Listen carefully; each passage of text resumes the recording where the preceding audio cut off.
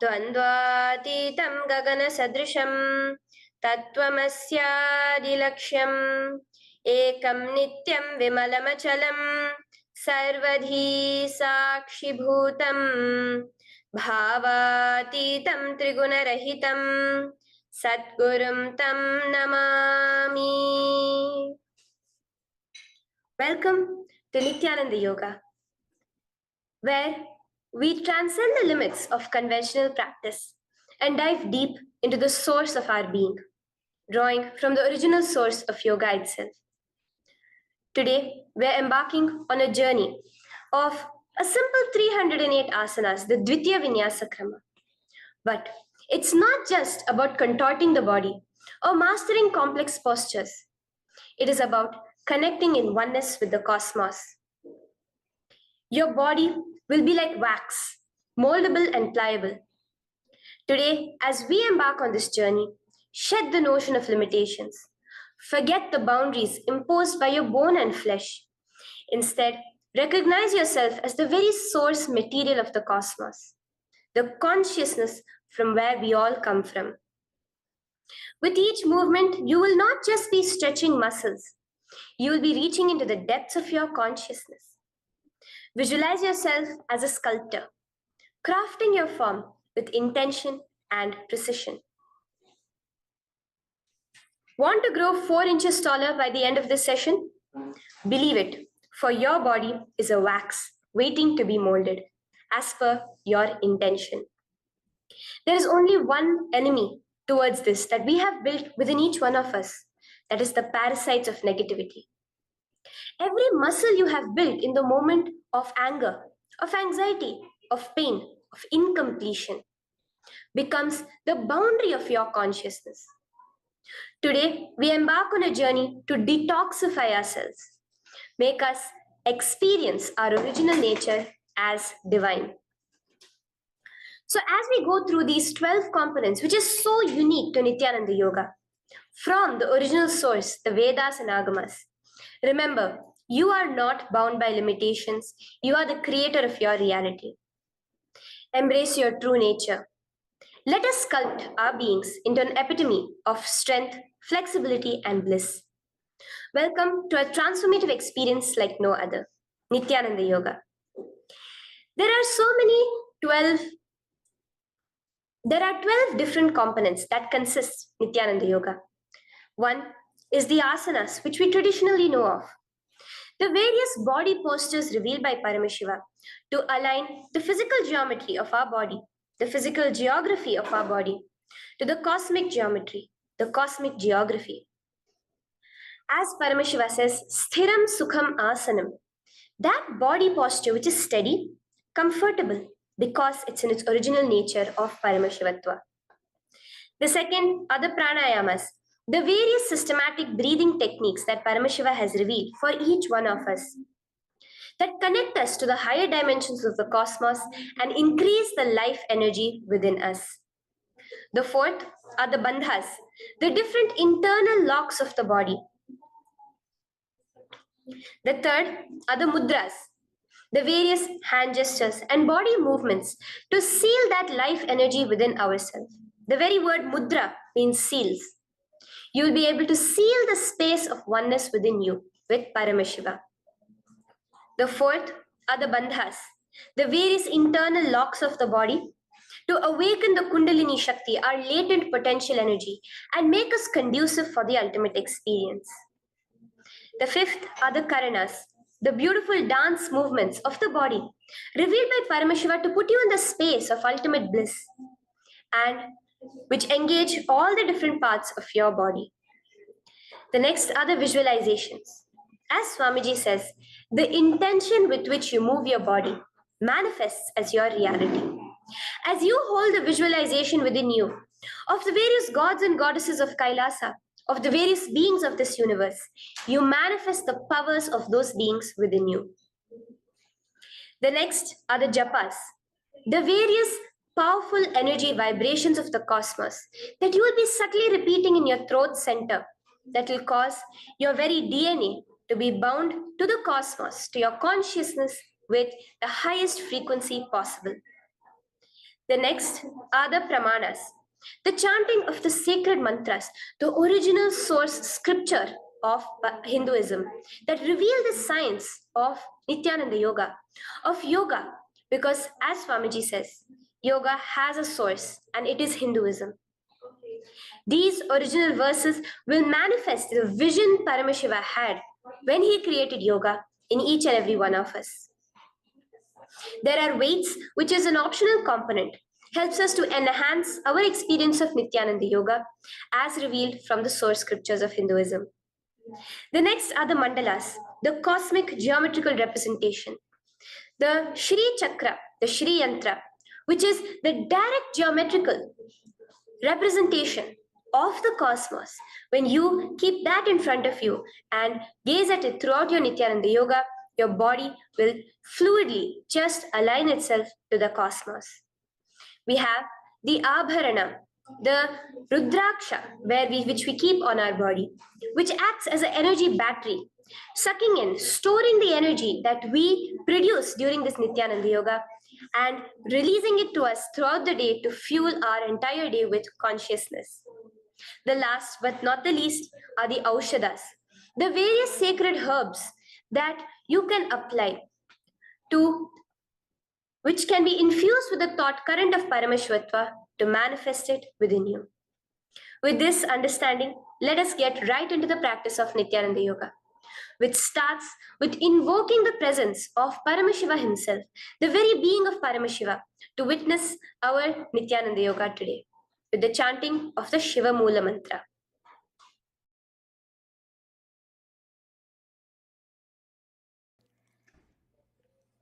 Let us now chant the Shiva Mula Mantra 11 times internally.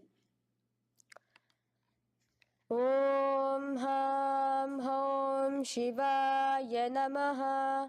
Om Ham Hom Shivaya Namaha. Om Ham Hom Shivaya Namaha. Om Ham Hom Shivaya Namaha. Om Ham Hom Shivaya Namaha. Om Ham Hom Shivaya Namaha. Om Ham Hom Shivaya Namaha. Om Ham Hom Shivaya Namaha. Om Ham Hom Shivaya Namaha. Om Ham Hom Shivaya Namaha. Om Ham Hom Shivaya Namaha. The next step of this ritual of yoga, as Swamiji reveals, yoga is a ritual, a methodology to connect yourself with the divine.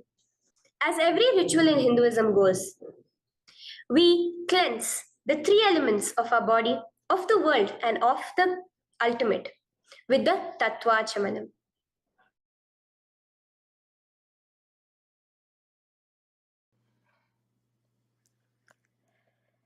The next is the Tattvachamanam. So now I request all the participants to have the Panchapatram and the Uddharani, the traditional cup and the spoon filled with some fresh water. Now,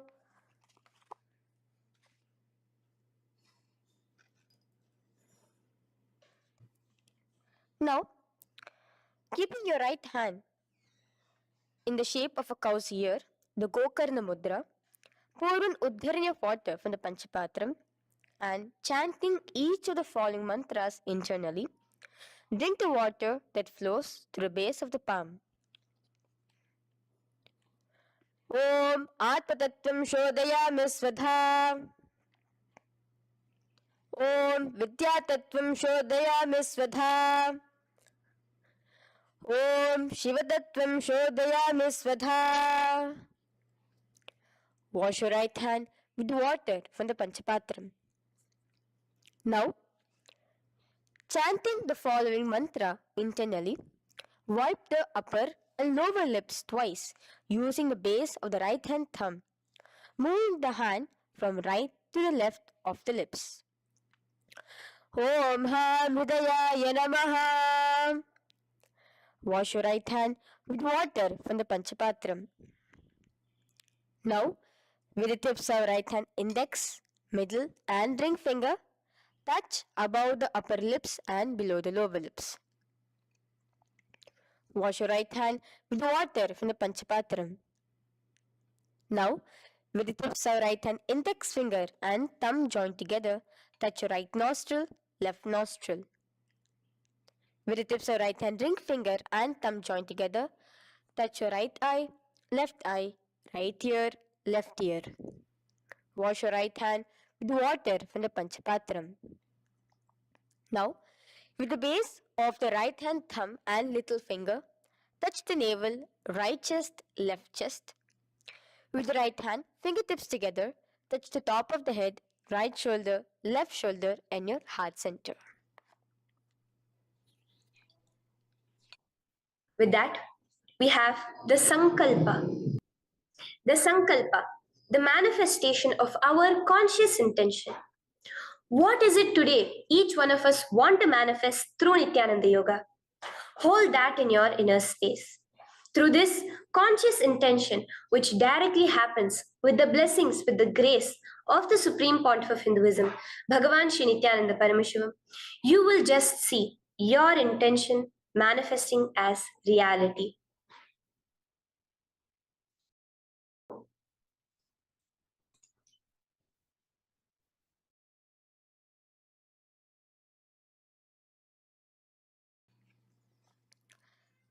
The next is the Sankalpa, the conscious resolution. So now I request all participants now to, with your right hand, cover your left palm, which is the Sankalpa Mudra, and keep both the hands on the right thigh. Continue to keep this mudra till the end of the Sankalpa.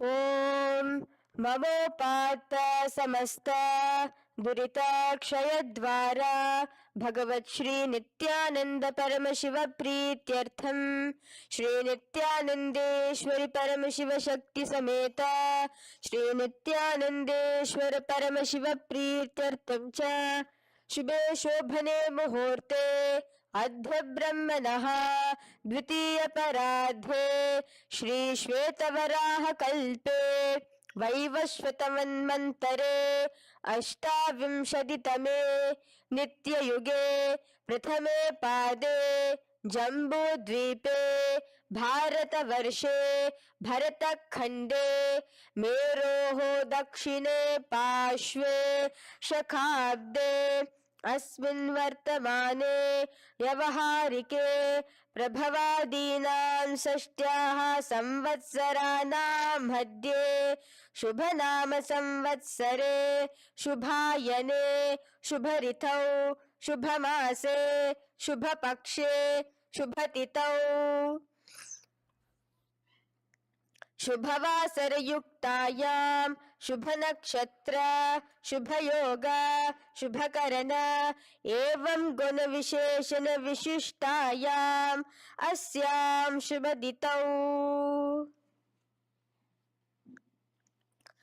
Shri कैलासोन्नत द्वादशांत Shyamala पीठारूढ़ Shri Meenakshi सुंदरेश्वरा भिन्न स्वरूप परशिव पुत्र रत्न कुमार गुरुमन्य तुल्यावतार श्री पार्वती स्तन्यपान लब्ध दिव्य ज्ञान विश्रुत सकल निगमागम सारभूत द्राविड वेद प्रवक्त्रे श्रीमत् परम शिव करुणा समधिगत मुक्तामय चतुरश्रयान गीयमान छत्र चामर श्री चिन्ह काहलादि समस्त बिरदावल्यलंकृत ज्ञान विज्ञान चक्रवर्ती सर्वजन संग सद्यो निर्वाण दीक्षा व्याप वर्ग वर्ष विश्रान जीमूत परमत कलभ केसरी शैव सिद्धांत स्थापनाचार्य श्री राजाधिराज पांड्य महाराज गुरु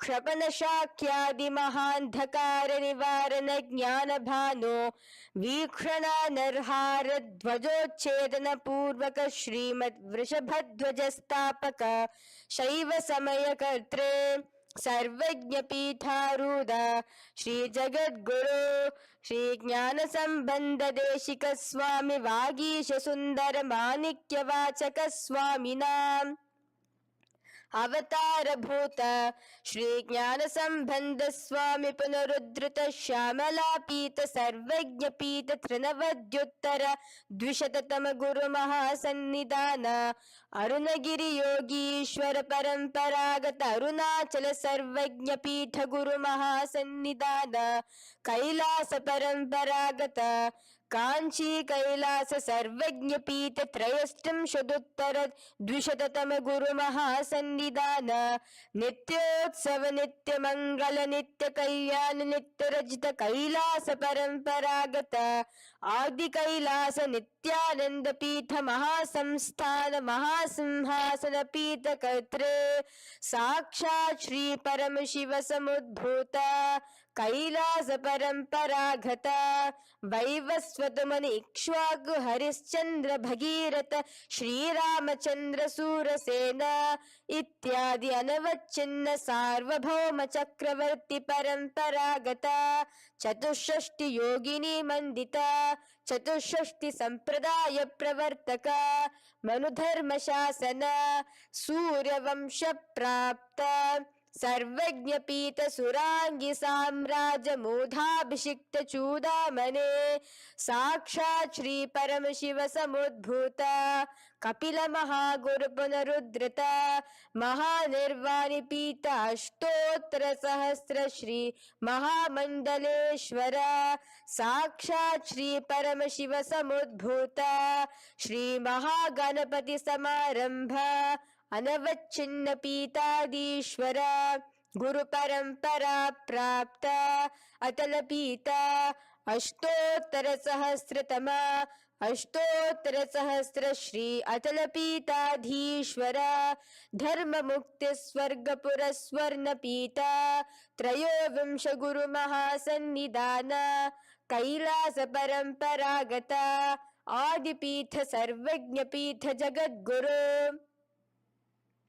श्री कैलास पुनरुद्धारक श्री कैलास परमाचार्य श्रीमत् परमहंस परिव्राजकाचार्य वर्य सच्चिदानंद प्रणव स्वरूप श्रोत्रिय ब्रह्मनिष्ठ श्रीमद् जगद्गुरु श्रील श्री भगवत श्री नित्यानंद परम शिव श्री ज्ञान संबंध देशिक परमाचार्य स्वामिनां प्रीत्यर्थम तेषां पादारविन्दयोः भक्ति सिद्ध्यर्थम गुरु कृपा कटाक्ष सिद्ध्यर्थम क्षेम स्थैर्य वीर विजय आयुरारोग्य ऐश्वर्याणां अभिवृद्ध्यर्थम धर्मार्थ काम मोक्ष चतुर्विध फल पुरुषार्थ सिद्ध्यर्थम समस्त दुरितोपशांत्यर्थम समस्त मंगलावाप्यर्थम भगवत श्री नित्यानंद परम Shiv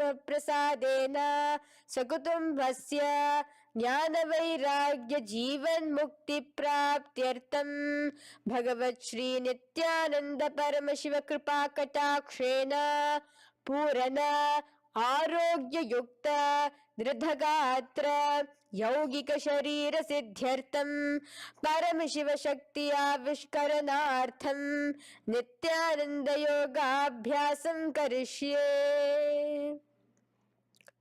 Now wash your right hand with water from the Panchapatram. Om Apaupasprisya. Now, let's get started with the asanas. Okay? Sit first in a cross-legged position on the ground in Sukhasana. Bring your hands into the Bindu Mudra with your thumbs and index fingers touching each other. Place it on top of your knees. Here we have the Kumbhaka, the pranayama of Samana Kumbhaka. As you inhale and exhale, visualize flames licking up your spine.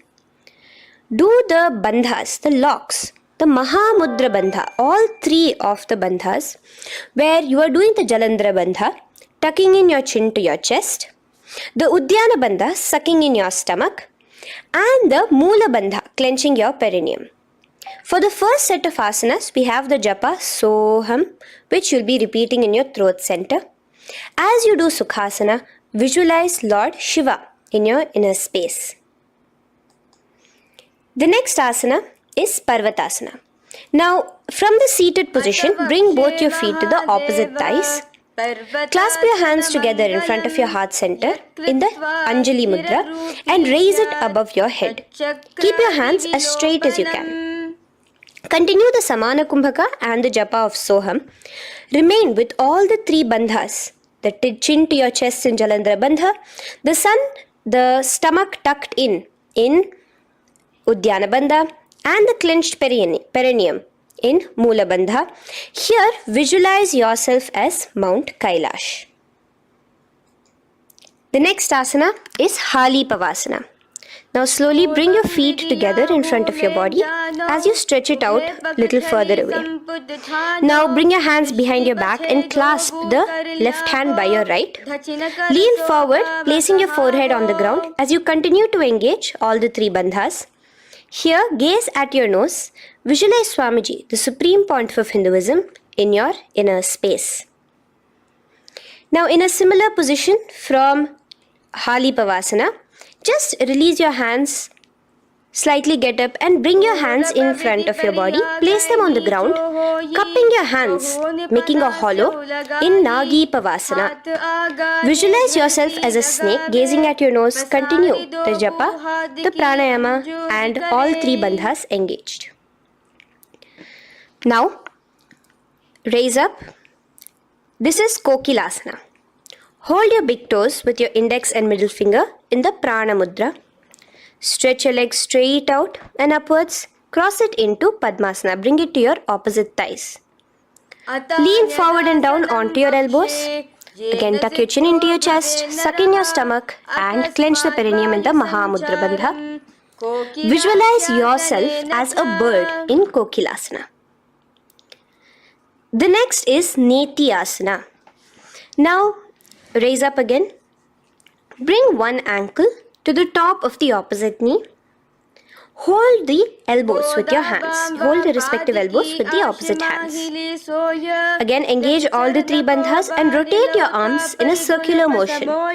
Keep the spine completely straight and gaze towards your nose. Visualize Swamiji, the supreme pontiff of Hinduism, in your inner space. Next is Gajasana. Press your hands onto the ground. You can bring your feet a little back as you raise yourself up, your hips up high. Lower your head and then chest, scooping your body forward again and again. Here, engage the Udyana Bandha, where you suck in your stomach along with the Moola Bandha, clenching the perineum. Visualize yourself as an elephant. Gajasana. Now stop the movement slowly. In another dynamic asana, which is Rikshasana, you will start alternatively pressing the heel of one foot onto the ground while lifting the other heel up. Repeat this again and again. The next is Vaishyasana. Now slowly come to a standing position. Stand tall on the tips of just your big toes. Keep your head neck straight line.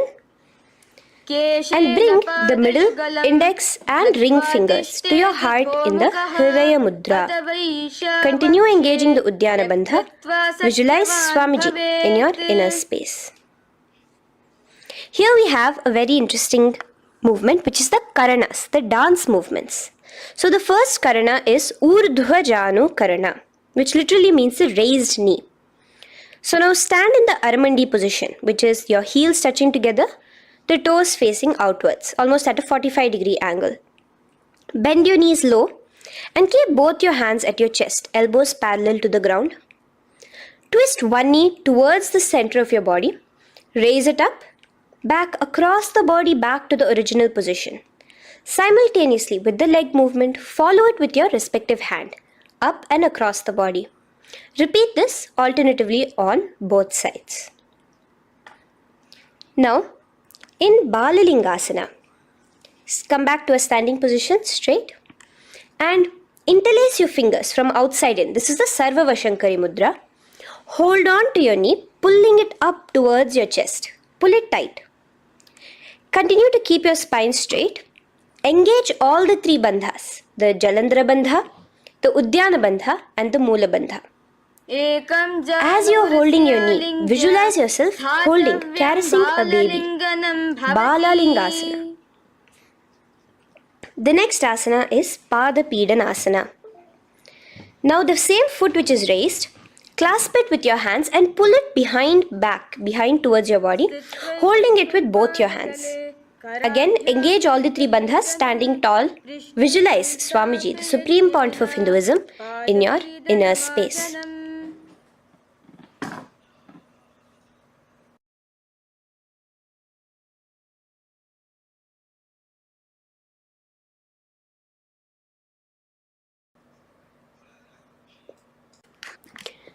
From here, let's enter into Natarajasana. Now, the same foot you're already holding behind your back, twist the same hand of that leg inwards and pull the leg back. Extend the opposite hand forward with the index and thumbs together, again in the Bindu Mudra.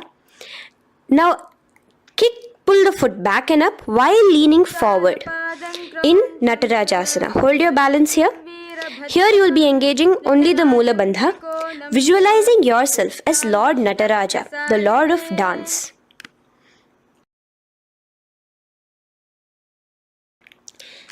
Now again let's repeat Balalingasana on the other side with the other leg. Pull it up towards your chest. With the hands in the Sarva Vashankari Mudra, engage all the three bandhas as you visualize yourself holding and caressing a baby. Now pull your foot back into Pada Pidanasana on the other side. Remain with all the three bandhas engaged. Visualize Swamiji in your inner space. And lean forward. Now, hands stretched in the Bindu Mudra into Natarajasana. Balance there as you visualize yourself as Lord Nataraja. Now, come back to a standing position. Release your leg. Gain your balance. As we enter into the Ardharechita Karana. Now again bring yourself to the Aramandi position, heels together, toes pointed outwards and knees bent. Now from this position, bring your right foot onto the tips of the toes behind the left heel. The heel should be up. Bring your left hand towards your chest, parallel to the ground again, and extend the right arm out and wide like a pendulum. Bring it back towards your chest. Now while your arm is swinging, remember to move your fingers one by one inwards towards the palm and then outwards. Now place the right hand over the nose. Uncross your ankles. Let's do this on the other side also. Cross the left ankle behind and stretch the left hand out like a pendulum.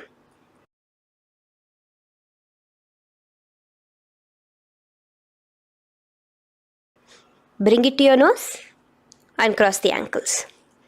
Now let us enter into the skeleton dance. It's a very powerful meditation. It cleanses the muscle memory. Any patterns which are there within your muscle memory can be completely wiped out through this skeleton dance. Just 2 simple steps. Now stand straight, visualize yourself as a skeleton. You can close your eyes. Just visualize yourself as pure bones. There are no muscles, no veins, no nerves, tissues, organs, nothing. Just bones, a skeleton form. And shake your body intensely. As a skeleton, you are moving yourself wildly, intensely.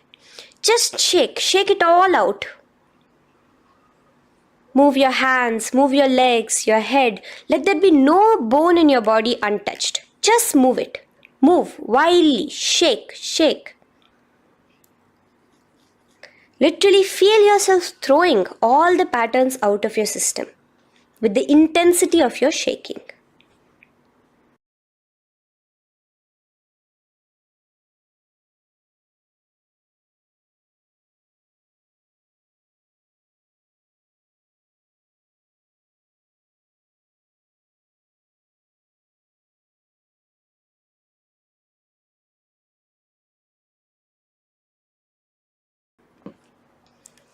Now slowly calm down. Take a few steps, gain your breath back. That's a powerful meditation we did. Let us do the next Karana. Again, come back to a standing position. Do the Aramandi. Your toes outwards, knees bent with your feet together. Now here, raise your hands above your head. Keep your palms completely straight and cross the wrists with the palms facing forward and the back of the hands outward. Now from the crossed wrists, uncross the wrists, spreading your arms out wide while you turn your hip towards the side. Turn by the waist sideways. Bring your hands back over the head and turn on the other side. Repeat this on the other side. Do it again. Let's twist out. Come back to the middle and twist out again. This is the Kati China Karana. Now stand tall. Raise your hands above your head. Bring yourself to the top of the tip of your toes. Let your hands face each other parallel to the ears. You're tall, pushing yourself, stretching yourself. Again, engage all the three bandhas.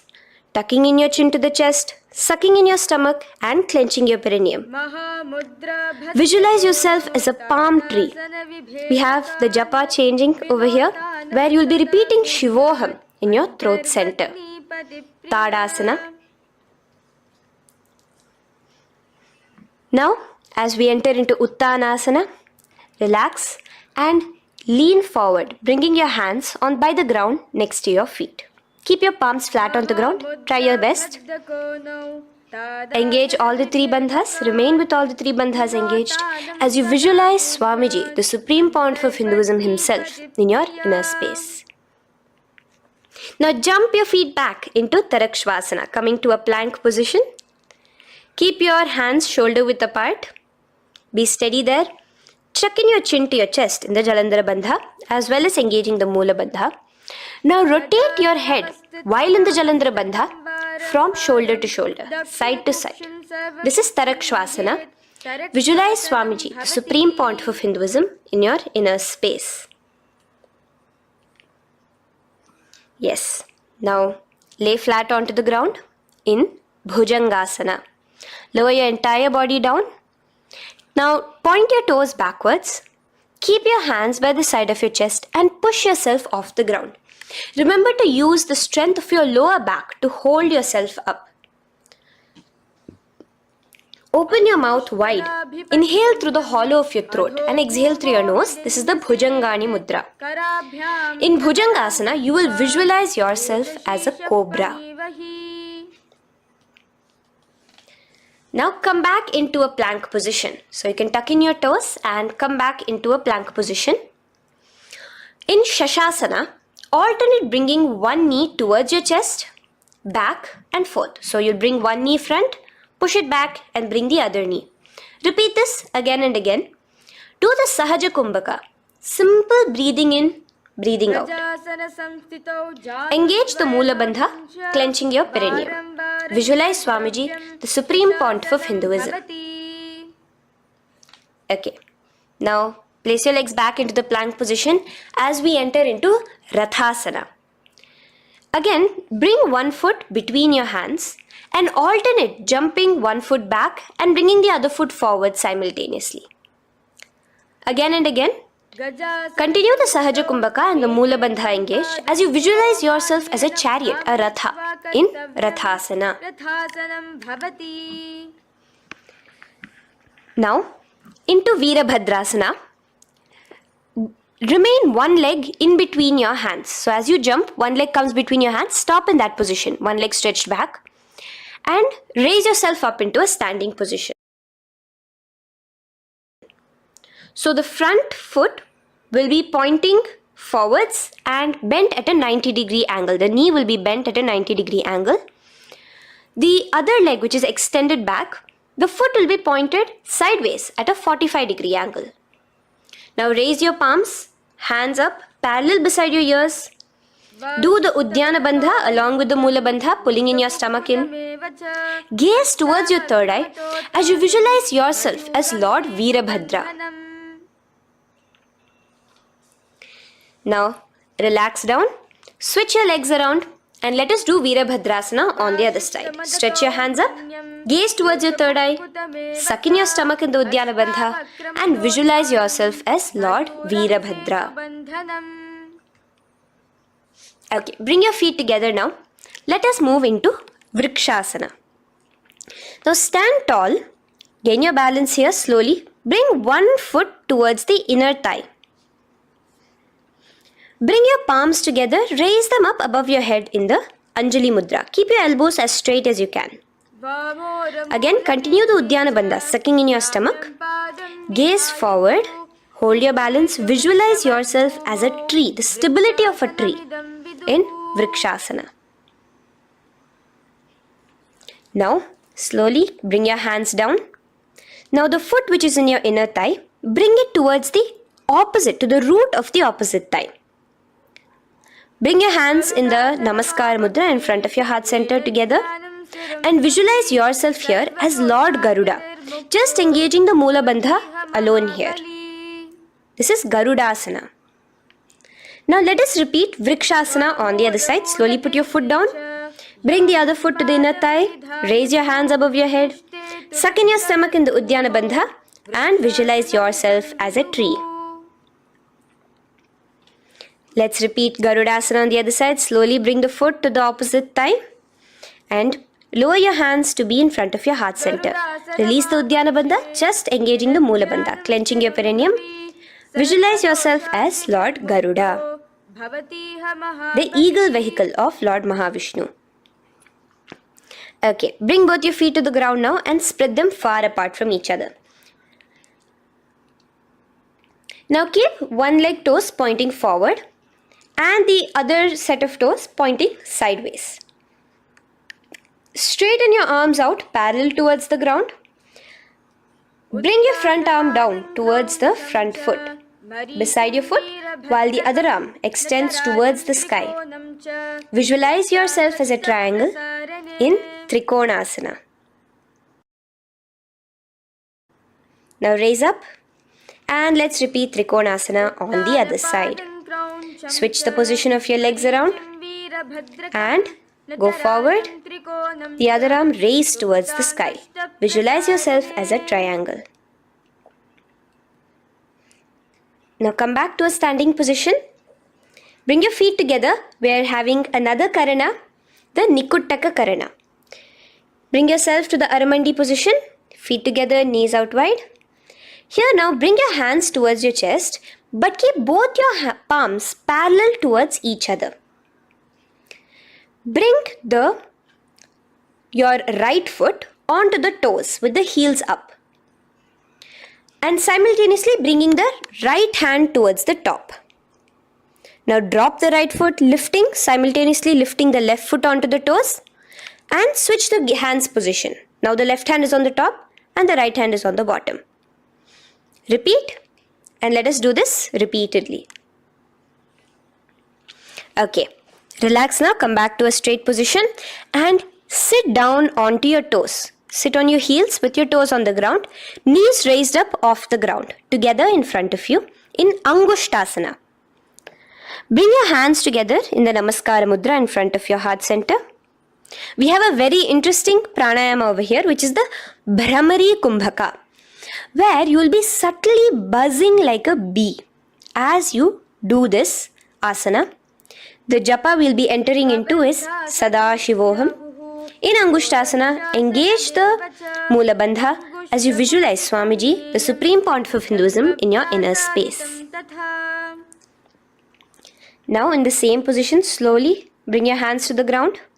Balance yourself as you stretch one foot forward, sitting on the heel of one foot and the other foot stretched forward, toes pointed upwards.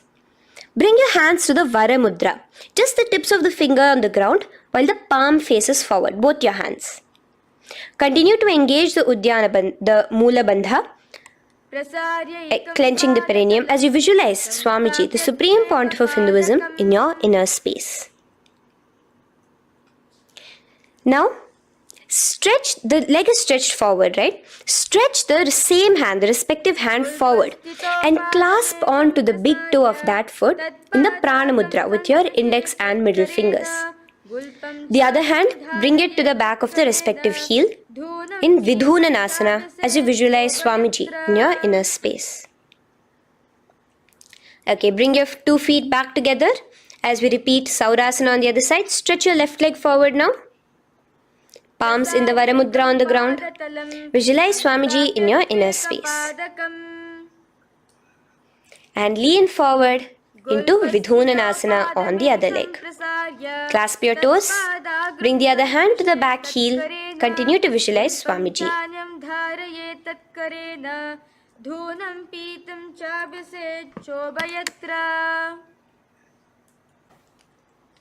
Now bring your 2 feet back together as you continue to sit on the heels, getting a nice toe workout here. Balance on your toes, bring your knees together in front of you. Now place your palms on top of the respective knees with the hands facing upwards, the palms facing upwards. Leave a slight gap between your palms and knees. As you gaze forward, engage the Jalandhara Bandha, tucking in your chin to your chest, and look between the gap between your hands. Brahma Jurankushasana. The next is Kapilasana. Now spread your knees wide and place them onto the ground. Keep your hands on the respective knees.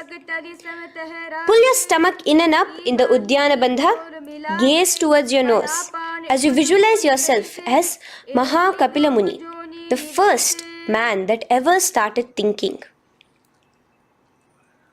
In the same position, just release that Uddiyana Bandha. Release the lock of the stomach, but continue to clench your perineum in Mula Bandha as you switch your gaze to your third eye. So from your nose, switch your gaze to the third eye. Visualize Swamiji, the Supreme Pontiff of Hinduism, in your inner space. Bhadra Gorakshasana. Next is Suryasana. Now, your toes are tucked. Just lift your knees off the ground, wide apart. Bring your hands together in the Padma Mudra with the little fingers and thumbs joined together. Engage the Uddiyana Bandha, suck in your stomach and raise your hands up tall above your head. Slightly lean back as you look towards the gap between your hands. Visualize Lord Surya in your inner space. Now relax, slowly bring your hands to the ground. Sit on top of your heels, the toes flat. Here, keep your hands on top of your knees and lift your tongue up against the roof of your mouth in the Manduki Mudra. Do the Sahaja Kumbhaka, simple breathing in and out. Engage the Mula Bandha, clenching your perineum. With the Japa Sadashivoham, repeating in your inner space, here you will visualize yourself as a frog in Mandukasana. Your tongue pressed against the upper palate. Is your frog-like tongue catching the nectar of immortality dripping from your Sahasrara Chakra? Gaze towards your third eye in Mandukasana. Now from here itself, moving into Uttana Mandukasana. Just bring your hands to the opposite shoulders, remaining in the same seated position. Continue with the Uddiyana Bandha engaged, gazing at your third eye. The Manduki Mudra, tongue pressed against the top of your palate, visualizing yourself as a frog in Uttana Mandukasana. Slowly bring your hands out from behind your back. Now slightly raise up and cross your ankles behind you. Sit on top of your crossed ankles. Keep your knees wide and your fingers spread on the top of your knees, both your hands. Open your mouth wide and stick out your tongue, exhaling forcefully. Gaze at the tip of your nose. Repeat this several times because you're visualizing yourself as a lion in Simhasana. The next asana is Bhadrasana. Now you can release yourself and uncross your ankles. Just keep your toes crossed behind you. Again, sit on top of your heels, keeping your knees wide apart. Cross your hands behind your back, hold on to the big toes in the Prana Mudra with your index and middle fingers. Apply the Jalandhara Bandha, tuck in your chin to your chest along with the Mula Bandha, sucking in your perineum.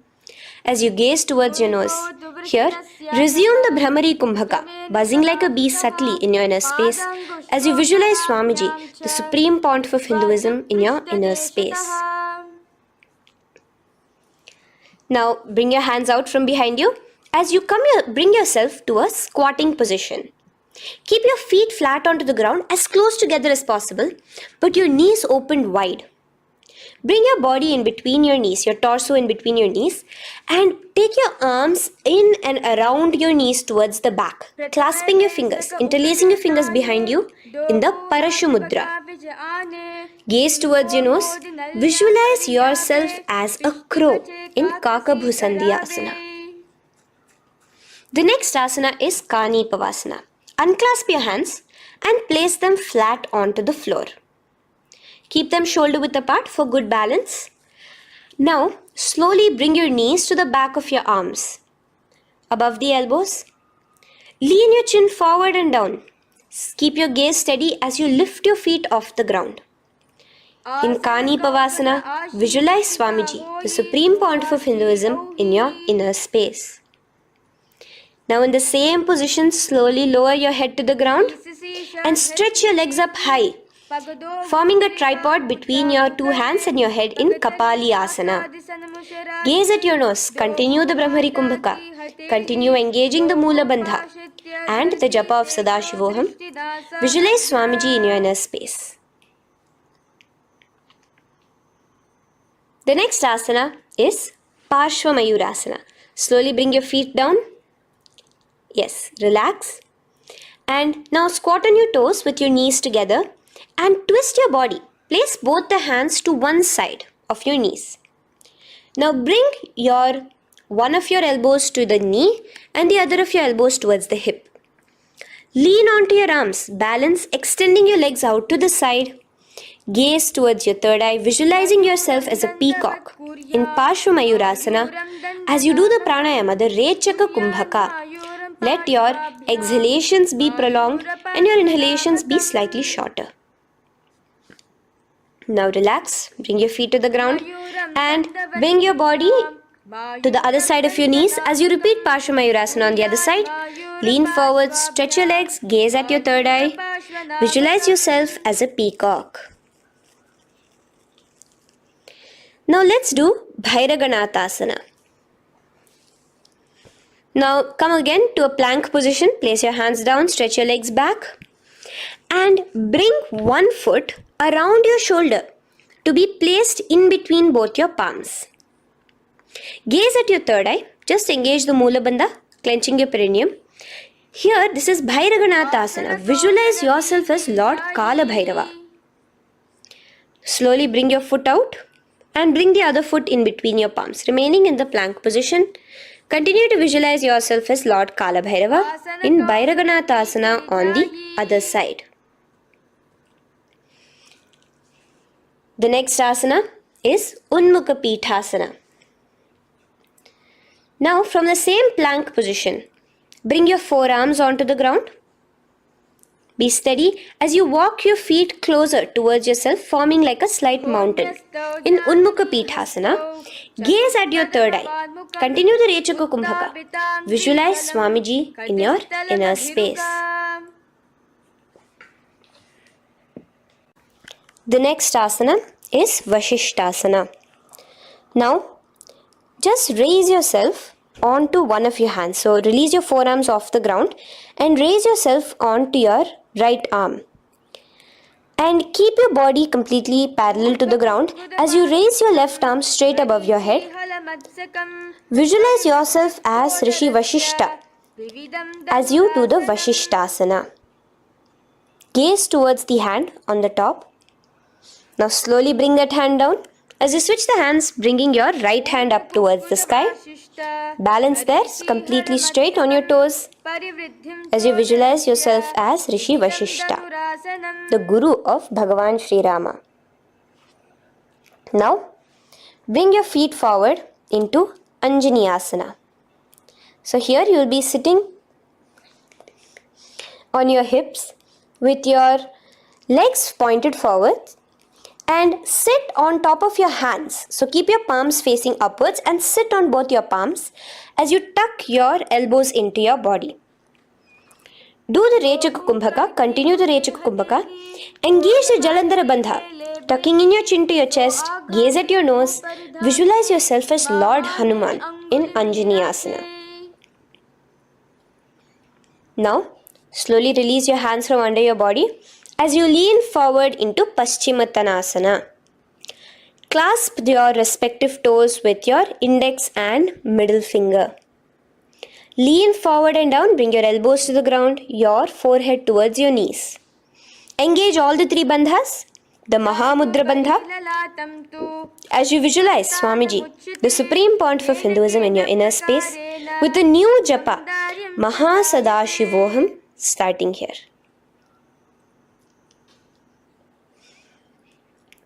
The next is Ugrasana. Now, you can raise up and clasp your hands behind your neck in the Parashamudra. Interlace both your fingers. Lean forward and down, bringing your forehead to your knees and your elbows onto the ground. Again, engage all the three bandhas in the Mahamudra Bandha as you visualize Devi Kali in your inner space in Ugrasana.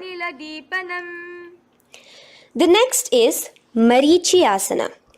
So raise up and keep one leg pointed forward while you bring the other leg towards the groin, the knee pointed upwards. Place the foot flat on the ground. Now lean forward, bring both your hands, wrap your arms around the raised knee, clasping your hands behind the back together. Bring your chest to the thigh with your head towards the knee. Here engage just the Moola Bandha, sucking in your perineum, as you visualize yourself as Rishi Marichi in Marichiyasana. The next asana is Mahamudrasana. Now slowly raise up and the raised knee, let it rest by your side with your leg towards the inner thigh of the opposite leg. Now again reach down, hold your foot, bring your elbows to the ground, your forehead to your knees. Engage all the three bandhas in the Mahamudra Bandha. Gaze at your nose, visualize Swamiji himself in your inner space. Raise up. Let's repeat Marichiyasana on the other side. Bring the other foot straight while the other foot comes into the groin. Knee up. Lean forward, clasping your hands behind your back. Visualize yourself as Sage Marichi. Now from here, raise up, engage all the three bandhas as you let your knee fall to the side. Lean forward, clasping the foot. Gaze at your nose. Visualize Swamiji in your inner space in Mahamudrasana on the other side. Now, bring yourself to a seated position. Sit and bring the soles of your feet together. Bend your knees and keep your heels as close towards you as possible. While try to touch your knees to the ground. Clasp your feet together with both your hands. Maintain a straight spine. Gaze towards your nose in Bhadrasana 2. Visualize Swamiji, the Supreme Pontiff of Hinduism, in your inner space. The next asana is Gwali Pavasana. Now, keeping your feet together, just bring your hands towards the respective knees. Just lightly place them there. Tuck your chin to your chest in the Jalandhara Bandha, continuing to engage the Moola Bandha, clenching your perineum. As you gaze at your nose, visualize Swamiji, the Supreme Pontiff of Hinduism, in your inner space. Now, push your soles slightly further away from you. The joined feet, push it further away from your body. And lean forward, keeping both your hands, the fingers inside of the feet. Hold the soles of your feet. Lean forward and down. Bring your forehead to the ground. Gaze at your nose. Visualize the Yoni Mandala in your inner space. In Joni Asana. The next is Midiki Pavasana. Raise up. Stretch your arms out wide beside your body as you lean forward, your arms going over your knees. Bring your forehead to your feet. Continue to gaze at your nose. Visualize Swamiji, the supreme point of Hinduism, in your inner space. Now, in Siddha Samadhi Asana, raise yourself up.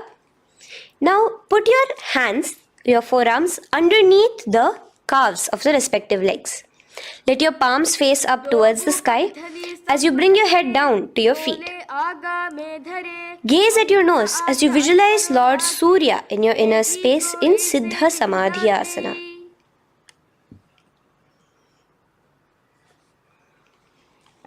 The next asana is Chiniki Pavasana.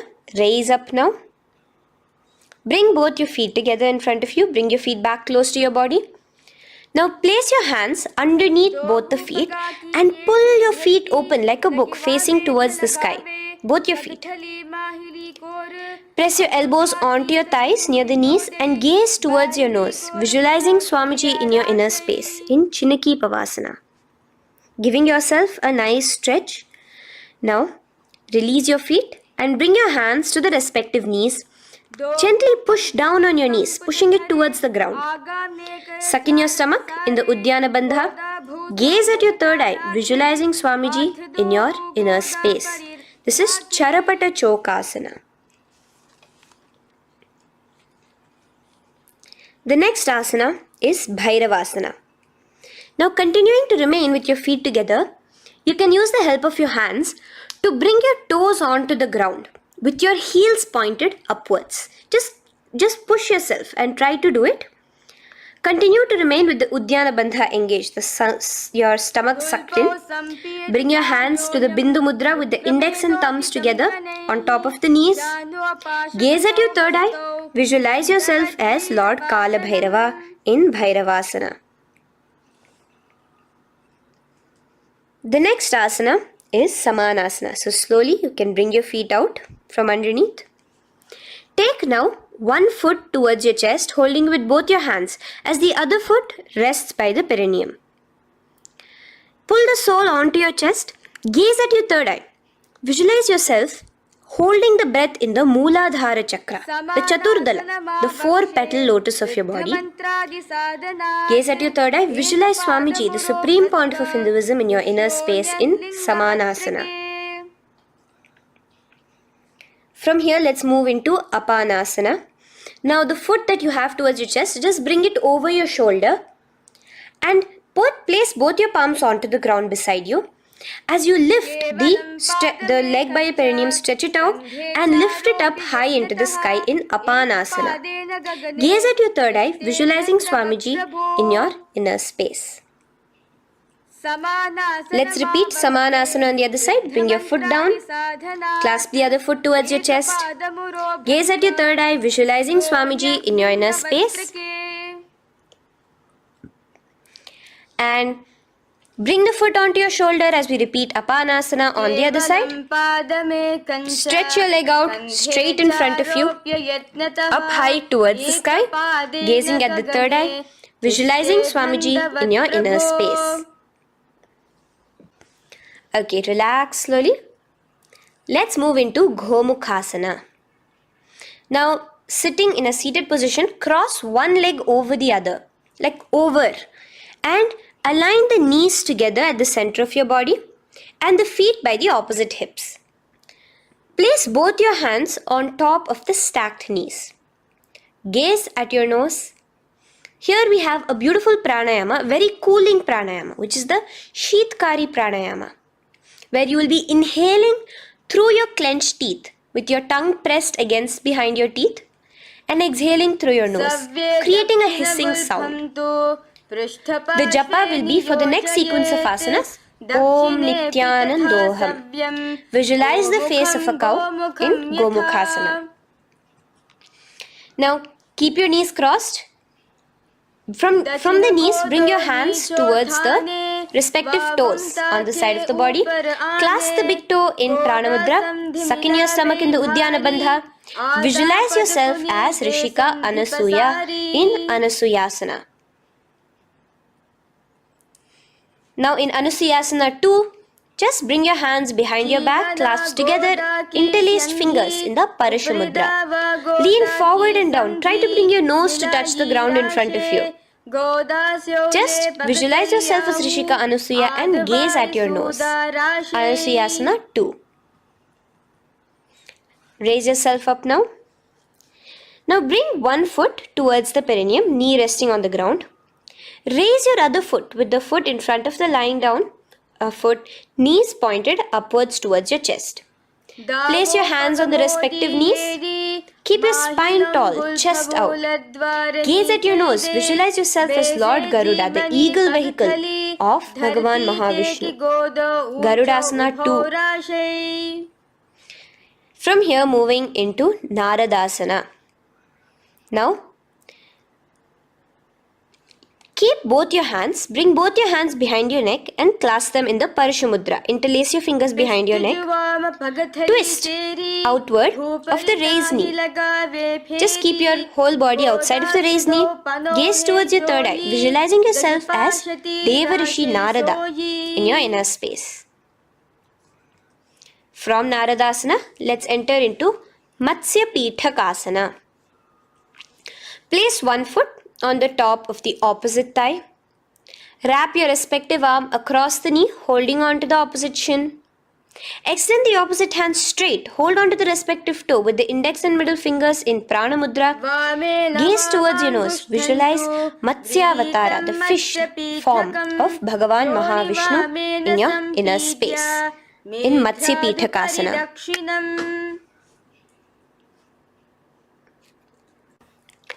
From there, let's repeat the Gomukhasana and the rest of the asanas on the other side too. So slowly you can cross your knees over to the other side in Gomukhasana. Keep your hands on the top of your knees. Gaze at your nose as you visualize the face of a cow in Gomukhasana. Continuing into Anusuyasana on the other side, bring your hands to your toes. Suck in your stomach in the Uddiyana Bandha. Gaze at your nose, visualize yourself as Rishika Anasuya. And lean forward, bringing your hands behind your back in Anusuyasana 2. Interlace your fingers in the Parashamudra.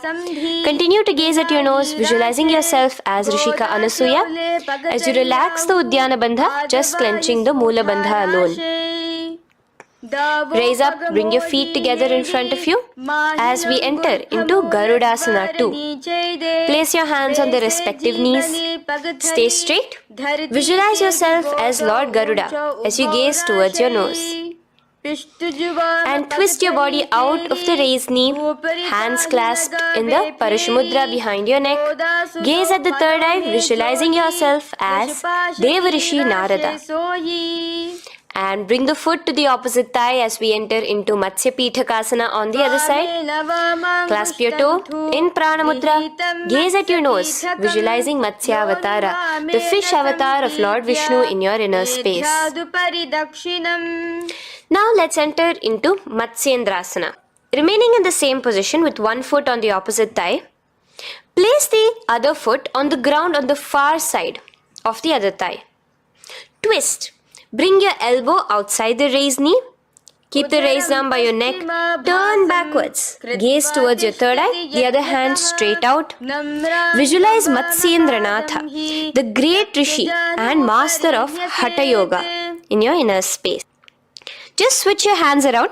Straighten the hand that was originally bent and bend the other hand towards your neck. As we enter into Kubhasana, visualize yourself as a camel. Continue to gaze at your third eye. Now, straighten out both your hands straight out in the same position. Continue to gaze at your third eye, visualizing Matsyendranatha, the master of Hatha Yoga in your inner space. Now, slowly take your foot off from the thigh. As we enter into Matsyendrasana on the other side, bring the other foot to the thigh. Place the other foot on the far side. Twist, bringing your elbows outside of the raised knee, hands on the head. The other hand stretched out back. Twist, gazing at your third eye. Visualize Matsyendranatha in your inner space. Switch the hands around as we enter into Kubhasana on the other side. Remember to visualize yourself as a camel. Now stretch both your hands out in Matsyendrasana 2 on the other side. Visualize Matsyendranatha in your inner space. Now, with one leg on the thigh, bring the other foot too to the opposite thigh in Padmasana. Place your palms on the respective knees. Engage all the three bandhas in the Mahamudra Bandha, tucking your chin to your chest, sucking in your stomach and clenching your perineum. We have a new pranayama here, which is the Shitali Kumbhaka, where you will continue to inhale through the teeth without creating the hissing sound, and exhale through your nose. A new japa of Om Nityananda Mahasadashivoham starts here. Gaze at your nose in Padmasana, visualizing yourself as Bhagavan Paramashiva. Now, keeping your legs in the same position, just cross your hands over each other, clasping onto the toes with your index and middle fingers in the Prana Mudra. Gaze at your nose, visualize yourself as Devi Parvati, the consort of Lord Paramashiva in Padmasana 2. Now, uncross your hands. Take your hands and insert it into the gap between your thighs and your calves. Put both your hands within and pull it out on the other side. As you balance on your hands, lifting your whole body off the ground, visualize yourself as a rooster in Kukkutasana. Now relax. Take your hands out from inside your feet as we enter into Baddha Keki Asana. Place your hand onto the ground as you raise up on your knees. Place your palms on the ground, fingers pointing towards the legs. Now keep your elbows together, pressed against your navel. Slowly lean forward, balancing, and extend your knees off the ground, visualizing Swamiji in your inner space. In the same position, stretch your legs out behind you. In Mayurasana, visualize yourself as a peacock. Hold your balance. Relax now. Yes, relax flat onto the ground into Makarasana. Lay down completely flat. Keep your feet pointing outwards, far away from each other. Place your forehead on the mat. Interlace your fingers behind your neck in the Parashumudra. Just relax, visualizing yourself as a crocodile as we go back to the Sahaja Kumbhaka, the simple breathing in, breathing out. Just keep the Moola Bandha alone engaged.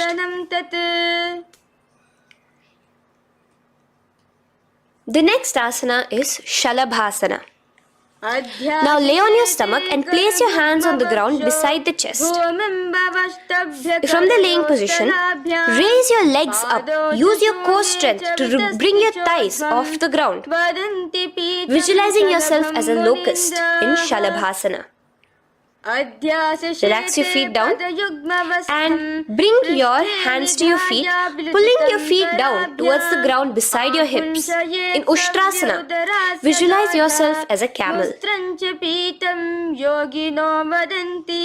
Now slowly kick your legs back. Rise your hand is clasping your feet. Pull your feet towards the sky, lifting your chest and thighs off the ground. In Dhanurasana, gaze at your third eye. Visualize yourself as Paramashiva's bow. Relax slowly and come up to a sitting position. In Bhagasana, sit on both your knees with your head, neck and spine straight. Clench your perineum in the Moola Bandha. Place your hands on top of your knees. Gaze towards your third eye, visualizing Swamiji, the supreme pontiff of Hinduism, in your inner space. From here we enter into Gohyasana. We have a couple of headstand postures here, so get yourself ready. Now place your forearms on the ground with your fingers interlocked. Ensure your elbows are at shoulder width for the best balance. Place the top of your head on the ground, holding your head with your hands. Slowly walk your toes forward until your hips are in a straight line with your shoulders, and just kick your feet up slightly. Make sure not to lose your balance. Keep your knees bent together at your chest. Toes pointed upwards. Gaze to your nose, visualizing Swamiji in your inner space. From here, stretch your legs out into Shirasasana, continuing to hold the balance there as you continue to gaze at your nose, visualizing Swamiji in your inner space. Bring your feet to the ground, relax slowly. The next asana is Podhyasana. So come to a seated position. Bring your hands behind your calves, stretching your legs up and your forehead to your knees. Visualize Swamiji in your inner space. Here we have a new Kumbhaka, which is the Bhastrika Kumbhaka, where you will be exhaling forcefully, making the sound of a bellows. Podhyasana.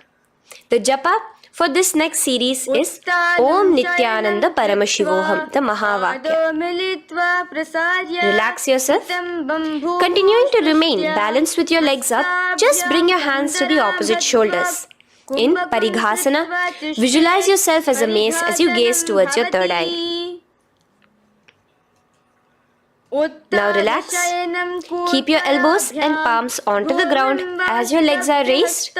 Visualize yourself as a boat in Naukasana. Continuing to gaze towards your third eye, remember to continue the Bhastrika Kumbhaka. Forceful exhalation. Now, continuing to keep your balance, just bring your hands to your feet and scoop your hands underneath the heels, pull it towards the chest. Keep your spine upright, gaze towards your nose. Visualize yourself as Lord Rudra in Rudrasana, the most ferocious form of Paramashiva. Now lay on your back, so you can remove your hands from underneath your feet and lay on your back. With your feet flat on the ground, knees pointed upwards. Now place your palms down. Just let your fingers touch the back of your heel. Do not clasp your feet. Lift your hips up high, pressing the feet onto the ground. Chin tucked to the chest in the Jalandhara Bandha automatically. Gaze at your nose, visualizing Swamiji in Unmukha Pithasana 2. Now lay onto the ground in Shavasana.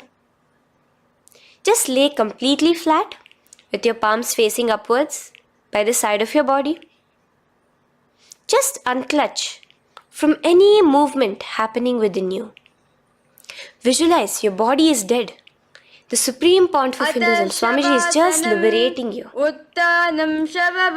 Just let your awareness, your energy completely pervade your body in the Shakti Chalan Mudra as you continue to vibrate with the Mahavakya.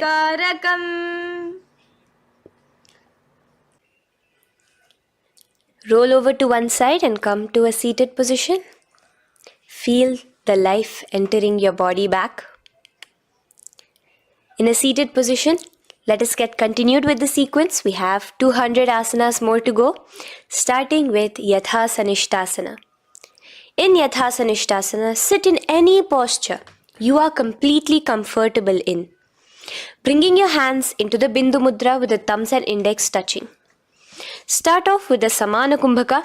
As you're inhaling and exhaling, feel flames licking up your spine. Clench your perineum in the Moola Bandha with the japa Om Nityananda Paramashivoham for the remaining of the sequence. Visualize Swamiji in your inner space. From here, moving into Samasana, where you bring your feet to a cross-legged position.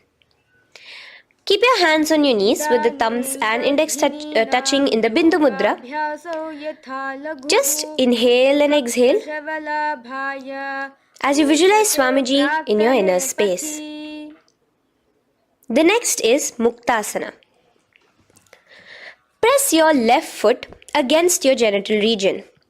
Place the right foot on top of your left. Keep your hands facing downwards on top of your knees. Sit straight, gazing towards your nose. Visualize yourself as a sage liberated by Swamiji himself. Now, continue to remain in the same position as we go into Siddhasana, where your gaze will be switching from the nose to your third eye. Continuing to visualize Swamiji in your inner space, ensure the Moola Bandha, the perineum, is locked. in Siddhyasana now. Continuing the same position. Engage all the three bandhas. Sucking in your stomach, bringing your chin to your chest in the Mahamudra Bandha. Switch the gaze to the ground in front of you from your third eye. Visualize Swamiji in your inner space.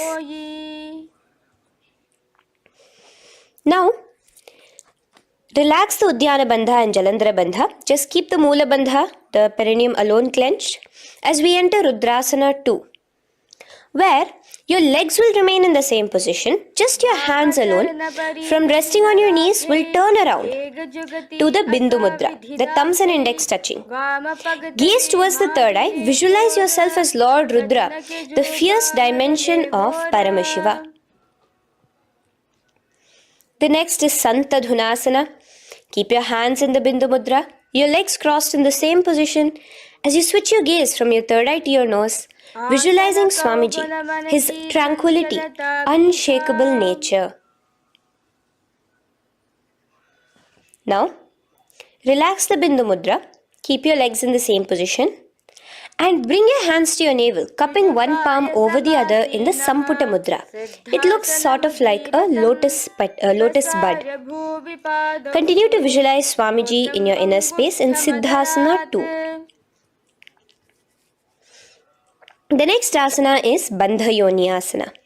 Maintaining one heel over the other in the same position of the legs, bring your hands to your face in the Shanmukhi Mudra. So just listen carefully now. Bring your little fingers beneath the bottom lip of both hands. Your ring fingers above your upper lip. Your middle fingers closing your nose, your nostrils. Your index finger covering your eyes.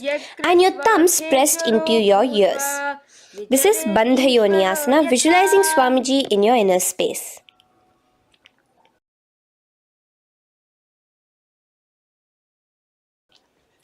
The next asana is Virasana. Now, you can remove your hands from your face and bring one foot onto the thigh, onto the opposite thigh, and the other foot underneath the thigh.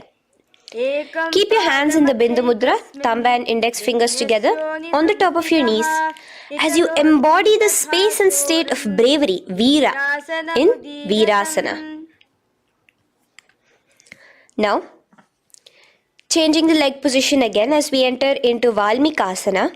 Keep your left heel on the right side of the generative organ, toes under the thigh. Keep your right foot on top of the left leg, toes by the knee. Again, bring your hands into the Bindu Mudra on top of the knees. Gaze towards your third eye. Visualize Rishi Valmiki, the poet, the first poet and author of Ramayanam. The next asana is Joni Mudrasana. So you're going to remain here as you switch your gaze to your nose, visualizing the Yoni Mandala, a beautiful formation, divine cosmic geometry, representing Devi, Shakti, a symbol of the creative energy of the universe in Joni Mudrasana. In the same position, switch your gaze to your third eye, continuing to visualize the Yoni Mandala in your inner space. Now, let's move into Bhadrasana 3. So bring your feet, the soles of your feet together, uncross them and bring them together in front of your body. Hold it with both your hands, pulling it against you. Push your knees down towards the ground. As you gaze at your nose, suck your stomach in the Udyana Bandha. Visualize Lord Veerabhadra in your inner space. Bhadrasana 3. In the same position, we are entering into Aghorasana, where your left hand will rest on top of the left knee, while your right hand comes towards your face. Now, do the Khechari Mudra, where you are bringing your tongue towards the upper palate, gazing towards your third eye. Now, with your right hand, cover your mouth, close the left nostril with your index finger, inhale through the right nostril. Close both the nostrils, hold your breath and exhale through the left nostril in the Abhyantara Kumbhaka. Repeat this on the other side. Visualize yourself as an Aghori, completely dedicated to Paramashiva in Aghorasana. The next asana is Kaneri Pavasana. So you can Distance your feet a little away from your body. As you lean forward, place your elbows onto the soles of your feet and rest your chin on your palms. Gaze at your nose, suck your stomach in Uddiyana Bandha. Here, continuing with the Rechaka Kumbhaka, where your exhalations are prolonged than your inhalations, visualizing yourself as a female elephant drinking water in Kaneri Pavasana. The next asana is Parasana. So now, come to a seated position, raise yourself up and keep your knees raised. Bring your hands underneath your knees, between your calves and thighs, and clasp them together. Interlace your fingers in the Parashamudra in front of your navel. Lift your feet off the mat. Visualize Swamiji, the supreme point of Hinduism, in your inner space as you gaze at your nose in Parasana. The next asana we'll be moving into is Gopi Chandasana. Now take your hands out from in between the feet as you let your feet rest on the ground. Take your hands out from underneath your calves. Interlace your fingers around the feet with the soles of the feet together and raise it up towards your chest. Rest your knee on top of your feet. Gaze at your nose. Embody the state and space of a king in Gopi Chandasana. The next asana is Udarasana. So now just quickly release your legs, bring your hands underneath your calves and hold on to your feet again from inside out, both your feet together. Bring your feet up to your chin, resting your chin on top of the interlaced fingers. Bring your feet to your chest, gaze at your nose, visualizing your body, the supreme point of Hinduism, free from any defects in Udarasana. Now, in the same position, just lift your legs up towards your head. Let the top of your hands come towards the top of your head, your forehead. And this is Vishishtasana. Visualize yourself excelling in everything in this posture. Now, slowly relax. Keep your hands underneath your shins as you take your hands up to the shoulder, pulling your hand and interlacing your fingers behind your neck. In Bhujasana, visualize yourself as a cobra. The next asana is Kalyanasana. So in the same seated posture, bring your hands around from behind your neck, remove them and put them around your back, interlacing the fingers behind you. Gaze at your nose. Visualize yourself as a beautiful, auspicious goddess in Kalyanasana.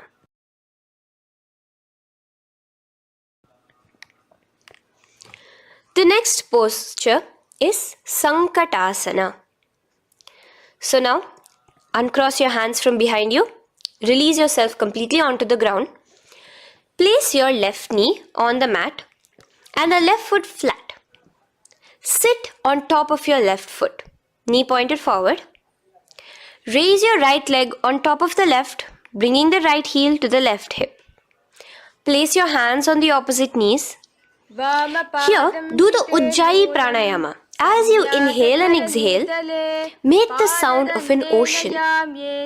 Visualize yourself as a swan, a beautiful swan in Sankatasana. The next is Dhenukasana.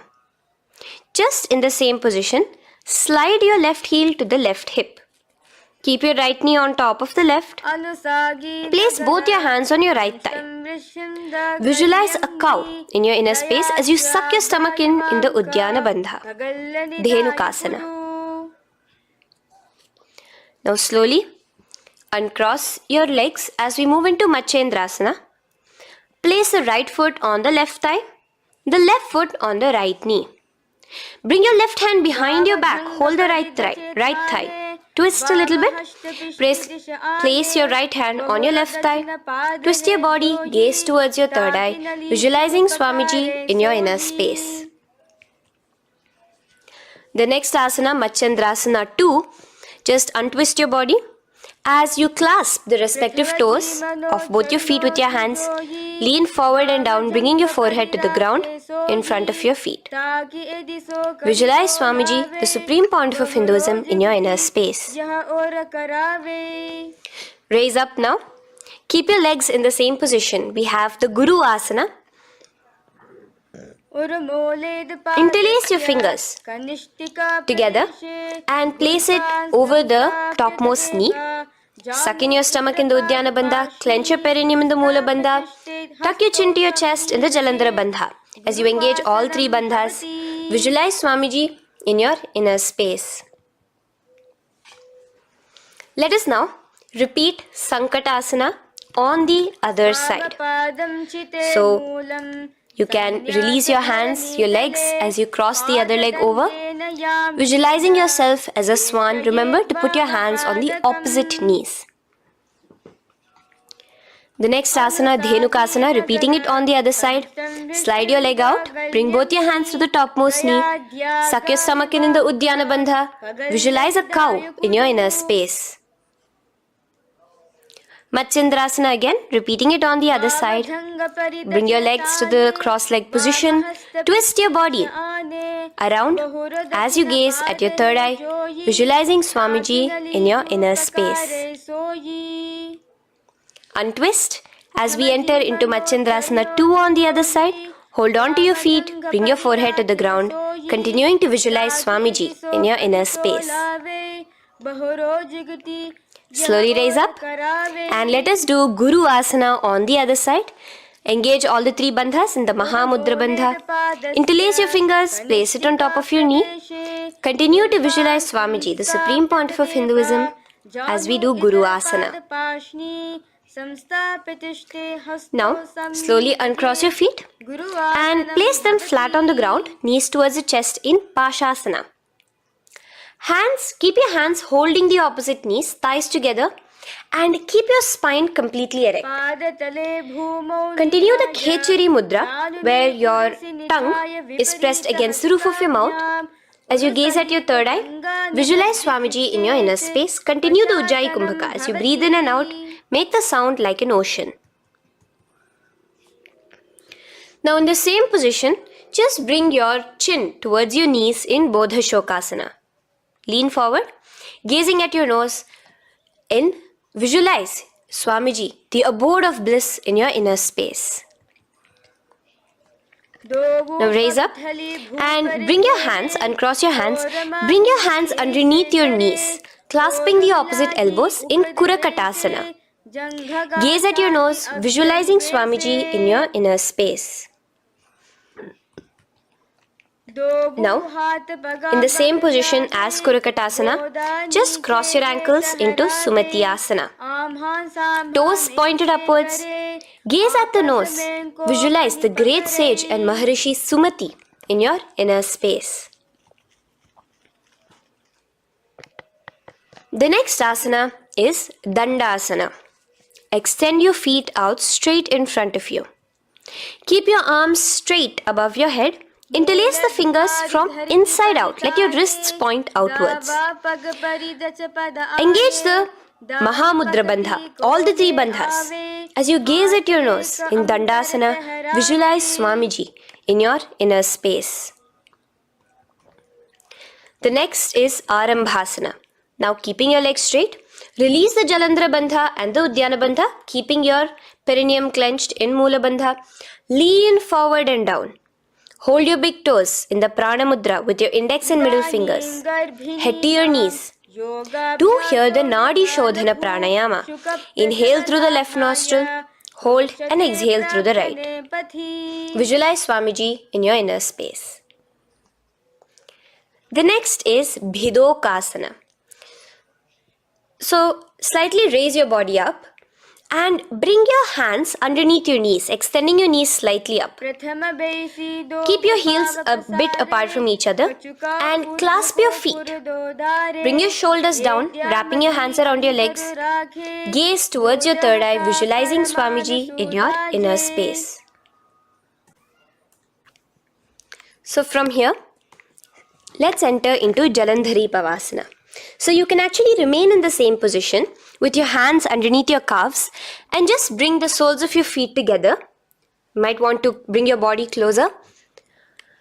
Place your head on top of your feet with the palms facing upwards on the ground. Gaze at your nose. Visualize Swamiji in your inner space. Now slowly bring your hands out from underneath and come to a seated position. Stretch your legs out as we enter into Urdhva Paschimottanasana. Here we have a new Kumbhaka, the Pratyahara Kumbhaka, where you will feel your breath coming from your Mooladhara Chakra up to the Brahmarandra above the Sahasrara.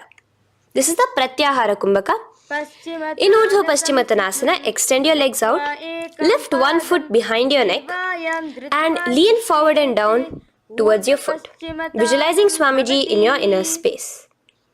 Now, slowly, keeping your leg behind your neck, lay onto your back as we enter into Anantasana.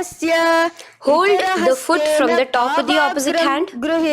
Visualize yourself as infinite, endless, eternal. Gaze at your nose in Anantasana. Just now, in the same position, roll onto your elbow of the hand holding the foot. Gaze at your nose, feeling in complete control like Swamiji in Ankushasana. Slowly remove the leg from behind your neck. Take a moment to stretch, relax. Lay on your back. Bring your knees towards your chest. Bring your hands around, encircling the thighs and the calves with your arms. Roll to the left and right in Drishasana, visualizing Swamiji in your inner space. The next asana is Urdhva Paschimottanasana. On the other side, let us repeat it. Raise up to a sitting position and bring the other foot behind your neck. Lean forward and down, clasping your foot. Repeating Anantasana on the other side. Lay on your back. Bring the opposite hand to the foot. Gaze at your nose. And continuing to gaze at your nose, roll onto the elbow as we repeat Ankushasana on the other side. Now, you can release your foot and try to remain in the same position without removing the leg from behind your neck as you bring the other leg too to cross behind your neck with both your legs behind your head. Laying on your back, bring both your hands to clasp behind your back. Gaze to your nose, visualizing Swamiji in your inner space in Yoga Nidrasana. As we enter into Atmaramasana, in the same position you can uncross your hands from behind your back. Bring it up, continuing to keep it underneath the legs. Just clasp it behind your neck. So you can bring your legs out from behind your neck. Just let your hands interlace behind your neck, gazing to your nose, visualizing the Atma Rama, Bhagavan Mahavishnu within you as your soul blessing you, as you gaze at your nose in Atma Ramasana. Now, you can release your hands and legs. Continue to lay on your back as we enter into Kochikasana. Bring your knees to your chest with the soles facing upwards.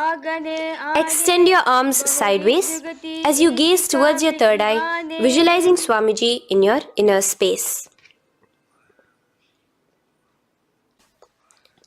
Now, from Kochikasana, keep your arms reached out to the sides at shoulder level.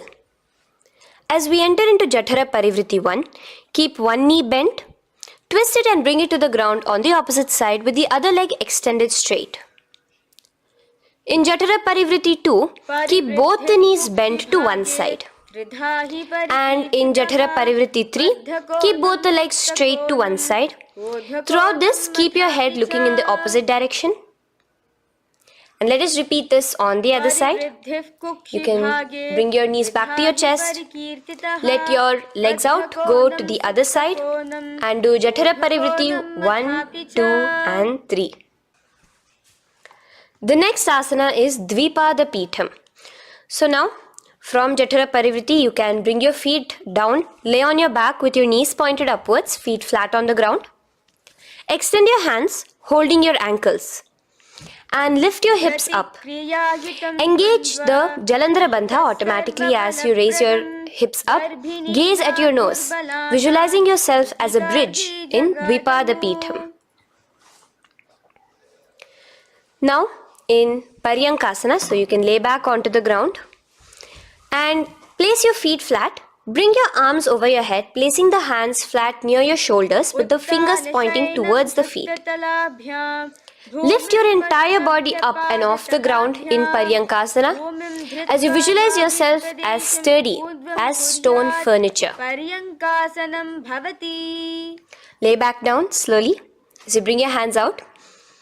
Keep your knees to your chest here and your hands on the shoulders as we enter into Svottanasana.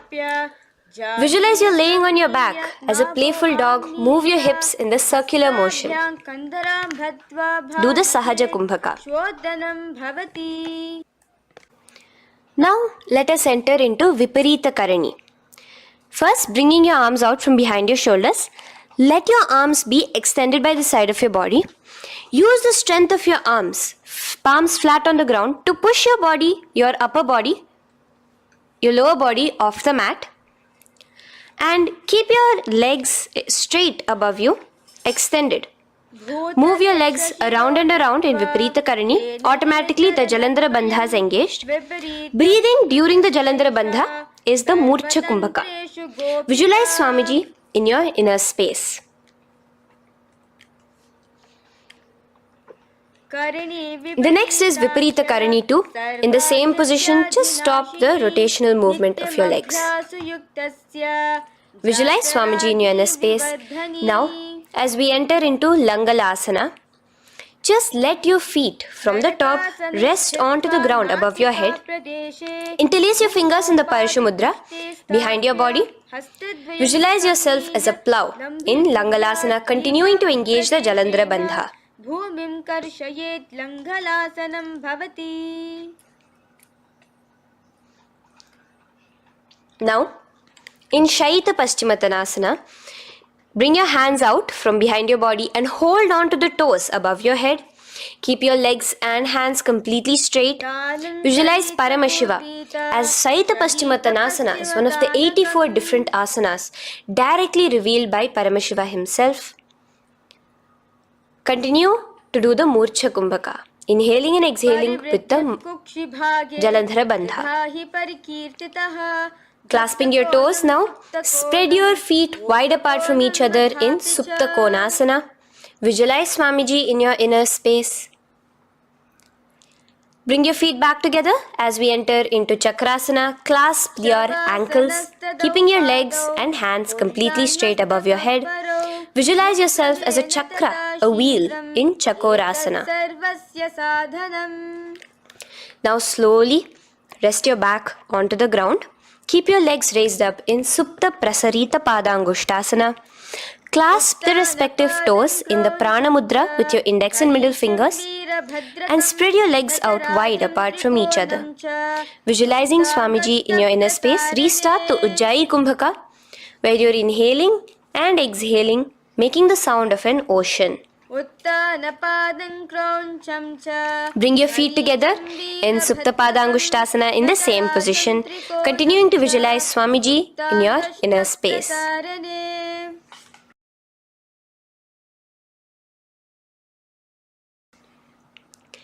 Now, release your feet and bring them into Padmasana. As you lay flat on your back in Matsyasana, hold the opposite elbows over your head, gazing at your nose. Visualize Matsyavatara, the fish form of Bhagavan Mahavishnu. Now in the same position, put one hand over the other, extended straight above your head. As you visualize Lord Rama in your inner space, continue to gaze at your nose. Now, slowly bring your hands to your hips as we enter into Sarvangasana. Lift your hips and legs up into the sky, crossing your legs in Padmasana. Let your hands support you, your elbows on the floor. Do the Jalandhara Bandha as you gaze at your nose in Sarvangasana. Now, bring your hips back onto the ground in Vrishchikasana. So in the Padmasana, just remove one foot alone. Keep one foot on the opposite knee as you pull the knee towards your face. Let your hands stretch out above your head, hooking forward as you raise your upper back off the ground, visualizing yourself as a scorpion in Vrishtikasana, gazing at your third eye. Do the Jalandhara Bandha, tucking in your chin to the chest. Now just switch your legs around as we repeat Vrishtikasana on the other side. Continuing to visualize yourself as a scorpion, gaze at your third eye. The next asana is Vrishapada Kshepasana. So come now to a complete flat position on your mat. Come down to a complete lying down position and interlace your fingers around your neck. Now raise both your feet off the ground. Extend one leg straight and the other knee to the chest in a bicycle motion. Alternate between extending and raising the knee again and again, bringing your opposite elbows to the respective knees. Visualize Swamiji in your inner space. Breathe in and out in the Sahaja.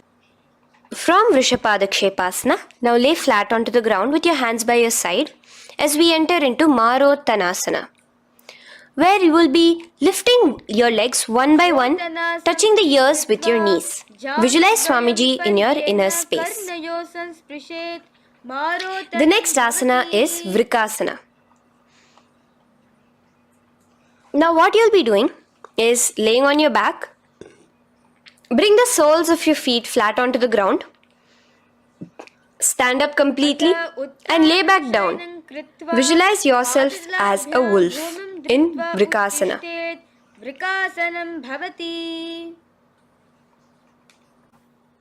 Now come back to a seated position as we enter into Luthasana, where you are going to be quickly throwing your legs above your head as you roll over completely, finishing in a prone position. Do this a couple of times.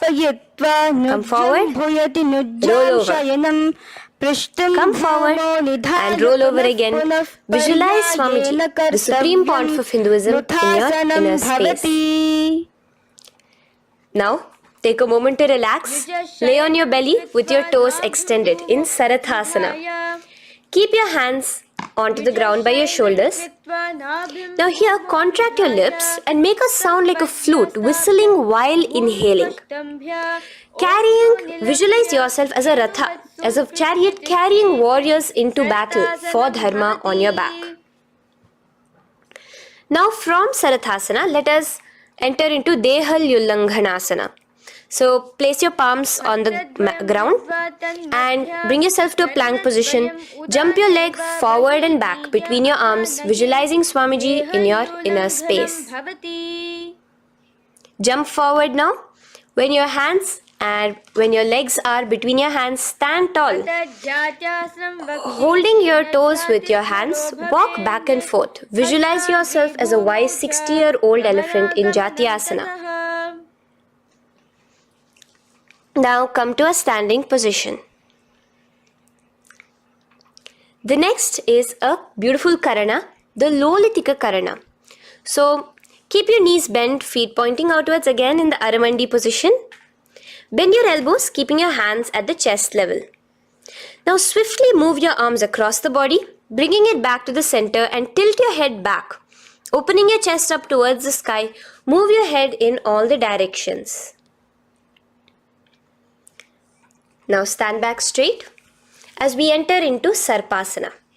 So stand erect like a rod with your arms by your side, hands touching the thighs.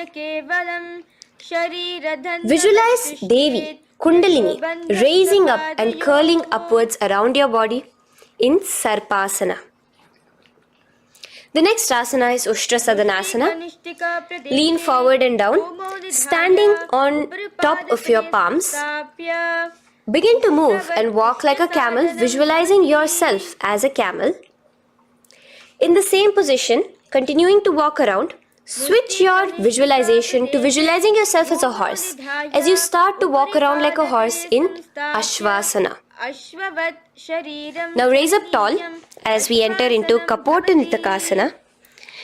Interlace your fingers behind the back. Pulling them down towards your calves, open up your chest. Keep your hands in the Parashamudra. Visualize yourself as a soaring bird diving down in Kapota Nitakasana. Now, stand tall as we enter into another Karana here, the Tala Pushpaputam Karana. Bring yourself to the Aramandi with your hands in the Namaskara Mudra. Simultaneously now, open up your palms while raising one heel off the ground, slightly lowering the waist and shoulder of the heel you have raised. Visualize you're offering a bouquet of flowers to Paramashiva as you come back to a standing position, and repeat this on the other side. Let's do this a few times, offering flowers to Paramashiva. Now, come to a standing position. Stand straight and bring your hands together in the Namaskara Mudra. Slightly lean forward. Visualize yourself as a rhinoceros. Your hand is the horn as you gaze at your nose in Khadgasana. The next asana is Utthanotthanam. So come to a standing position and sit down all the way as low as you can to the ground and stand up. Do this again. Sit down. Stand up, and again, sit down, stand up. As you gaze at your nose throughout this. The next asana is Musalasana. Now come back to a standing position, raise your hands above your head, tall as you jump up and down repeatedly. Visualize yourself as a mace. Jump here in Musalasana. The next asana is Uchirshaka. So come back to a standing position. Pull the sole of one foot towards your belly. Now with the other leg, sit down and stand up. Release the leg, pick the other leg up, pull it towards your belly, sit down and stand up in Uchirshaka as you visualize Swamiji in your inner space, gazing at your nose.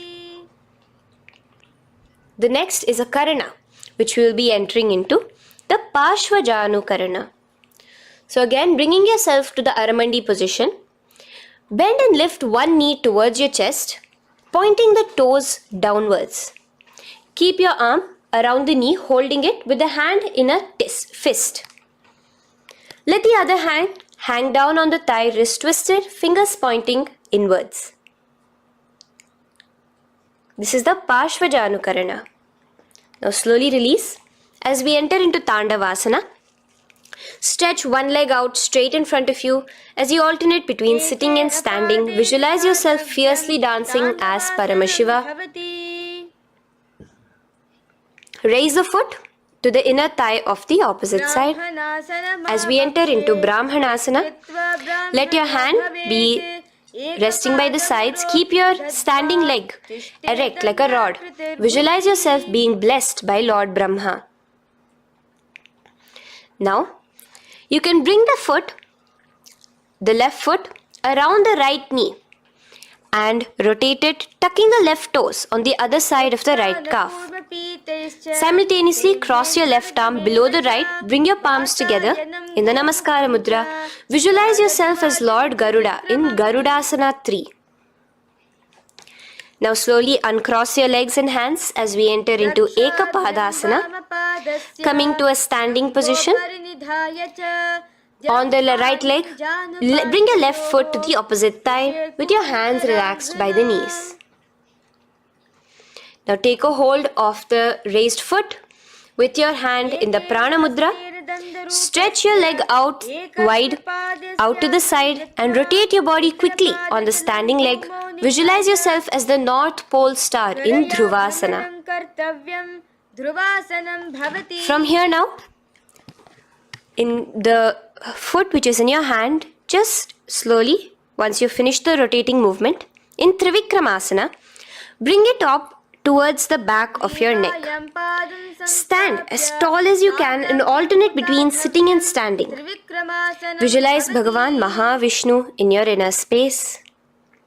Now you can take the leg out from behind your neck and stand straight. As we repeat the Parshvajanu Karana on the other side, bring your knee up to your chest, clasp your knee in a fist while the other hand comes to the opposite thigh. Hold there for a second and stretch your leg out.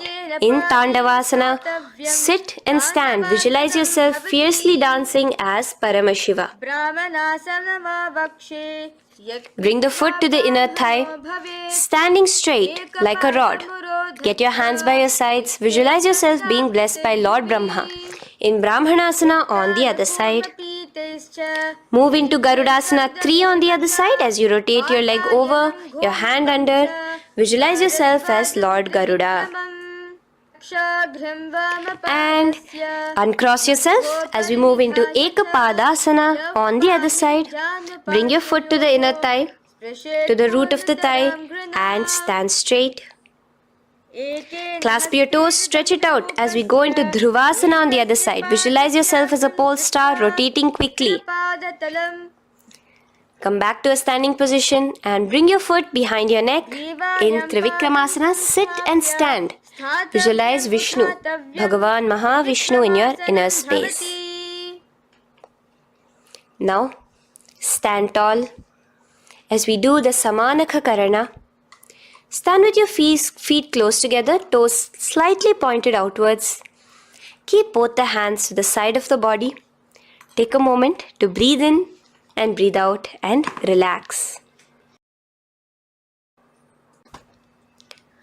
Now, slowly relax and from the standing position, slowly bend forward, bringing both your hands underneath your knees. Now once you have squatted down fully, interlace the fingers together in the Parashamudra. Bring that interlaced fingers in front of your navel. In Ghorakanjali Asana, visualize the great sage Goraknatha, the founder of the Natha Yoga Hindu Sampradaya. As you do the Jivachala Kumbhaka, engage the Moola Bandha. The next asana is Kanchyasana. So now just slowly unwind your hands from each other, from your navel, and now bring your hands from the opposite side inwards underneath your calves and wrap your hands around your back. Hold them together in the Parashamudra. Keep your body, your upper body upright, visualizing the supreme pontiff of Hinduism in your inner space. The next is Bhairu Asana. So slowly unclench your hands and bring them out from underneath your legs. Keep your feet and knees together and in a squatting position, bring your hands behind your back, clasping them together, remaining in the Parashamudra. As you gaze at your navel center, visualize Bhagavan Kala Bhairava, the Lord of Time, in your inner space. The next asana is Varahasana. Now to gain your balance, you can lightly spread your legs apart and bring your hands to the back of behind you in the Anjali Mudra, palms together. Visualize a boar, one of the 10 incarnations, the Varaha Avatara of Mahavishnu, gazing at your nose. Now slowly relax, bring your hands out from behind you as we move into Pripithasana. With your hands in the Prana Mudra, with your index and middle fingers, clasp the respective big toes and come to a half squatting position where your hips are at your knee level. Visualize Swamiji in your inner space as you do this asana, Pripithasana. Slowly let go of your feet and place your palms flat on the ground in front of you with the fingers wide for balance. We're going to be balancing here in Bakasana. Place your knees on the back of your arms. Focus your eyes on one spot as you raise your feet off the ground, balancing here. Visualize yourself as a crow. The next asana is Shushtanga Kapali Asana. So now come to a kneeling position. So from there itself, you can directly put your head onto the ground, or else come to a kneeling position and place your head onto the ground. Palms spread for support. Raise your body onto your head, bringing your legs into the Padmasana. Gaze at your nose. Visualize Swamiji himself in your inner space. Come down now, uncrossing your legs as you come down. Sit onto your knees, keeping the toes flat. Now, Let your heels come outside of the hips. Keep your hands on your knees. In Guptasana, sit straight. Keep your gaze on your nose. Visualize you're sitting in the sacred secret seat with Paramashiva and your Guru, Swamiji himself. Now we are going to be kicking up into a handstand. So get ready. Place your palms on the ground, fingers wide for support. Do take support of a wall if you need it. And lift your body up straight above your hands. Visualize you are a tree in Vrikshasana 2 with deep roots into the ground. Breathe in and breathe out slowly. In the same position as we move into Shibhu Asana, switch your gaze to the third eye. Hold it there for a few seconds and relax. Bring your feet back to the ground. Now lay flat onto the ground in a plank position and slowly lower your body towards the ground and push yourself up again. In Matsyasana 2, go down and come up, visualizing yourself as a fish. The next asana is Sarpasana 2. So here you're going to lay prone, completely flat now. You can lower yourself to the ground. Bring your hands to the hips. Extend your legs together and point your toes backwards. Lift your chest up and move left to right. You're moving like a snake while visualizing yourself as a snake in Sarpasana 2. Relax slowly, bringing your chest back to the ground. Now, keep your feet together, pointing backwards. As you bring your elbows onto the ground, rest your upper body on your elbows. Bring your hands together in the Padma Mudra with your little fingers and thumbs together and rest your chin on your hands. Niralambanasana, where feeling yourself completely supported, knowing that Swamiji is there in your life. Now, slowly relax, place your palms on the ground beside your chest and push yourself up, your hands straight up completely. As you bend your knees, bringing your feet to touch the top of your head. Lean your neck back, touching your head with your tip of your toes. See yourself, visualize yourself as an umbrella, protecting your Guru from the sun's rays in Chhatrasana. Slowly relax, you can bring your feet down. As we move into Vajrasana, just push your body back and sit on top of your knees, with the heels flat on the ground. Now stretch your arms in front of you with the palms facing downwards. Place your forehead on the mat. Visualize you are the weapon of Indra, the Vajra, symbolizing indestructibility as you gaze at your nose. As we enter into Meshasana, raise yourself into the same Gajasana position on your hands and legs with your hips pointed upwards and alternate striking the ground with the opposite hands. Experience yourself, visualize yourself as a powerful ram as you alternate striking the ground in Meshasana. Now stop striking the ground, bring your palms down again. As we move into Ajasana, kick your legs off the ground and lower your forehead to the mat. Let's do it again. Kick your legs off the mat. Lower your forehead to the ground. You are unborn, existing for all of eternity in Ajasana. Now, come to a seated position as we move into Dhanantara Asana. Sit on your heel with your legs together. Pull your toes underneath you. As you bring your hands top of the knees, gaze at your nose, visualize Swamiji in your inner space. Here, do the Ujjayi Pranayama, inhaling and exhaling like an ocean, Dhanantara Asana.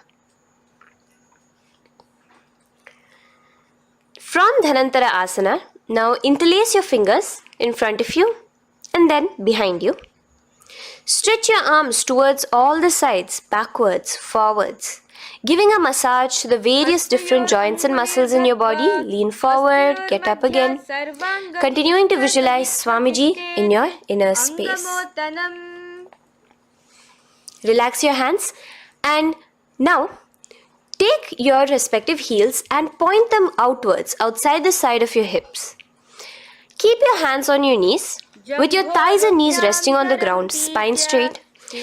Visualize yourself as Lord Garuda in Garudasana 4, You have Mahavishnu and Mahalakshmi on your back as you are flying. The next asana is Ananda Mandirasana. Now you can continue to remain in the same position. You can bring your feet pointing inwards. Use your hands to clasp underneath your ankle. Make sure your knees are spread out wide.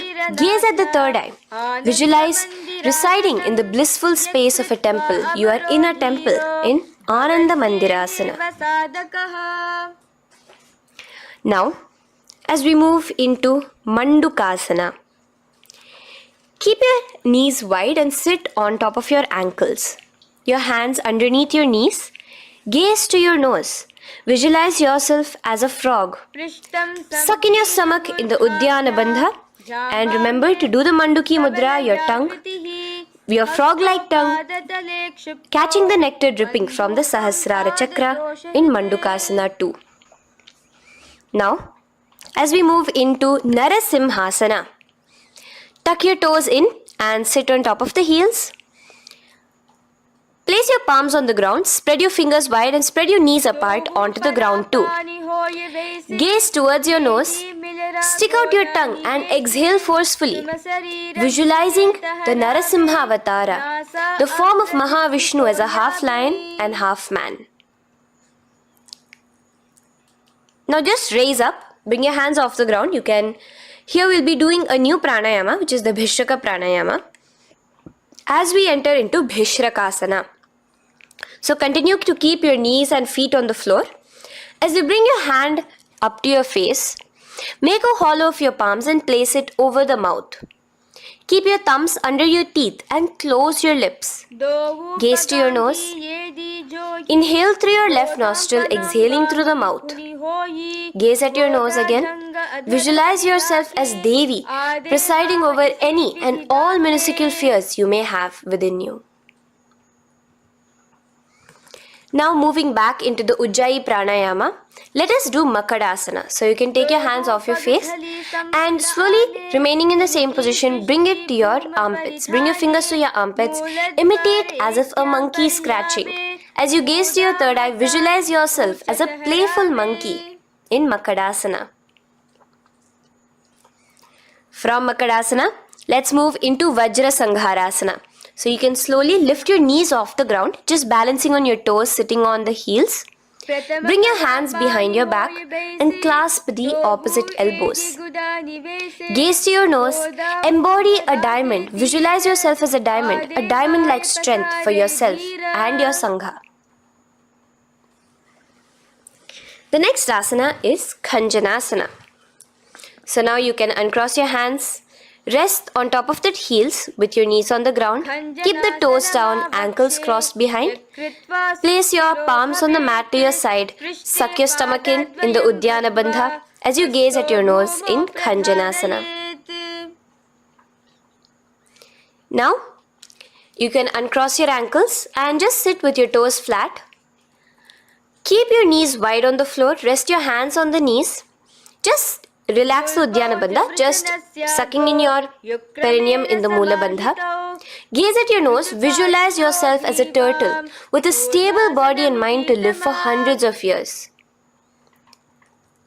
And without changing anything in your physical posture, just visualize yourself uniting with Swamiji himself in Yogasana. Now, raise up onto your knees, cross your ankles behind your back until the feet are coming towards the opposite knees. Now, bring your hands behind you and hold on to the calves with the fingers inside, the thumbs outside. Gaze at the third eye as you visualize yourself in a space of oneness with Paramashivoham himself as Swamiji. Now you can uncross your ankles, come back to standing on your knees as we enter into Ushtrasana 2. So now, in a kneeling position, bend backward, hold your ankles with your hands. Keep your arms straight. As you push your hips forward and tilt your head backwards, visualize yourself as a camel in Ushtrasana 2. Slowly, in the same position, lower yourself onto your back in Jatyasana 2. As you are lowering yourself, experience yourself as a blooming lotus. Bring your head, the back of your head onto the mat. Gaze to your nose. Now, let's move into Viratasana. So, try your best to do this without the support of your hands, but you can use your hand support if needed as you raise up from Jatyasana and back down.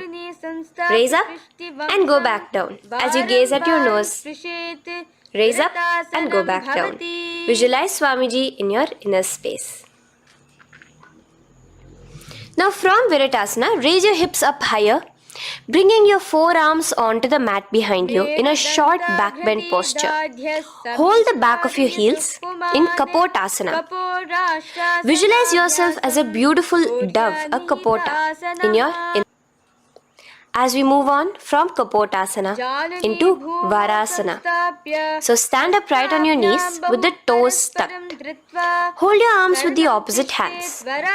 Gaze at your nose. This is the boon fulfilling posture. Visualize your boon becoming a reality directly from Paramashiva himself in Varasana. Now, keeping your knees together, toes tucked, just lean forward, bringing your head onto the mat, holding your head with your hands. Visualize yourself as a boar, as the Varaha avatar of Bhagavan Mahavishnu in Varaha Asana 2. Now, just kick your legs off the ground as we enter into Mundasana.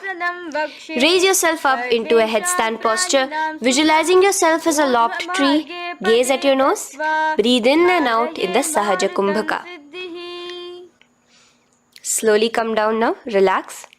Come to a kneeling posture. Sit on your heels. Bring your head down beside your knees, your elbows adjacent to the knees, your hands holding your head. Exhale through your mouth as you gaze at your nose, visualizing Swamiji in your inner space in Andhasana.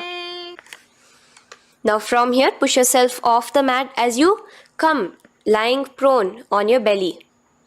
Let your arms be extended straight out and together lift your thighs, arms and chest off the ground, stretching your body, balancing there. Visualize yourself as a locust in Viparita Shalabhasana. The next asana is Kapalasana. So slowly lower yourself back to the ground.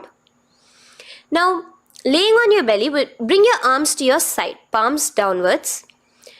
Keep your forehead on the ground and your chest on the mat. Only lift your legs up into the air. Only your legs are lifting up. Visualize yourself as a skull. You are a mind with purified thoughts, a strong will to attain enlightenment in Kapalasana. The next asana is Akasha Kapotasana. So now, in the same position as you are, let your arms be straight out behind you. As you kick your legs up and over your head, bring your feet slowly to the mat in front of you. Push yourself, balance there. Visualize yourself as a free and open flying dove in Akasha Kapotasana. Bring your legs back out as you lay flat on the mat. Now push yourself onto your knees. Place your forearms on the ground and your chest down such that your navel is touching your knees. Be sturdy, visualizing yourself as a sparrow in Chatakasana. The next asana is Vrishchikasana 2. So your forearms are on the ground. Now slowly raise to your toes and kick your legs off the mat. Slowly lowering your legs to your head. Visualize yourself as a scorpion as you balance in Vrishchikasana 2. Slowly release yourself, coming back to the ground as we enter into Vrishasana. Sit down on top of your right heel and let your left foot remain outside of the hip, the ankle to the side. Place your hands on the mat, visualizing yourself as a bull in Vrishasana. Now, bring both your knees underneath you, sit on both your heels, cross your left leg over top of the right lightly and in Lolasana, push yourself off the ground. Your knees are off the ground, you're just balancing on your hand above the mat. Visualize Swamiji in your inner space. Lower down now. Bring the left foot now outside. Bring the right foot out and sit on your left heel now. As we do Vrishasana on the other side, visualize yourself as a bull. From here, let us get into a very powerful asana, Balagunasana. So, place your left toes on the ground, sit on the heel of your left foot. Place the right foot flat with the knees raised towards your chest. Maintain your palms on the respective knees. Be upright. Visualize Balagunahai, one of the 84 siddhas in your inner space in Balagunasana. Now come to a squatting position. Let your feet be flat as you bring your elbows under your thighs and calves, wrapping it around your shins. Hold on to your ankles from the outside in Grahasana, visualizing yourself as an entire planet.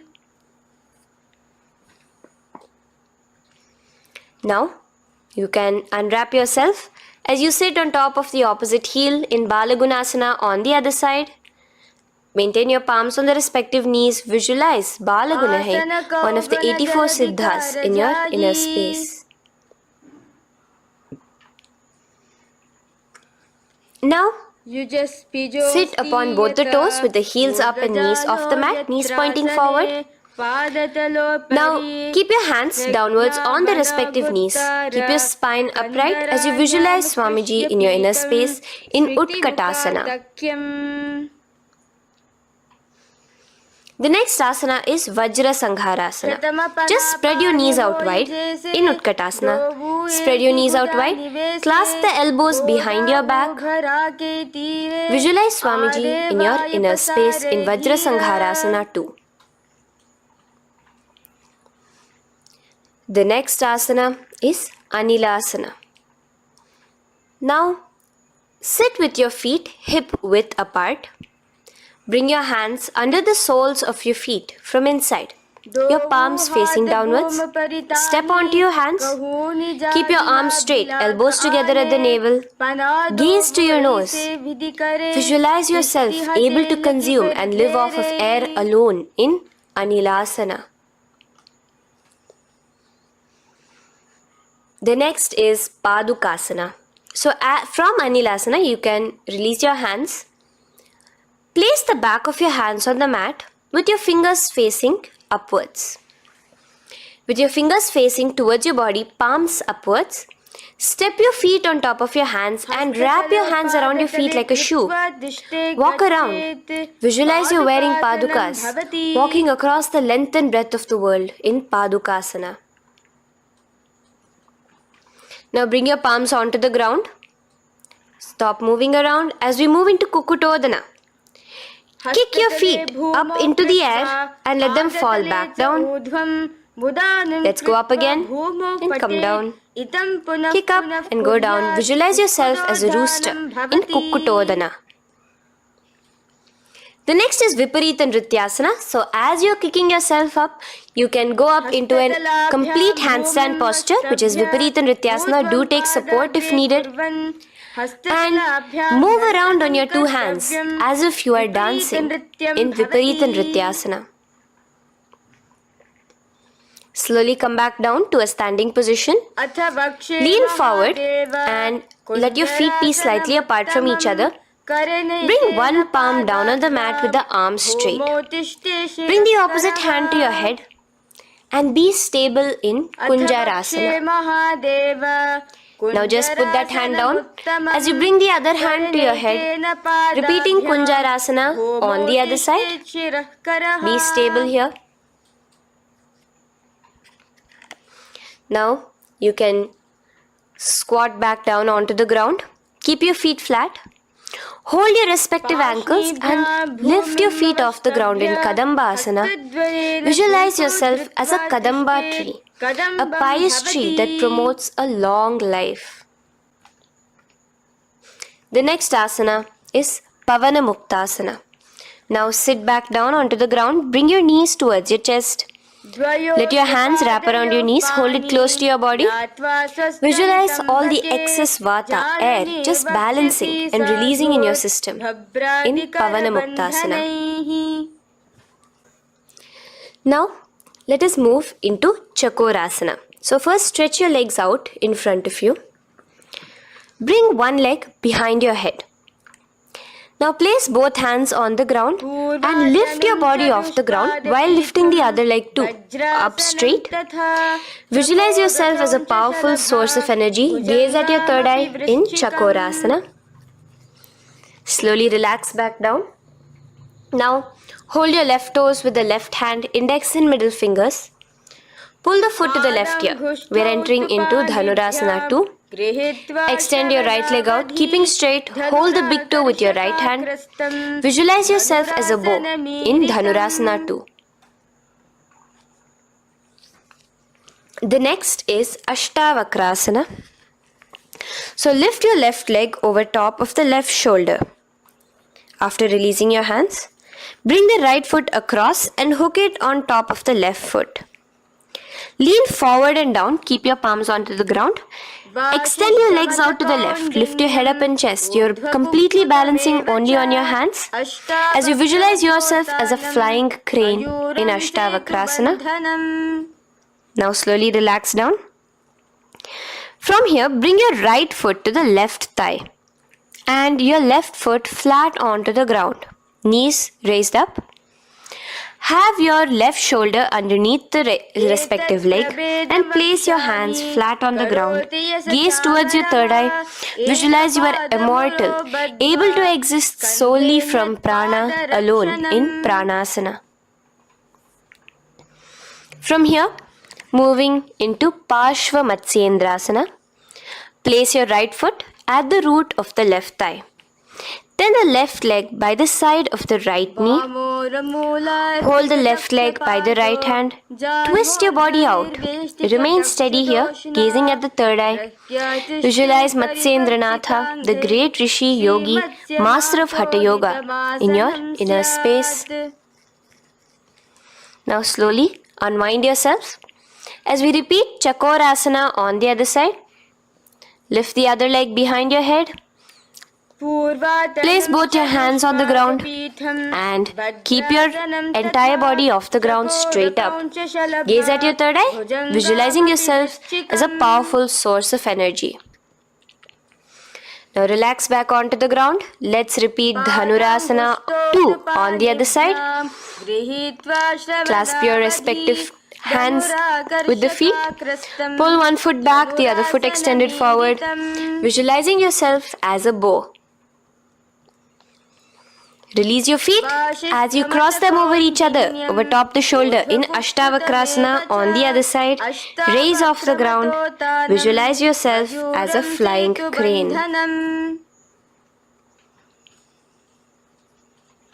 The next asana, we'll be repeating Pranasana on the other side.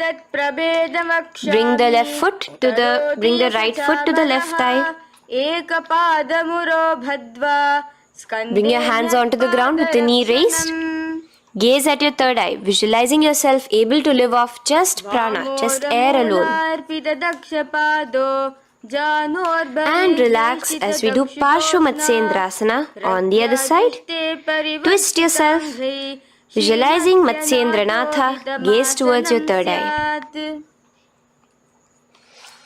And from there, let us enter into Ardha Paschimottanasana. Keep one leg straight and press your perineum with the other heel. Bring your chest forward and down. Hold your toes and feet and bring your head towards your knees. Here in Ardha Paschimottanasana, visualize Swamiji in your inner space. Now raise up and the foot which was at the inner thigh, now rotate it outside of the hip. Now hold the sole of your other foot and lift your leg up towards your forehead. Try to bring your knee to your forehead as you keep your knee straight. Gaze to the nose in Kraunchasana. Visualize yourself as a crane. Now slowly relax down your leg. Now the leg which is now straight, you can bring it to the inner thigh as you straighten out the other leg. As we repeat, Ardha Paschimottanasana on the other side. Lean forward and down, clasping your foot. Bring your forehead to your knee. Visualize Swamiji in your inner space. Slowly raise up. Place your right ankle outside of the hip now. Hold the sole of the left foot, lifting the leg up towards your forehead. Stretch yourself there. Gaze at the tip of your nose. Visualize yourself as a crane in Kraunchasana on the other side. Now, from here, bring the soles between the thighs and calves. So once you have relaxed yourself, bring your soles between the thighs and calves. Keep your spine straight, palms resting on your knees. Visualize a swastika, embodying peace, well-being, good fortune and prosperity as you gaze at your nose in swastikasana. Now without changing anything about your position, just take your hands alone. Cover the respective heels with your hands in Gorakshasana as you tuck your chin to your chest in Jalandhara Bandha. Gaze at your nose. Visualize the great Rishi Gorakhnatha, the founder of the Natha Yoga Hindu order. Now release the Jalandhara Bandha. Continue to keep the Mula Bandha engaged throughout the whole sequence. As you raise one foot to the opposite thigh, bring your hands to your face in the Shanmukhi Mudra, closing your eyes with your index finger, nose with the middle finger, ears with the thumbs. Gaze at your third eye as you meditate on Swamiji himself, the Supreme Pontiff of Hinduism. Now release the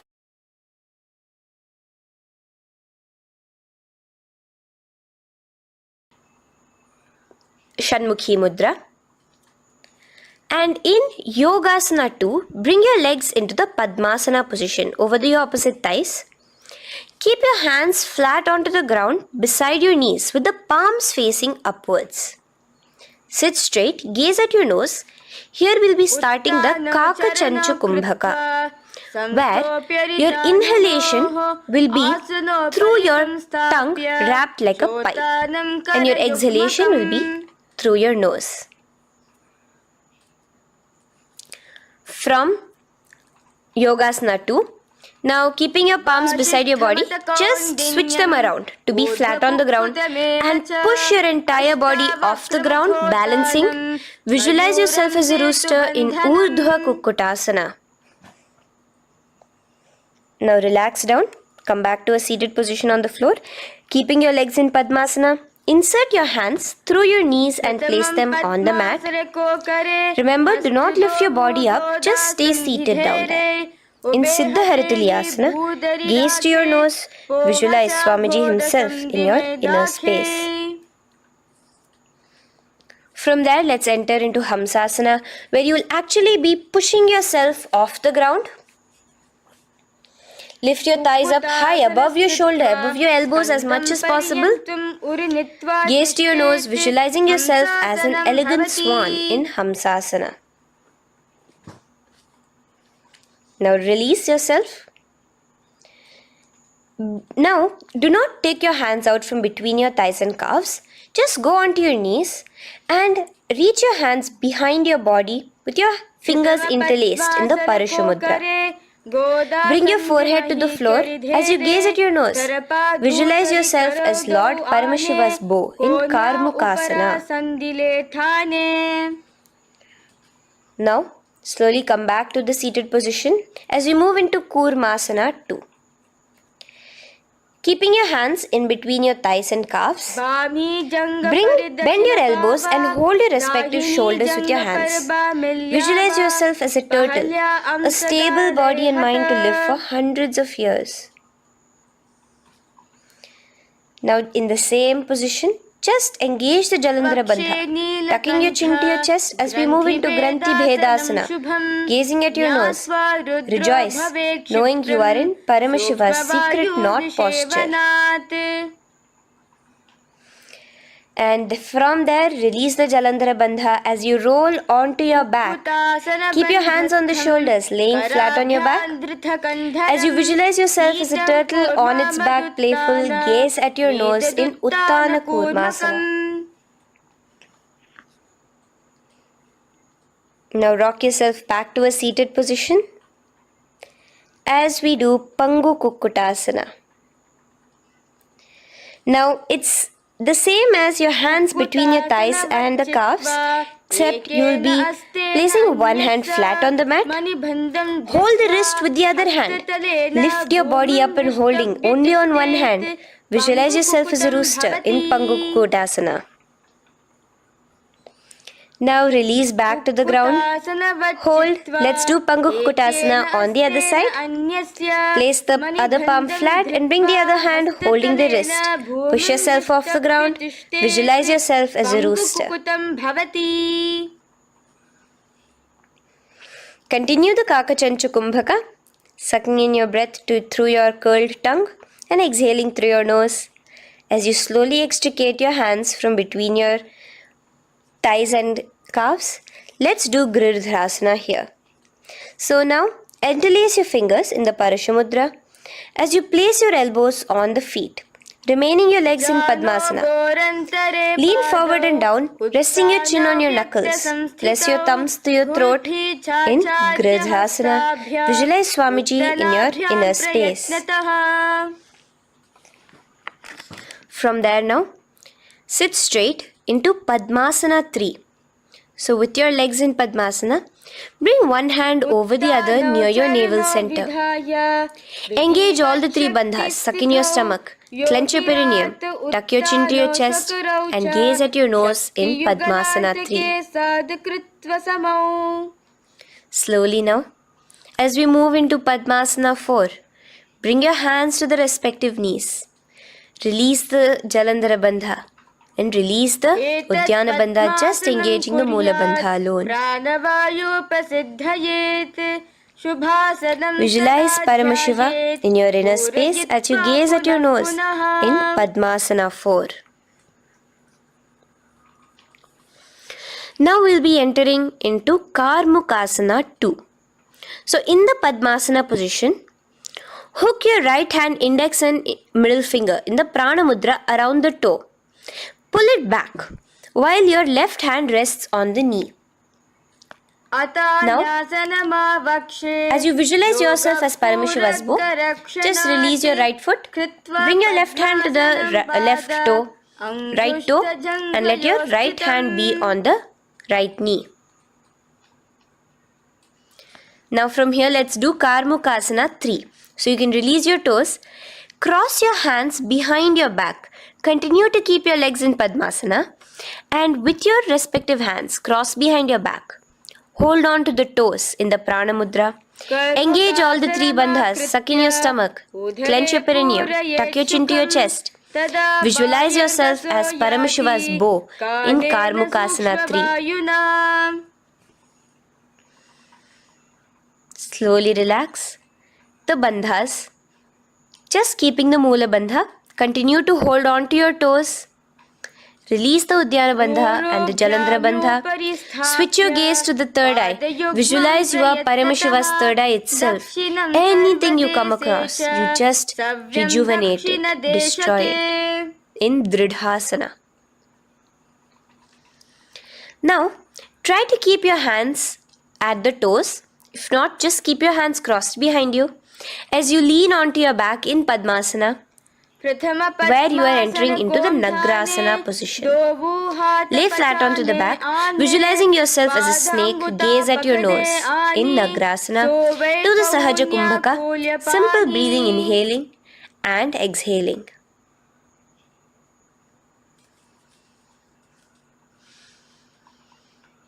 Now bring your knees to your chest. Let your hands wrap around your knees. Slowly uncross your Padmasana and bring your knees to your chest. Bring your hands to the Parashamudra, the fingers interlocked on top of your knees. As you pull your chin up to your knees, visualize yourself as a ball in Kandukasana. Now relax. Bring your feet onto the ground. The knees pointed upwards in Urdhva Pavanasana. As you interlace your fingers, bring the interlaced fingers behind your head. Laying down, gaze at your nose in Urdhva Pavanasana. The next asana is Marakata Pithasana. Now, from behind your head, take your hands out and clasp onto your feet. Just step lightly onto your palms. As you push your hips up into the sky, automatically engaging the Jalandhara Bandha. Visualize yourself as a powerful alpha ape in Marakata Pithasana. In the same position now, bring your hands to your hips as we enter into Uttanashiki Pitakasana. Let your weight rest on your elbows as you stretch your legs out straight. Gaze at the nose. Visualize Swamiji in your inner space. From there, continuing to rest on your elbows, kick your feet up high into the sky in Narakasana. Stretch your palms out behind you, flat on the ground. Balance there.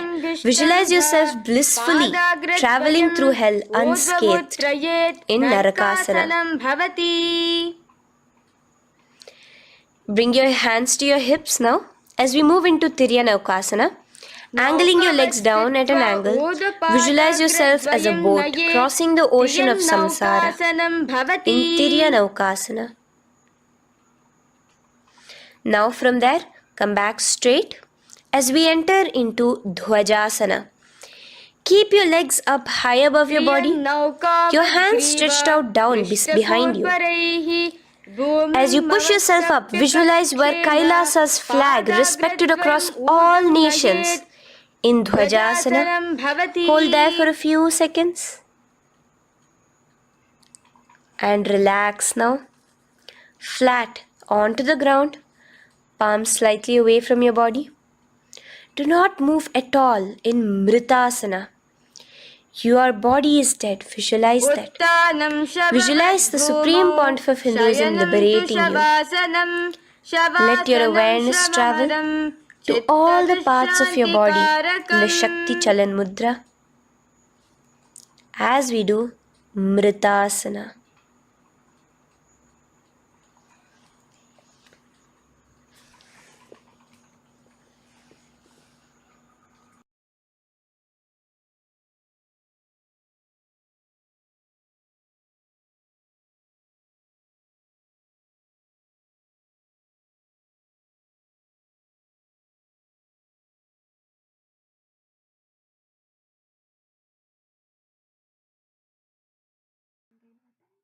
ॐ पूर्णमदः पूर्णमिदं पूर्णात् पूर्णमुदच्यते पूर्णस्य पूर्णमादाय पूर्णमेवावशिष्यते ॐ शान्ति शान्ति शान्तिः हरिः ॐ तत्सत् सर्वं भगवच्छ्रीनित्यानन्दपरमशिवपादुकार्पणमस्तु ॐ नित्यानन्दम्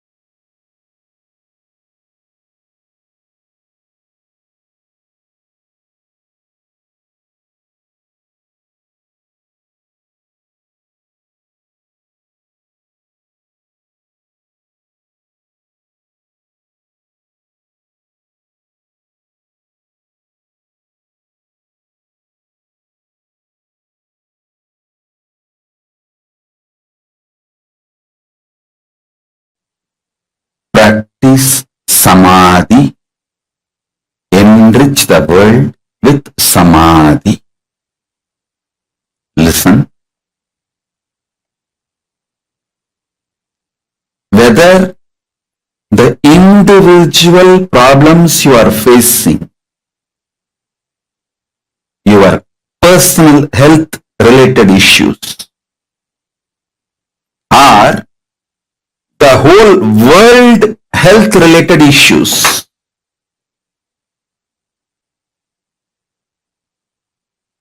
whether you are facing your personal economic problems or the world health crisis, whether you are facing personal relationship issues or the relationship issues between the countries globally,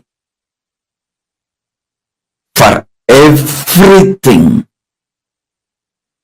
practicing samadhi is the most powerful solution. Please understand. When you practice samadhi,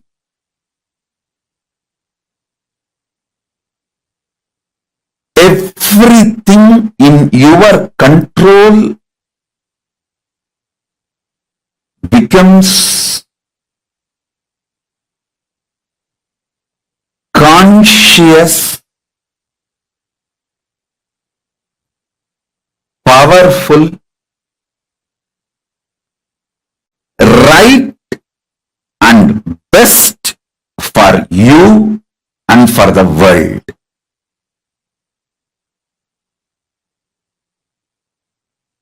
I'll give you an example.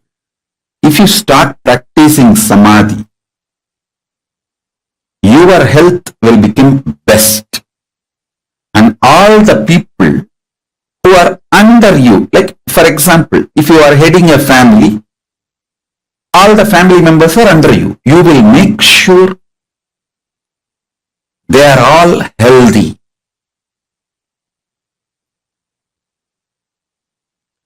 If you practice samadhi, you will keep your relationship with you best, and everyone who is under you, around you, all their relationships best.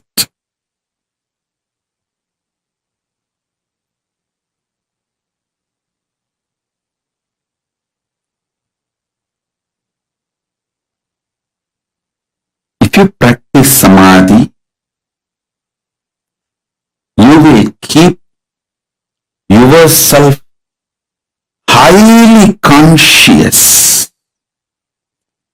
See, unconscious blind spots, which is responsible for almost all the problems in our life, will be eliminated.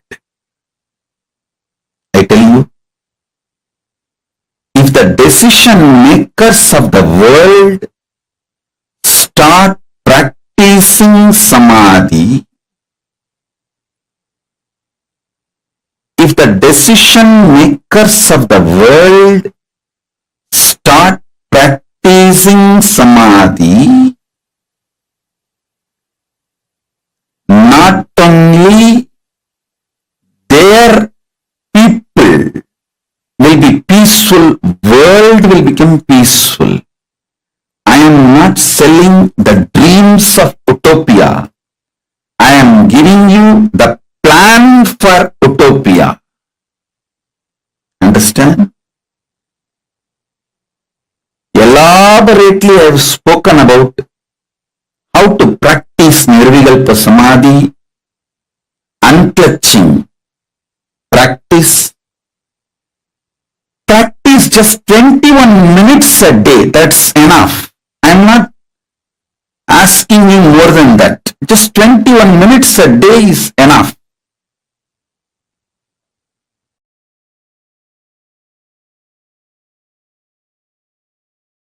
Nirvikalpa Samadhi is silence soaked in silence, soaked inside the silence.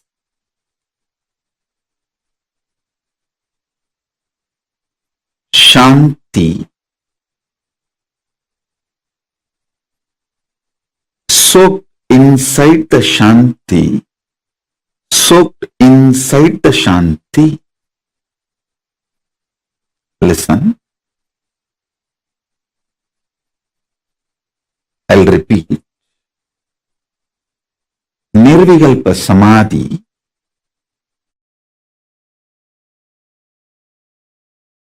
is silence, soaked inside the silence, soaked inside the silence.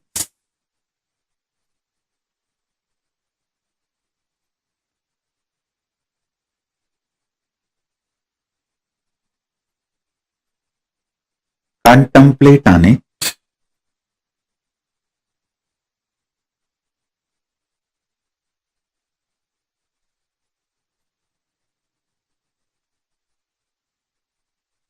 Contemplate on it.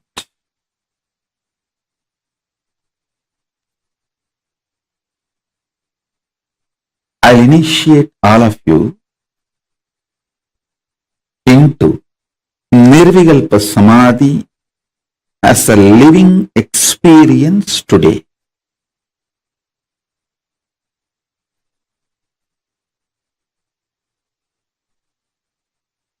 If you are a person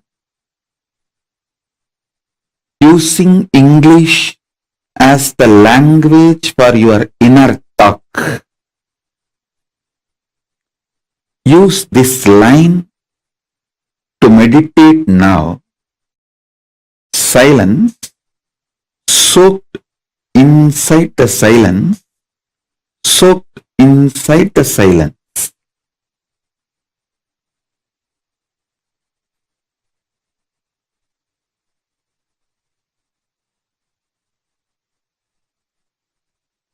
Understand? I'm going to fill you with intense, ferocious, powerful, living silence, not dead silence, living silence. The silence I'm going to inject into your being will touch your Swadhisthana chakra, means it will just terrorize the patterns and fears in you. The fears and patterns will melt down like how the metals melt in the extreme heat.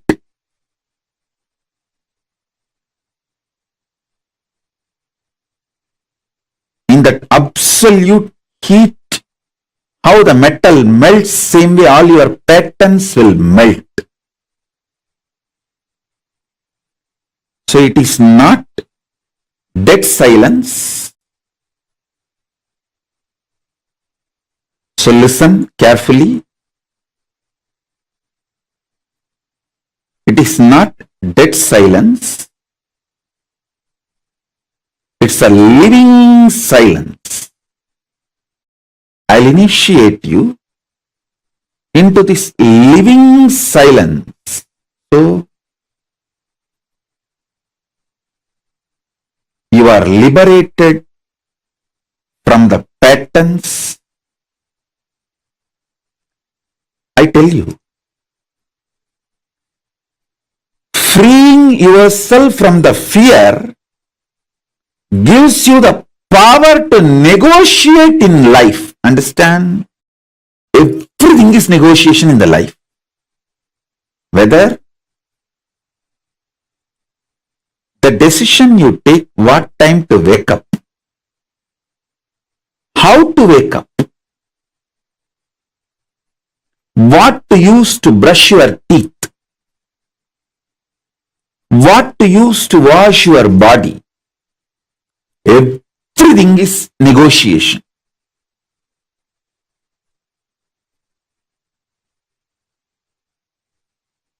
Whether you talk to yourself and convince yourself for some activity, or convince your spouse for something, convince your team,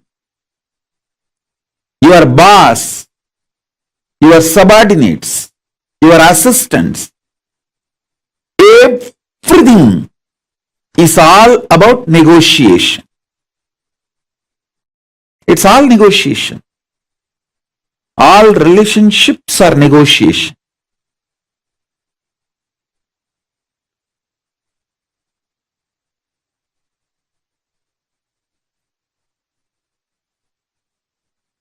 When your fear patterns melts away, you will be so clear about the negotiation with life. You will create such blissful, happy, powerful ambience around you. And you will know very clearly with whom you should negotiate, what, how. You will be the boss of your life if you master your fears and ability to negotiate. That's all. That's all is life. So with this infusing Nirvikalpa Samadhi in you,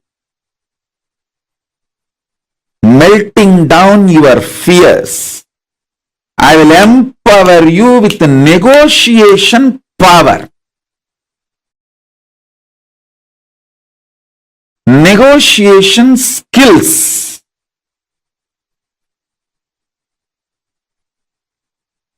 When you start negotiating in life, in business or personal relationships or with yourself, many times,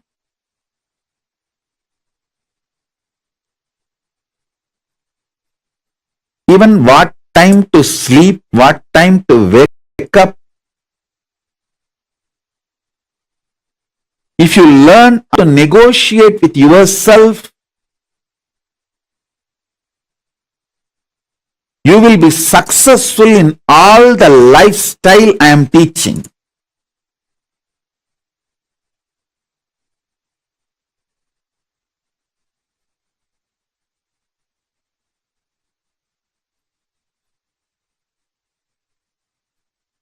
I'll continue the initiation into Nirvikalpa Samadhi.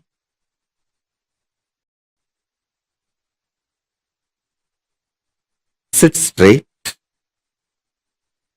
Remember this one line. Silence. Soaked in silence. Soaked in silence. Silence. Soaked in silence. Soaked in silence.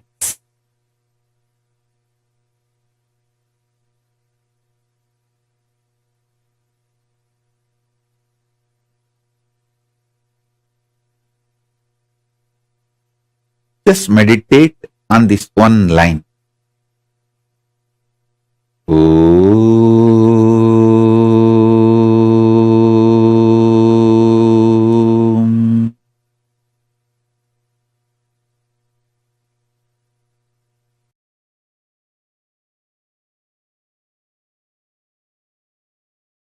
Listen.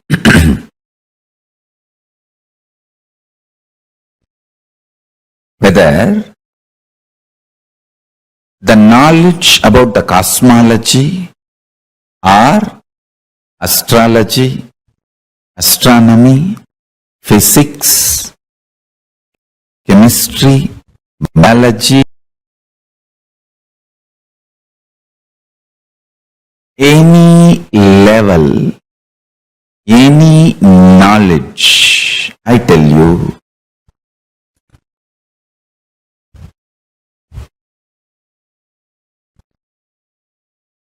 The source is Nirvikalpa. If you can touch that, you will have something original in your life. Maybe you can nicely cook and arrange others' vomit. That ability cannot be called as your contribution. My every Gurukul kid will have original contribution because I am grooming them, growing them up with the Nirvikalpa Samadhi. Understand? Paramashanta Swarupa, and living with no reaction assumptions. Fully awakened non-mechanical parts. Fully awakened including non-mechanical parts of the brain. Understand? Nirvikalpa Samadhi. Paramashiva resides in Nirvikalpa Samadhi and radiates it in the form of Dakshinamurti.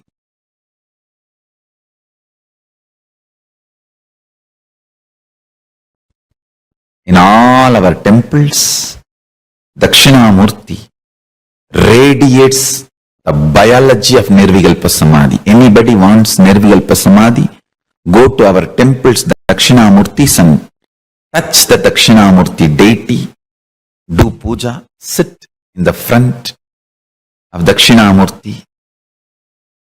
Sit in front of the third eye of Dakshinamurti and just see him with your third eye. You will fall into Nirvikalpa Samadhi. He carries the very bio-memory, conscious decision, will to be in Nirvikalpa Samadhi. In Nirvikalpa Samadhi, all will melts down. That Tattva, Nirvikalpa Samadhi Tattva, radiates as a living will in all our Dakshinamurtis. Understand?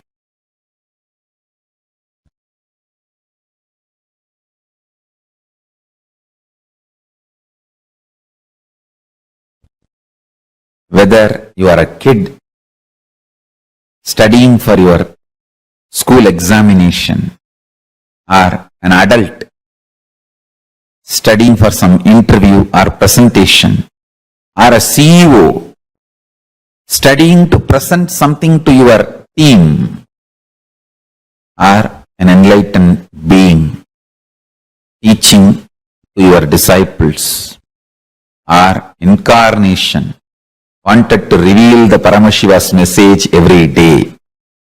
The source you need to look in is only one, Nirvikalpa Samadhi.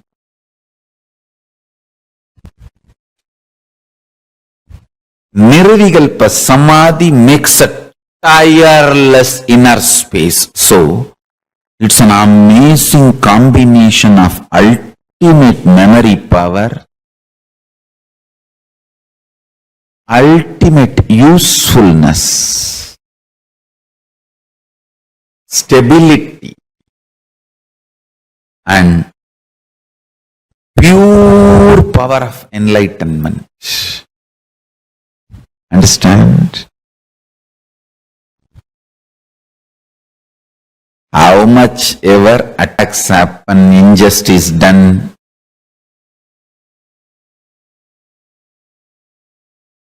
you can see every day I come and sit, go on revealing original truths. Listen. Every satsang is I am opening my inner space, Kailasa, for all of you to taste. You can see very clearly all the assassination attempts, or lawfare, injustice, defamation, abuse, done in every level. Nothing touches that inner space. Tirelessly go on downloading the highest truths and go on radiating and manifesting.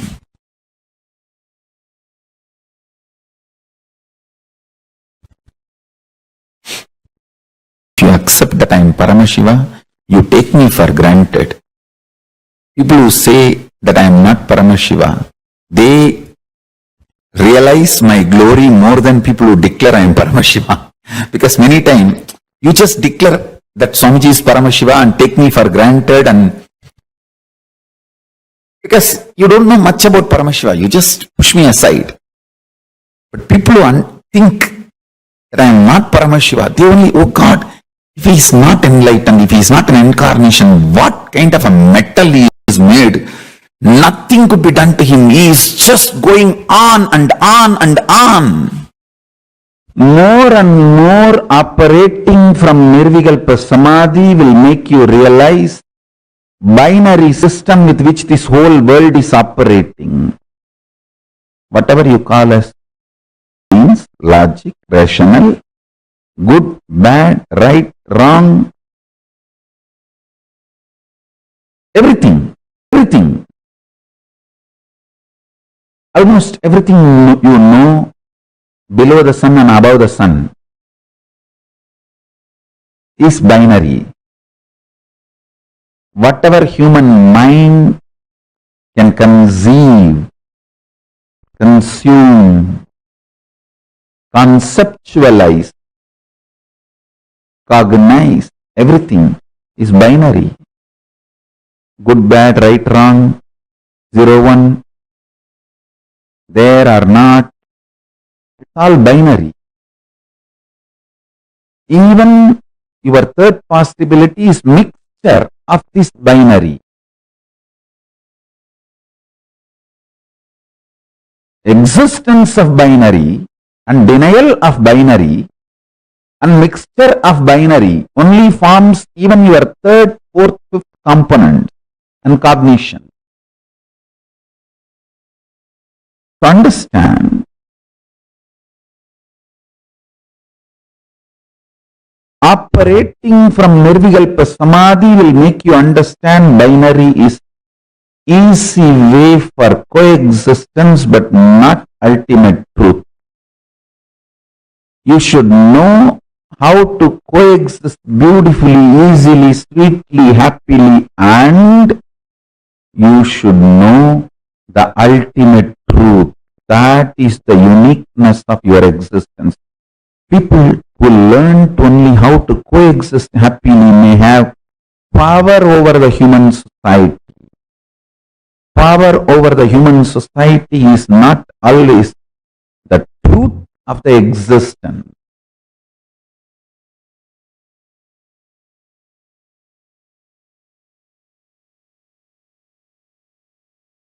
Experience Nirvikalpa Samadhi by realizing your mind's addiction to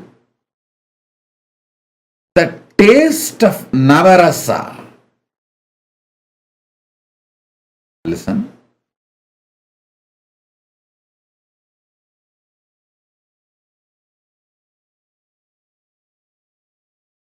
Just like your tongue is addicted to spicy, masala, intense taste.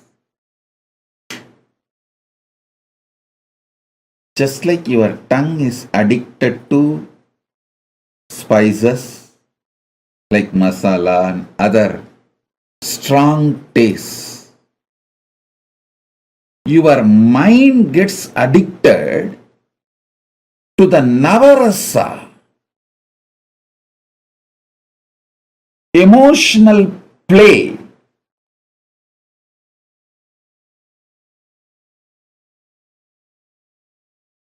First, you start enjoying that Navarasa, all the different emotional play, joy, sadness, the Navarasa, all the 9 emotional tastes. First you start enjoying them, then you start getting addicted to them, then you try to see your whole life with that Navarasa emotion added. You add the background music. Even for a small thing, you give too much of sadness background music because you enjoy the sadness inside your mind. The addiction to Navarasa taste makes you see your whole life, your whole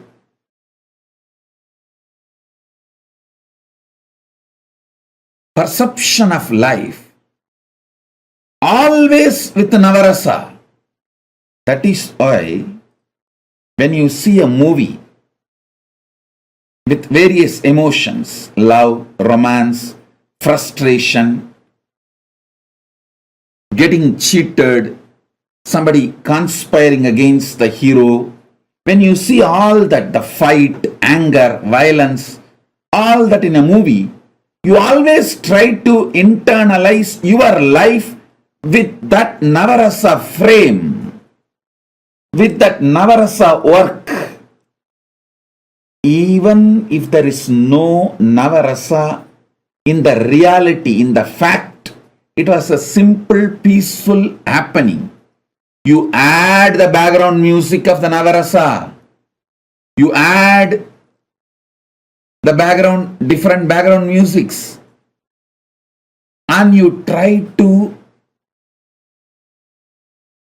reconstruct your life's happenings, whatever has happened or happening, you try to reconstruct with this Navarasa background, do the editing, background music, all that, and start storing that as the fact or the archives of your past, as your memory about your past. Your memory about your past is too important for you to make decisions about your present and future. Wrong editing, background music, and file being kept in the memory causes to frustration, depression, a deep self-doubt, self-denial, self-hatred, all that unnecessarily. That is the fundamental truth. Unnecessarily. I tell you, removing all editings, background music, manipulation, everything, seeing the past as it is with a fresh eyes is what I call completion, purnatva. At least once a day, if you can sit in Nirvikalpa Samadhi, unclutching. If you are new to unclutching, meditation, Nirvikalpa Samadhi practice, you may take 20 minutes to experience the first unclutching. If you have already mastered it, it may take maximum 3 minutes to fall into that Nirvikalpa Samadhi. Enjoy that Nirvikalpa Samadhi. Be in that Paramashanta Swarupa state. Completion brings enlightening. It is just 10-15 minutes a day, I tell you.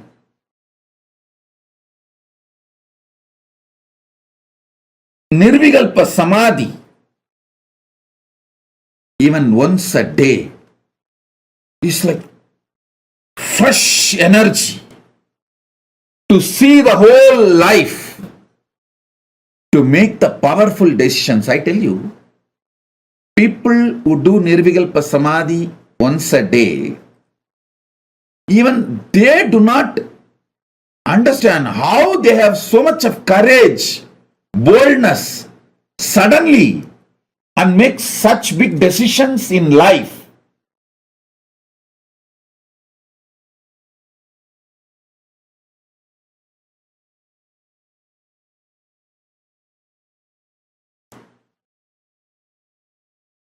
Even they are surprised about themselves, I tell you.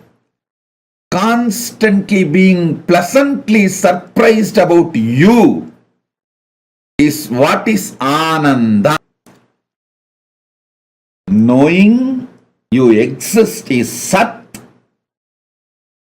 Knowing you are conscious, declaring, remembering, cognizing your conscious sovereignty is Chit. Surprisingly, pleasantly surprised about your own existence continuously is Ananda.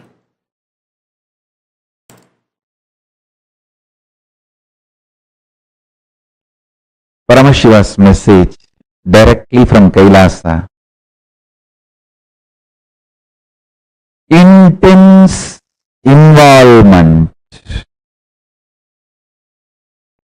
is the expression called Shakti, is directly proportionate to your ability to be in the space of Nirvikalpa Samadhi, Shivam.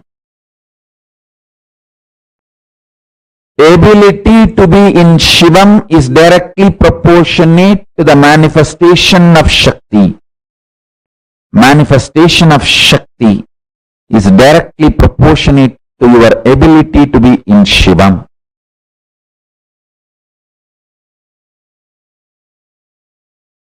Put more energy, more attention, more awareness, more life into your ability to be in Nirvikalpa Samadhi, to build your capacity to be in Nirvikalpa Samadhi, Shivam.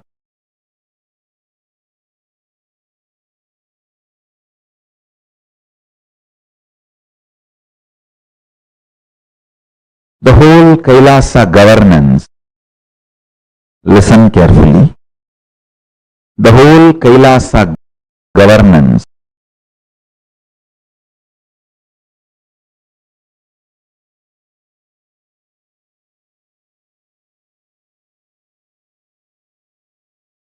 described elaborately in Agamas, Mrigendra Agamas, Vidyapadam, Raurava in multiple Agamas, Paramashiva elaborately describes the whole thing is founded on this principle. Your ability to be in Shivam is directly proportionate to your ability to manifest as Shakti. Your ability to manifest as Shakti is your ability to be in Shivam.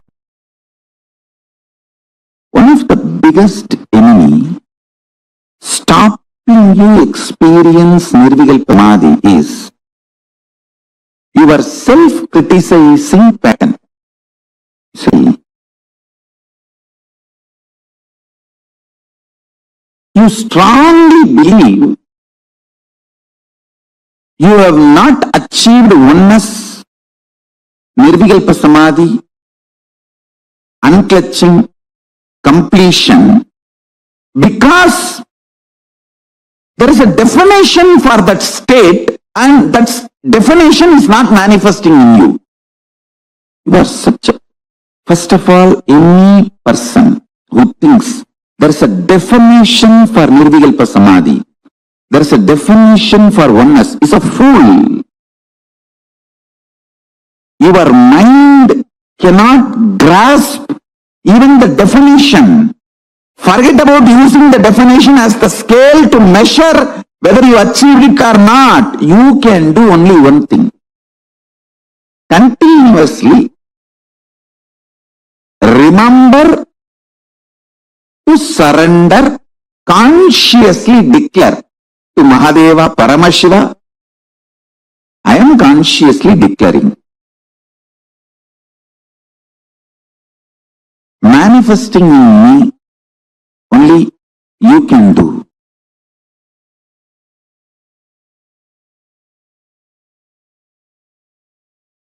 I'll tell you precisely, exactly right attitude. Declare to Paramashiva, Prabhu, really, I personally do not know much about the way you exist.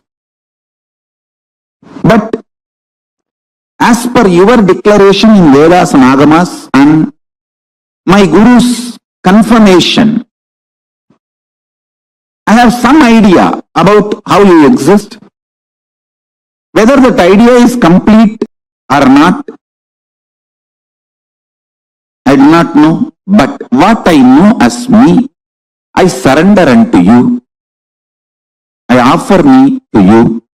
Please, you take away me in you. You radiate. Let you alone exist. Let me experience absolute oneness, nirvikalpa samadhi, unclutching, complete completion, or whatever the highest state. I may not know the name or words to describe. Let me experience that. Declare it consciously. Remember one thing. Even if you are consciously enjoying somebody swimming, his brain activities, neuron activity is mirrored in you. Even ordinary swimming, his neuron activities are mirrored in your brain. Can't you understand the great cosmic experience, existence, Paramashiva, when you surrender to him, will his neuron activity not mirror in you? Don't you understand? When you pray, when you decide to have feeling connection, when you declare to have oneness with Paramashiva, be assured simply his neuron activities mirror in your brain. How it should, you don't put a condition. Once you surrender and declare, whatever is happening, decide to know very clearly that is he manifesting. If you are even feeling irritated, what can be done? That is the way he is manifesting. Whatever he is manifesting. Go with that peacefulness, Shanta Swarupa. Then he sinks deeper and deeper into your being. Your being sinks deeper and deeper into his existence. Perpetual completion means ability to sit in the completion continuously without tiredness, boredom, without any incompletion able to move you. Without tiredness, boredom, without any incompletion able to move you. It is like a sit. Whenever incompletions comes up, relive and drop the incompletion. Again, just sit. The space of completion. It will almost look like the initial level, the person who has a diarrhea, how he runs to the restroom and comes back. And in next 5 minutes again he runs to the restroom and comes back. Again he runs to the restroom and comes back. In the initial it will look like that only. But in few minutes it will settle down. It may look like a wrong analogy. You can sit with open eyes or closed eyes, but you can't engage yourself in unconscious slumber, means sleeping. You can't engage yourself in just getting lost in the flow of thoughts. No. You will only sit in the space of complete completion. I'm going to be here continuously encouraging you and guiding you. Listen. Listen to the instruction. You don't need to keep your eyes closed or eyes open. It's up to you. You want to keep your eyes open, keep it open. If you want to keep your eyes closed, keep it closed. It's up to you. But no thought current inside. You will sit in the space of completion. Any thought comes up is an incompletion. Then see the source. Why that thought? Feeling agitated, feeling irritated, feeling tired, feeling bored. Why that thought? See the source. When you started developing the same thought trend, relive, complete, relieve, come back to completion. How many of you understand the process? Shall we start? Yes. It will not be difficult, I tell you. Very easy it will be. Only first 10 thought you have to do completion, and then after that it is just a simple decision, you will be in the space of completion. That is all. Permanent pain is nothing but every individual separate thoughts continuously coming. There is no permanent, continuous. Broken leg, I have had a hand fracture. Every thought of pain is continuous, not permanent.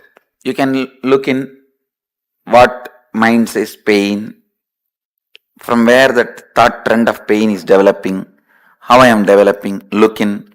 When you started developing, just see that thought trend and complete, relive. You will see it disappears. So thought will crash the thought and you will be thoughtless. Understand? Completion is also one thought which completes the incompletion. You will be in the space of completion. I tell you, you can complete even with the life incidences happening. For example, if you are continuously abused, decide I am completing with this pattern. You will see suddenly, you will stop attracting the people who are abusing you. Your life incidents can be completed. What you are talking about, small pains. So is it okay to just think I did this pattern without? Yes. I think going through a little bit inside and reliving will help you. But sometimes I feel like I get it kind of. No, that hatred to go in is one more pattern. I have that. Can we do it to the mirrors now? Yes. You can use anything you want. Just come back to completion, that's all. So can I decide maybe to go in? You can. Everything in this session I am trying to teach you is completion is your simple decision. What if we're like not thinking about anything, but all of a sudden our favorite movie comes up in our head? That is incompletion. That is what I am telling. Run to the bathroom immediately. Take a diarrhea patient. Complete, drop, and come to the space of completion. Actually, I am teaching you to live in Nirvikalpa Samadhi. Perpetually living in Nirvikalpa Samadhi. Perpetually living in the space of Advaita. Perpetually living in the space of completion. That's what I am teaching you guys now. Say, all these days we pulled out many incompletions from inside and completed. Today we are just looking, whoever comes to fight with you, you are going to fight with them. That's all. We don't call for Mahabharat war. Whoever comes on the way to fight with you, finish them. No, every thought is a powerlessness.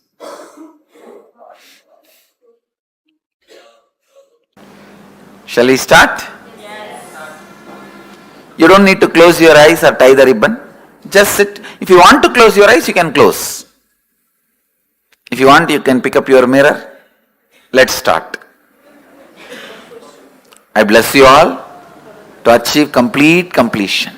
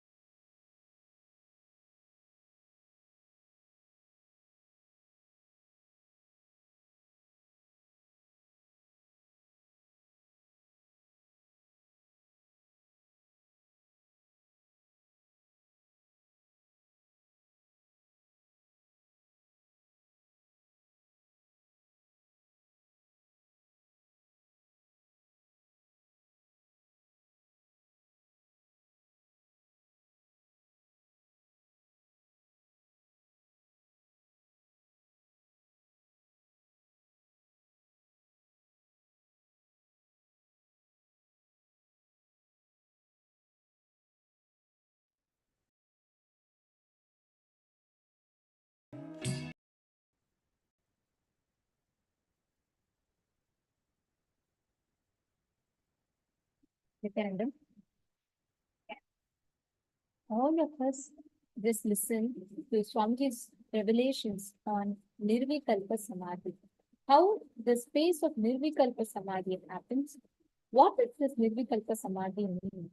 And how do we experience, express, manifest the space of Nirvikalpa Samadhi?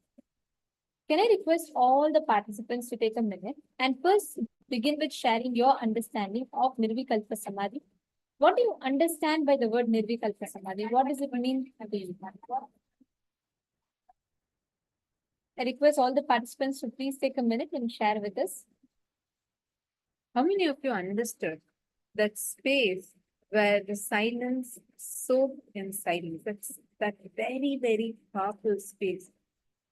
The Paramashanta Swarupa of Paramashivoham, where you can actually be absolutely active, involved, excited, enthusiastic with life, and at the same time, be completely unclutched from everything. I request all the participants to take a few minutes and share what did you understand by this very powerful space of Nirvikalpa Samadhi.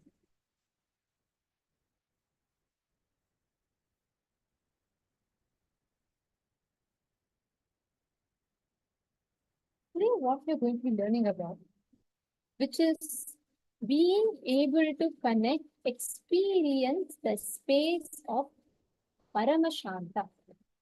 Being able to experience the state, the space of Paramashanta inside of you. This is a very, very important cognition, a very important understanding for all of us. I request every one of you to take a minute and please share define what actually does your Nirvikalpa Samadhi mean to you.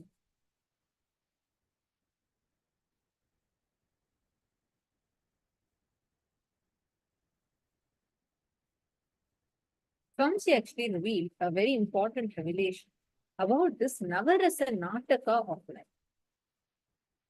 Like Swamiji explained,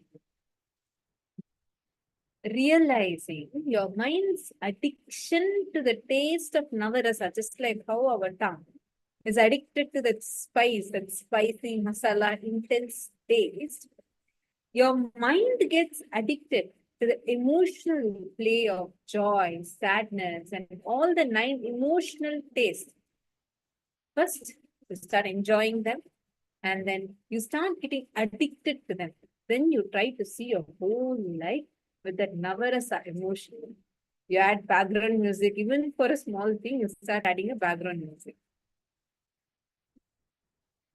And here, experiencing that Nirvikalpa Samadhi means realizing this truth and removing all the editing, background music, manipulation, and seeing the past as it is. With the fresh eye is called as completion. Experience this perpetual completion, Nirvikalpa Samadhi. A simple decision to complete is all you need.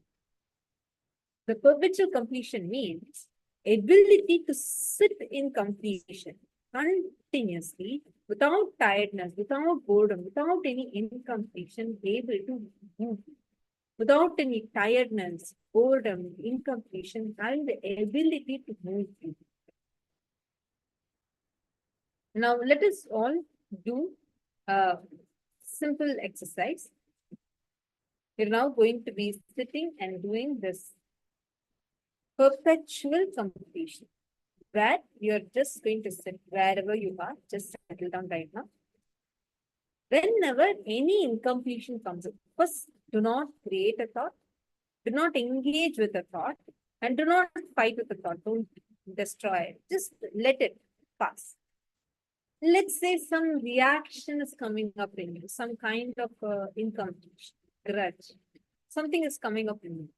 Just sit, relive the whole past incident in your inner space, complete it.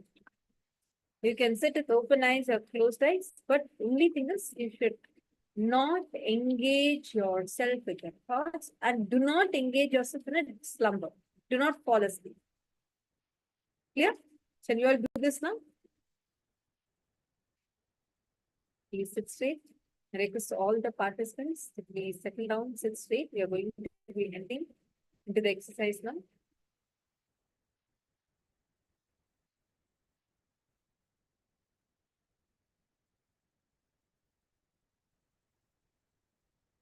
Close your eyes.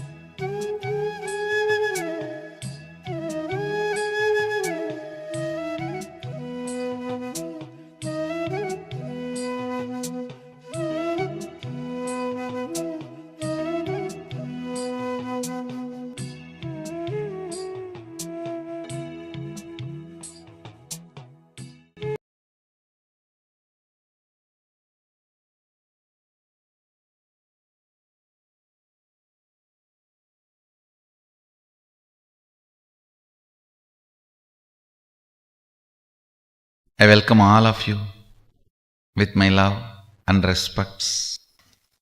I welcome all the devotees, disciples, Samajis, Satsangis, Srimahans, Mahans, Tanedar, Kotari, Sarvanyapida Yajamans, everyone sitting with us all over the world through Nityananda TV, streaming and two-way video conferencing, having Nayanadiksha all over the world, all of you with my love and respects. I'll explain some more details, intricacies. I'll reveal some of the sacred, secret, sweet signs of third eye and Maya matrix. Listen, the 25 states an individual consciousness goes through due to its delusory association with physical, physiological, psychological, neurological ups and downs. Please listen. The 25 states of consciousness which an individual consciousness, a soul, jiva, the individual identity goes through due to its false association with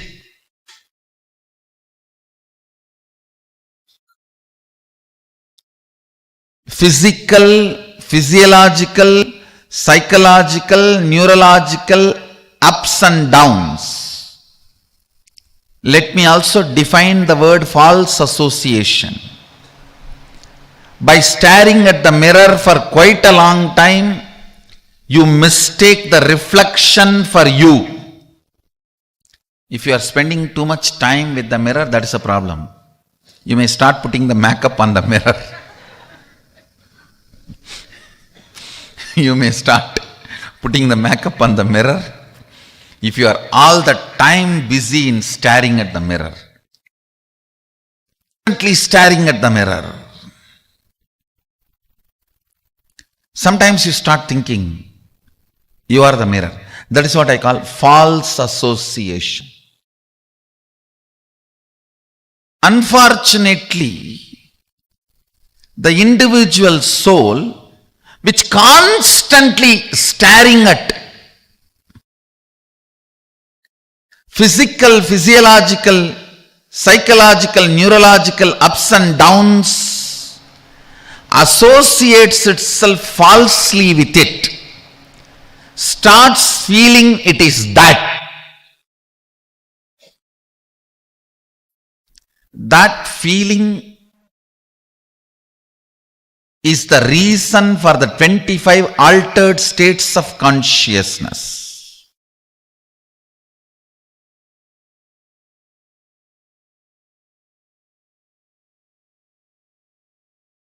If you are getting into more and more of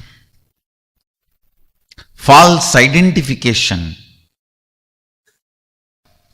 it is called delusion.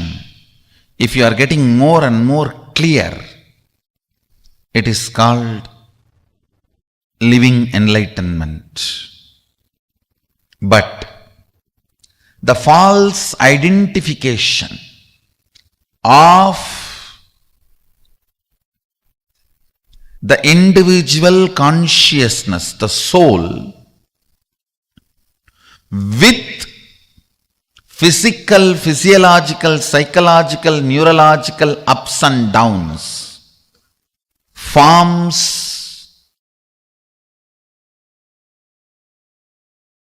the basis of Maya matrix.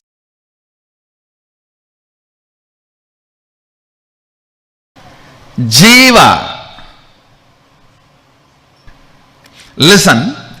Jiva, the individual existence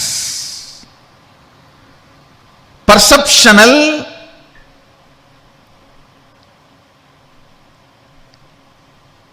experiential, comparative, all put together. Your individual existence is jiva. It goes through 25 states of consciousness.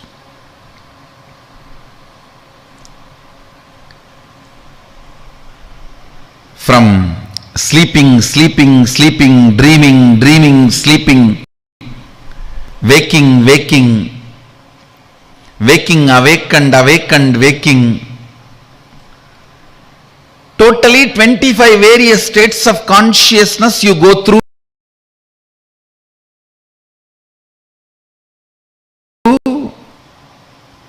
as a jiva. Jagat, the universe.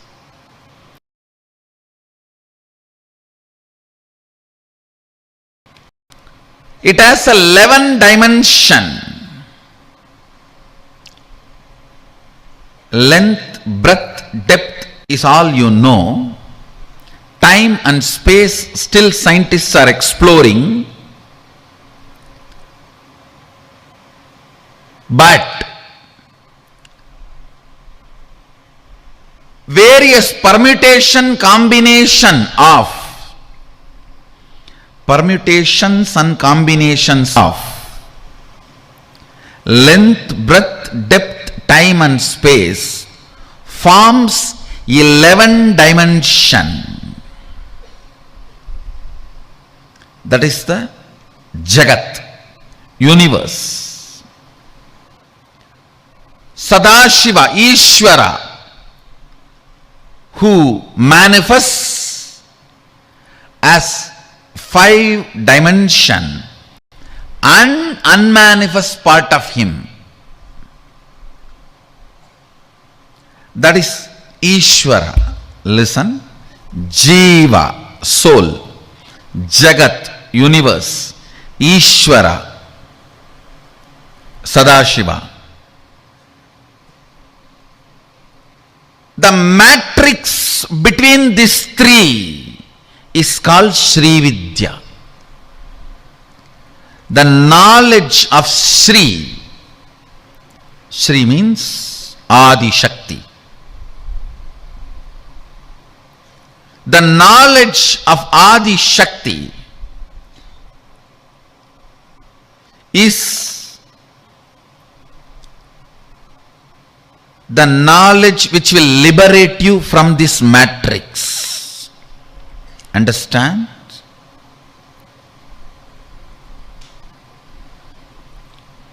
When you are caught in this matrix, whatever you think you are, you will continue to be slave. It is like a lion hypnotized all the sheep, saying that you are all lion.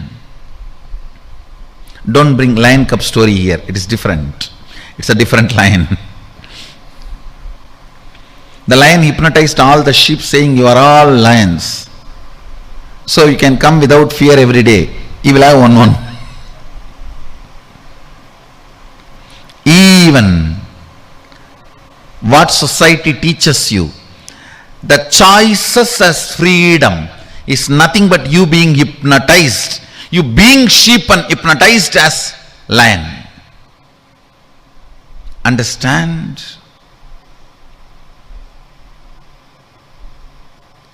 That is why Kathopanishad again and again insists on right, not the pleasant. If both can come together, great. If you have to make a choice, always right, not the pleasant. Because most of the time, in the form of the pleasant, enters matrix into you. Listen. Listen. I'll tell you, when you fall into the matrix, Maya, when you fall into the Maya, I'll tell you exactly. Listen carefully.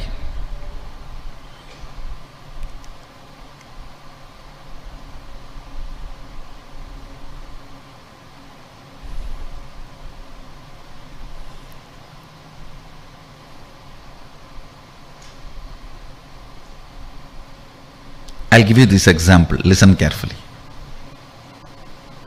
You come and ask me, Swamiji, give me the way for enlightenment. I tell you, nothing. Just have integrity and listening with the Guru. You will immediately be liberated. And you start thinking, oh God, integrity means I have to be completely in tune with what he is telling.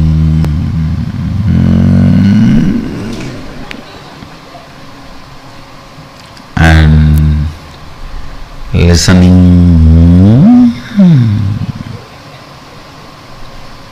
maybe.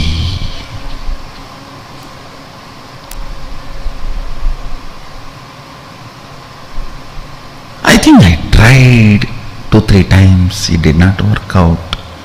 So I'll start practicing first integrity with my father, mother, brother, husband, father-in-law, son-in-law, daughter-in-law. Then I'll bring integrity with master. Gone. You have already fallen into the matrix. Listen. If you feel, the moment you feel, I tried being integrated and listening, but enlightenment did not happen. When you come with that statement, when you come to that statement itself, decide, no, will persistence is the solution, not delusion.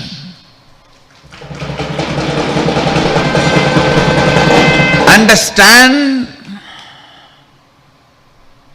the first principle. The first principle itself should be practiced with will persistence. The moment you feel you need a second principle, you have fallen into the matrix. Over. You have fallen into the matrix. If I say, unclutch now, I'll give you enlightenment. And you say, I tried unclutching many times, it doesn't work. So let me start the completion. I'll pen down all my pain pattern and complete one by one and remove all the load and do the catharsis, cleaning up. Then I'll come to the unclutching. Gone. You are under matrix. You are under Maya. If your purpose is based on existential reality and having all the artificial ignorance to support that, you are already out of the matrix. But if your purpose is artificial ignorance, even if you own the whole planet Earth, ownership idea itself is artificial stupidity.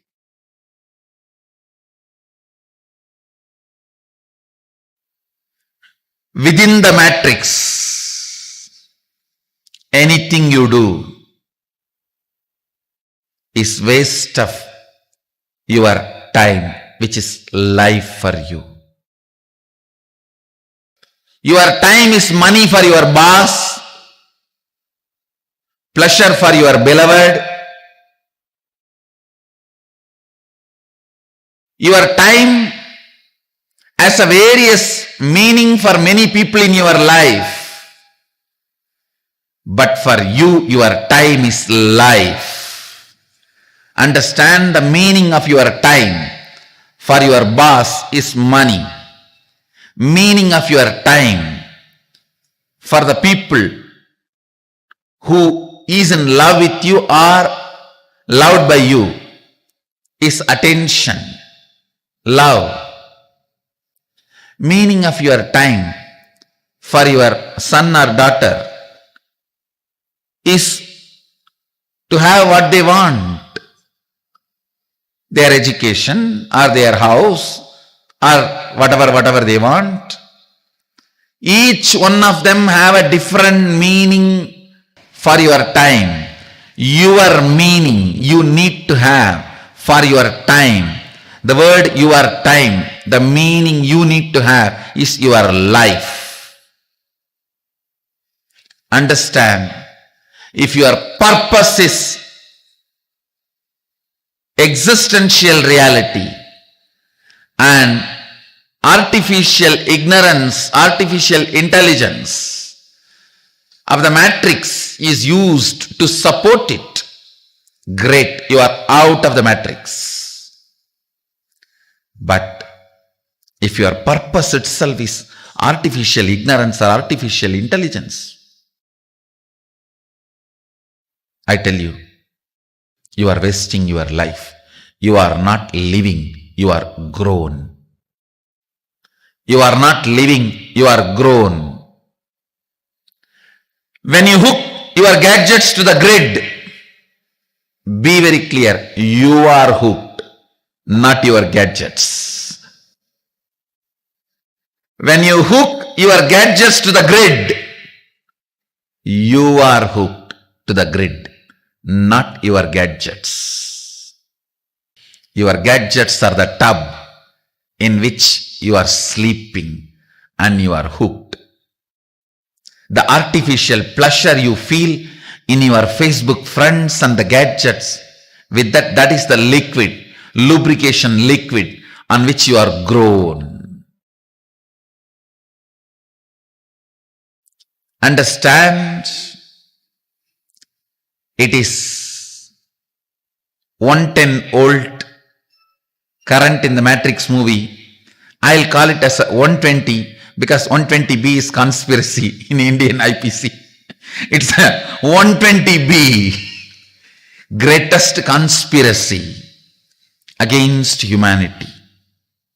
Please listen.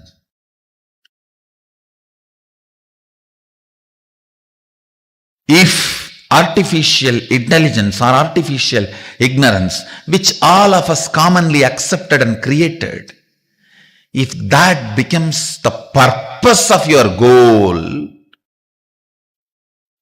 you are grown, not living. So, sit today and try to understand how much of you is matrix filled, Maya matrix filled.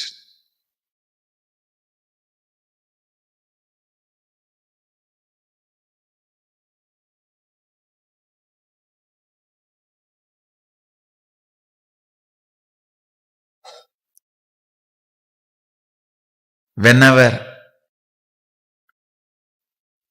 you are putting your gadgets on the grid, hooking them on the grid, be very clear. It's not your gadgets, you. It's not your gadgets, it's you. You are grown, not living.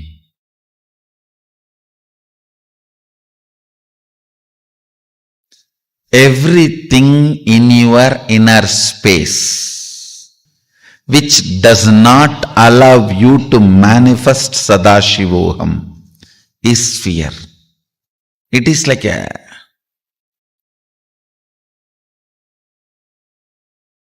undigested material in your biomemory. Undigested material in your biomemory. In your muscles, if something is not digested, becomes part of your muscles, it will become cancerous. In your muscle memory, if something is not digested and stays back, it becomes fear. It becomes fear. So understand, reduction of bad cholesterol in your body and your health are directly proportionate to each other. Reduction of fears in your system and your enlightenment is directly proportionate. Understand? how the reduction of bad cholesterol and your health is directly proportionate to each other. Same way, reduction of fears and manifestation of Sadashivoham is directly proportionate to each other, because the cholesterol does not stop on that extra tire around you, your waist. It sits there and spoils everything. Life sits in Anandagandha and makes everything positive. Like Guru sits in one place but clears the ignorance and raises people all over the world. Negative fellows sit in one side and create disturbance everywhere. They sit in one place and send viruses all over internet. Same way, cholesterol may sit on your stomach but sends disturbances to all organs of your system. You need to understand. Fear, you may be thinking, is only in one corner, but it doesn't keep quiet. It doesn't keep quiet. It interferes in everything. That is the reason I am saying reduction of the cholesterol is directly proportionate to your health. Bad cholesterol. Reduction of fears is directly proportionate to your manifestation of Sadashivoham. Everything under matrix only can create fear in you. Anything above matrix cannot create fear in you. Understand that? Something which is beyond matrix may not be attractive towards you, to your mind as and now. But understand that can never generate any fear. Fear cannot be generated by something which is beyond matrix. So all fears are by the things under the matrix. Anything under the matrix. See how you have to deal with matrix, You should make him as comedy villain, not even a real villain. Like comedy police.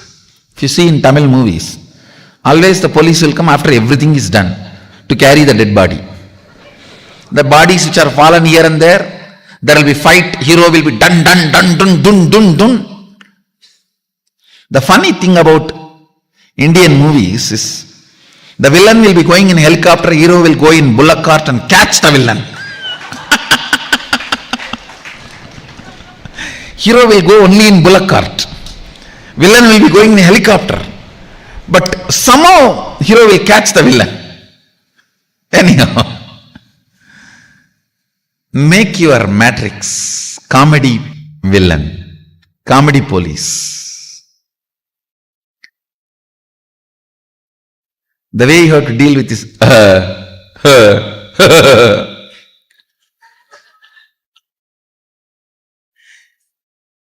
treat anything under matrix as like a dirt. I can give you many examples. If a frog is trying to kick the elephant, how the elephant will look at the frog. Same way look at your matrix. I wanted to tell you one important thing. Be rest assured. Even if you think you are under the matrix, ultimately there is a space in you which cannot be bound by any matrix. That is Sadashivoham.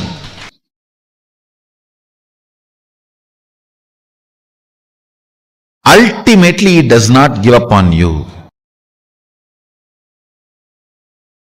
When you melt down the fears, you will understand what I am saying. When you melt down the fears, you will understand what I am saying. Today, let's melt down the fears.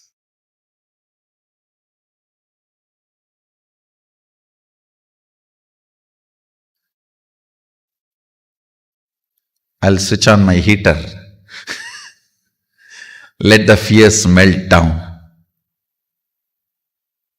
It's time to melt down the core fears. Understanding the Maya matrix. Ferociously breaking from it. Using all your ferociousness to make one hole into that Maya matrix and getting out. Reaching the spaceship. Then, using the same ferociousness to break the Maya matrix, being inside. That is what is manifesting powers.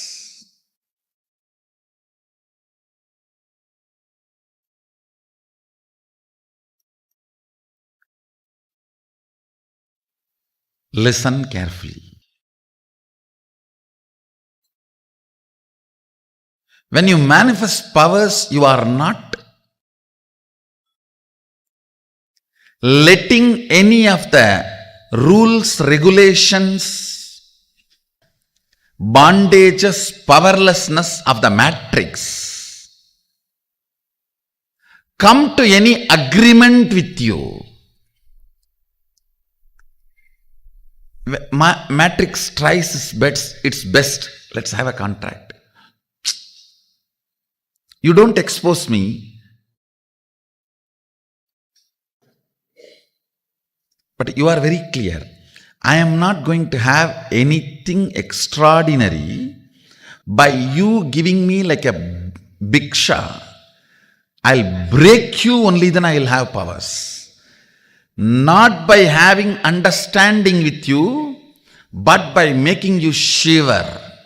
Listen. That is the attitude of a Shaivite. Even the reality, grahas, cannot touch, disturb a man who is beyond the Maya matrix. Accident cannot happen to a being beyond Maya matrix. If you read the Kolaripadikam of Jnanasambandar, how beautifully he describes, he does not stop with just 9 grahas. He says, the wild animals, other devatas, thieves, forest fire, nothing can touch you. Nothing can touch you. The whole Kolaripadikam of Jnanasambandar, the thought current is conveying to us is, have the ferociousness towards the Maya matrix. It cannot touch you. It cannot touch you. Prevalent things which makes you powerless are reality. Nothing can touch you. Avai nalla adiyar avarkku migave.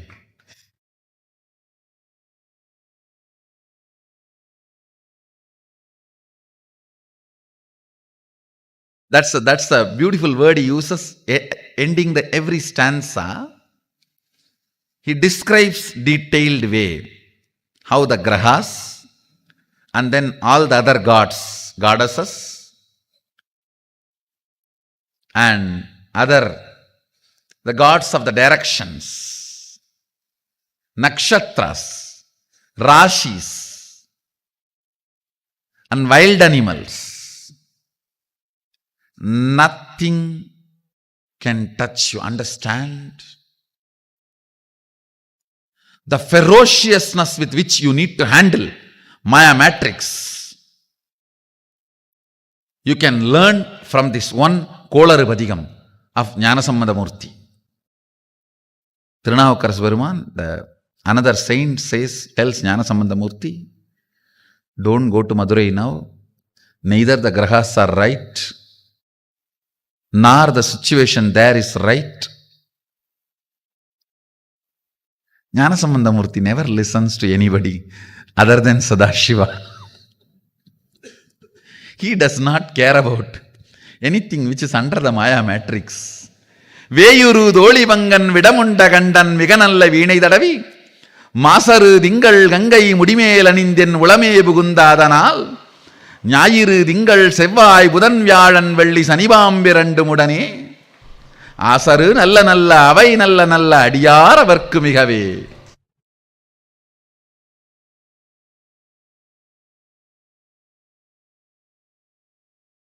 See, the thought current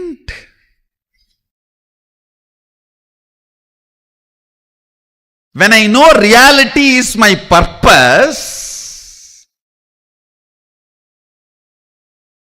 I cannot entertain the powerlessness, victim pornography, and I cannot be affected, I will not be affected by any of this powerlessness. The child, see the ferociousness. One more thing, it is not the arrogance of ignorance. No, the way he describes all the possible obstacles which can come shows very clearly he is aware of all that. See, out of ignorance, what can happen? That is different. Here he is not out of ignorance, he is describing everything. He is describing everything. Enbodu kombu aadamai இவை மார்பிலங்க எருதேர் ஏழையுடனே பொன்பதி மத்த மாலை புனல் சூடி வந்தென் உளமே புகுந்தாதனால் 9 ஒன்றும் 6 7 18 உடனாய நாங்கள் ஆள்கள் அவைதாம் அன்போடு நல்ல நல்ல அவை நல்ல நல்ல அடியார் அவர்க்கு மிகவே. He is describing every possible danger. And then he says, all that will be only good for the person who is carrying Sadashiva within him, who is beyond matrix.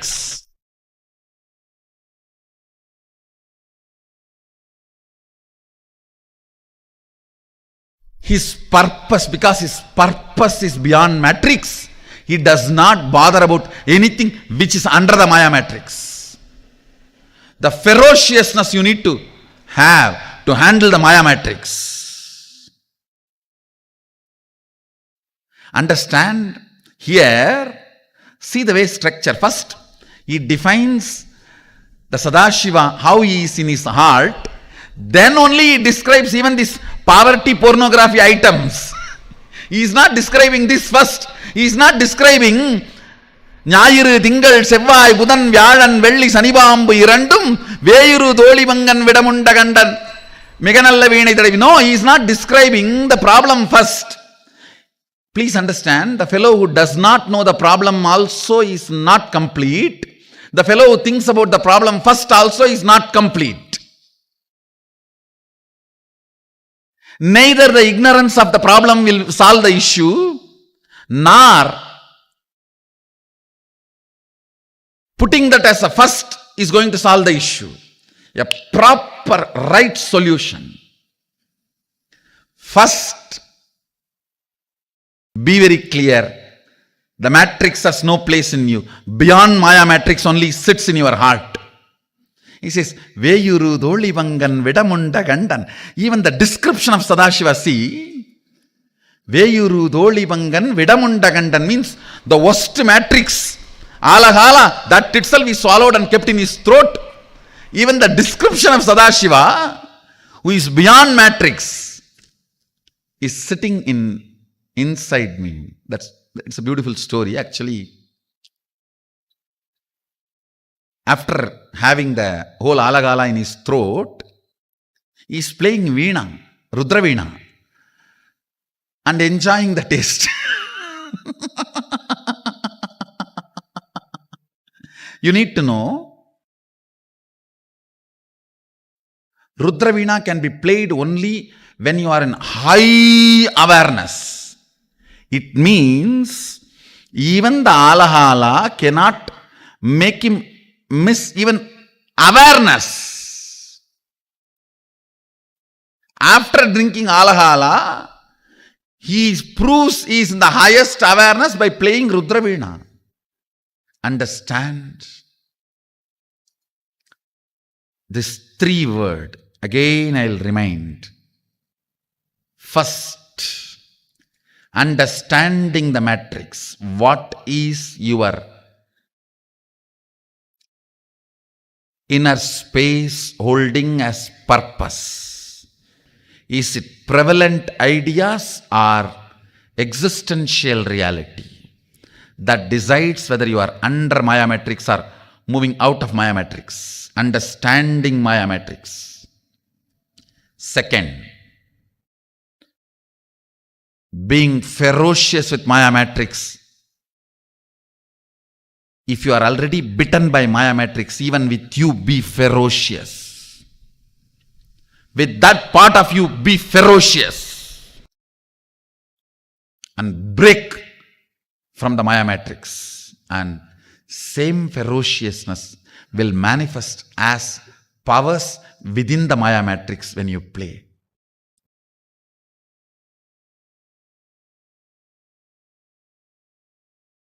I welcome you all to be out of the matrix. My love to we all of you who have decided to come out of the matrix. My respects to all who are struggling to come out of the matrix. I welcome every one of you sitting with us.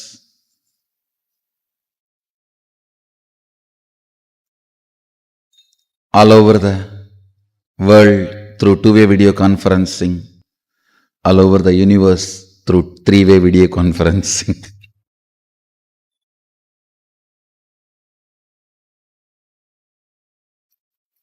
I welcome all the beings here. You have already decided.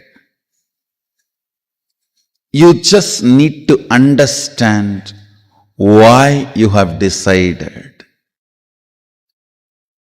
You have already decided.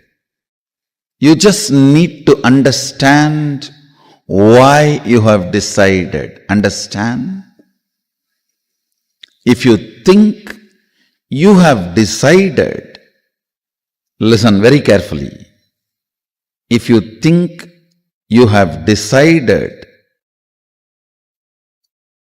and do not know why you have decided, then you are inside the matrix. Listen, if you perceive you are in bondage, you have decided to be in bondage. You just need to know why you decided. If you perceive you are struggling to get out of the bondage, you decided to perceive that way. You need to know why you decided to perceive that way. If you perceive you are liberated, you have decided to be liberated, you need to know why you decided to be liberated. Understand, whatever is your perception now is your decision earlier. You have decided. Knowing the decision as your perception, not knowing why you decided, is Maya matrix. Understand? Liberation has nothing to do with whether you perceive bound, perceive liberated, perceive struggling. It is all about knowing why you decided what you decided. மரத்தை மறைத்தது மாமத யானை, மரத்தில் மறைந்தது மாமத யானை. பரத்தை மறைத்தது பார்முதல் பூதம், பரத்தில் மறைந்தது பார்முதல் பூதம். பொன்னை மறைத்தது பொன்னணி பூஷணம், பொன்னில் மறைந்தது பொன்னணி பூஷணம். தன்னை மறைத்தது தன்கரணங்களே, தன்னில் மறைந்தது தன்கரணங்களே. I'll give you the translation. In a wooden elephant carving, if you see the intricacies of carving and perceive it as elephant, you forget it is wood. If you perceive it as a wood, you forget it's a carving. Listen carefully.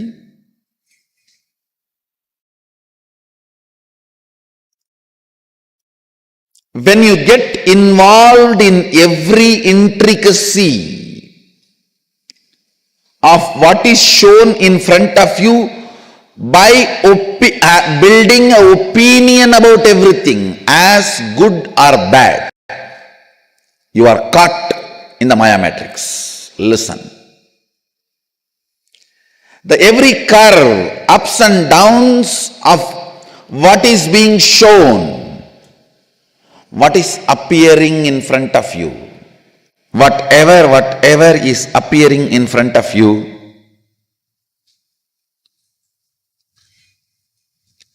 listen carefully. Getting involved with opinions, whether it is good or bad, keeps you engaged in Maya matrix.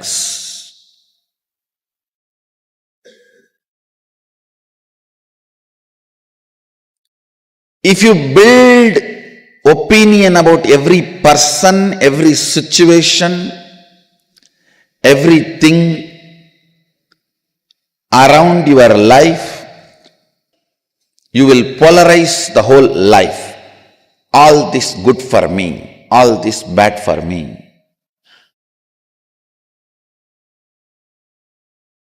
Building more and more opinions. You have to be very clear. Building more and more opinions about the things you are seeing within the matrix keeps you engaged with the matrix and establishes matrix's authority over you. Understand? Building opinion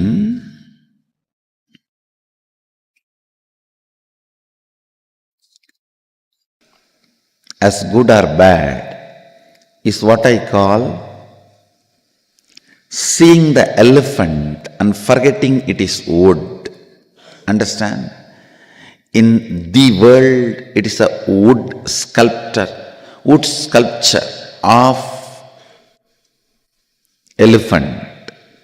But if you perceive that as elephant, it's my world.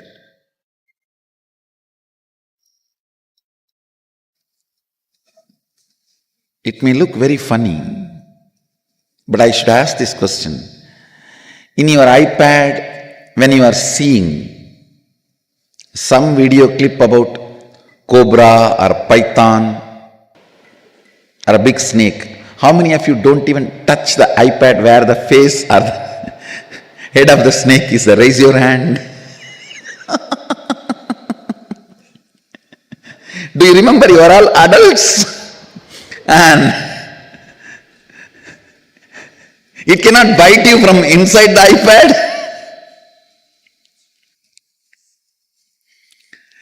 Listen.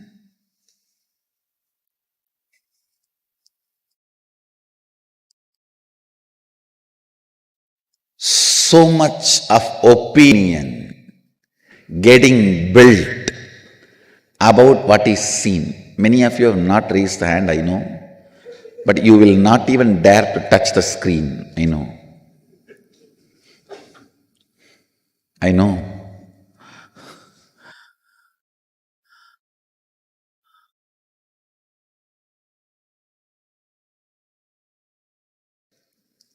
Now in LED screen, if I project a huge cobra which is moving, a video about the cobra, let me ask and let me see how many are able to touch the LED screen.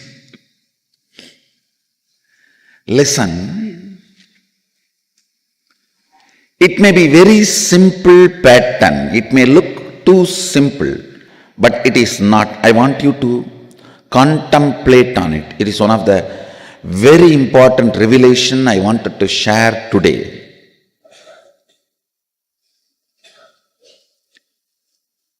Opinions,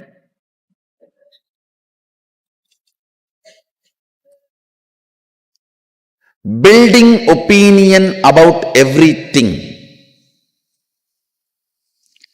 is taught to you as knowledge. Listen carefully. This is one of the worst Maya matrix, steals your life from you. The worst thing is, see, any structure which reveres you, gives you the best if you are integrated. That is outside the matrix structure.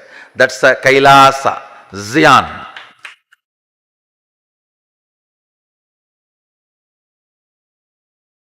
But if you are able to manipulate, play around without becoming integrated, sucking all the resources and being celebrated and enjoying everything, means it is within the matrix.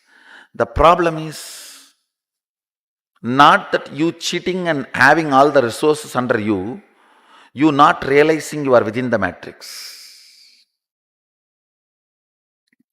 Wherever integrity becomes the decision-making factor of getting pampered, supported, praised, that is the space of Kailasa, the space of Zion.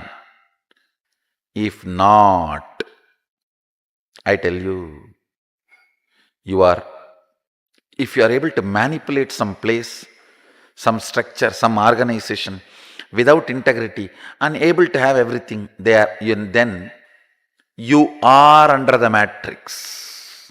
You are the loser, not anybody else. Loser is you, not anybody else.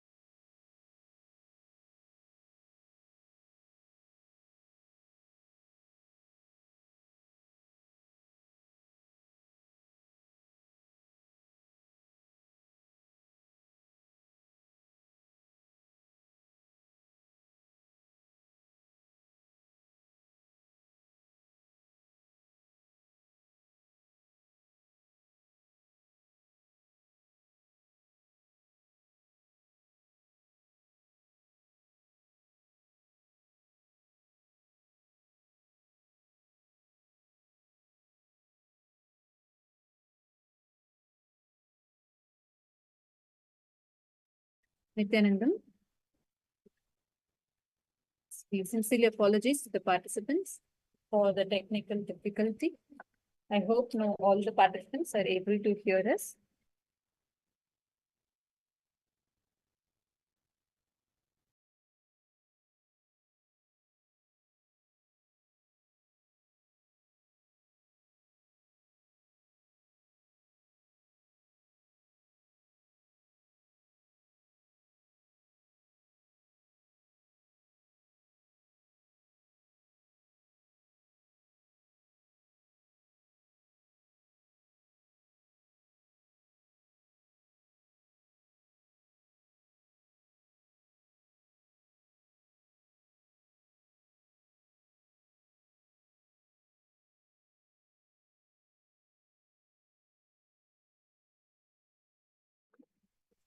I hope now all the participants are able to see us and hear us clearly.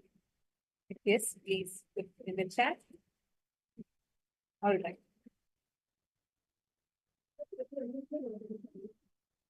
Now let us all enter into the session. We've had a very powerful session now with Swamiji, where Swamiji revealed to all of us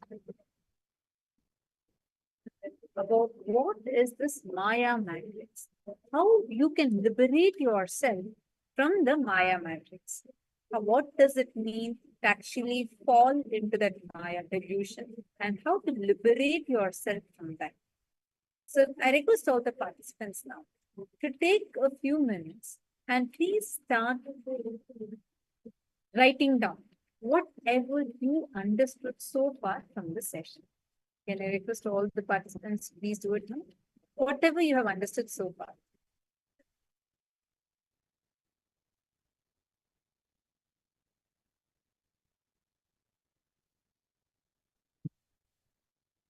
Just see how much of you is actually filled with Maya matrix and how much of you is actually filled with the eternity-based cognitions. What all are ephemeral and what all are eternal? What all cognitions that you're carrying inside of you are actually based on eternity, like reality principle? Take a few minutes. I request everyone to sit and do this sincerely now.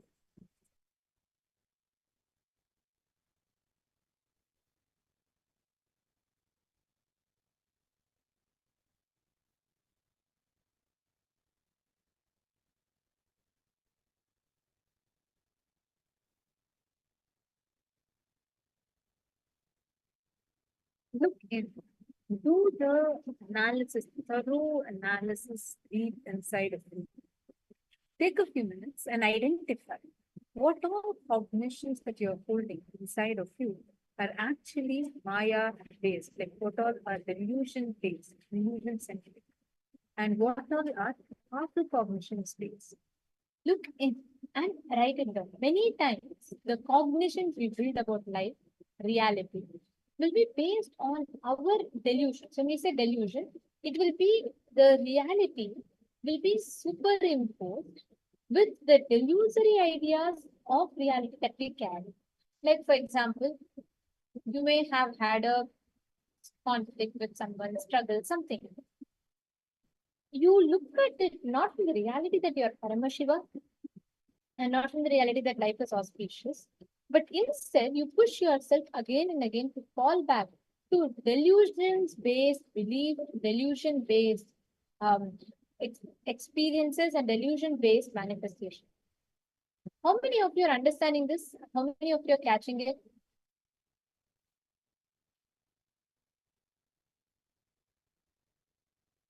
Now, if each of you just sit and declare, just sit and decide to look in, look at all the decisions you make, trace back. See actually how many decisions that you make internally. How is that constantly mirrored? How do you mirror that again and again into the reality? Okay, Ma Anna is saying, are all of you able to hear us clearly now? There was an initial technical glitch with the audio. We were trying to fix it. Hope all of you are able to hear us better now. If you're all able to hear us, can I please request all of you to put yes in the chat?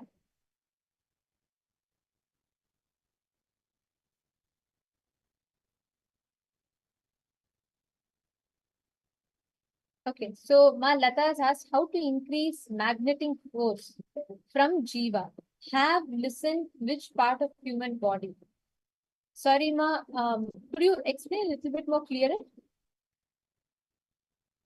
the question? Ma Lata, could you explain the question a little bit more clearer? Which one exactly, what you mean by that?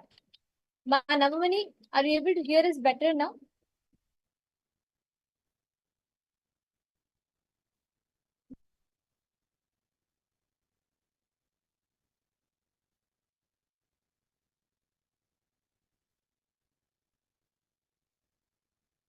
Okay.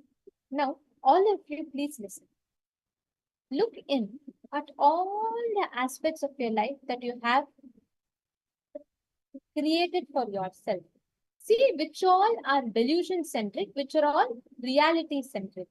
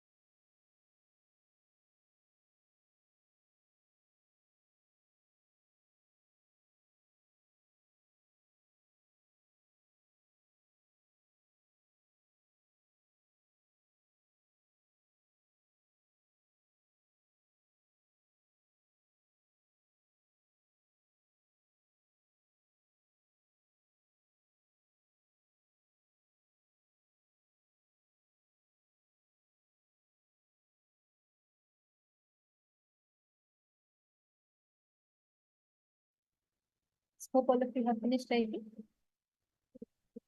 Now, we're all going to be actually manifesting this space, experiencing the space of Nirvikalpa Samadhi. Now, each one of us, when we just sit and when we understand, cognize within ourselves, you will simply see how you'll be able to create all that you want as reality, and it will be instant. You'll be able to experience it. Now, sit, declare with your inner space, cognizing everything based on reality, not delusory based thinking. And with that, you will be able to clearly actually see, liberate yourself and others from any kind of a suffering that you're going.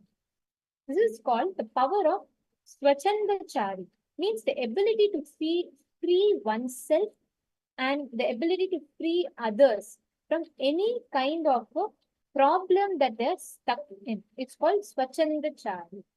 Which means, see, Swamji tells, your third eye is literally like the cosmic browsing center, the bro center is like the cosmic browsing center.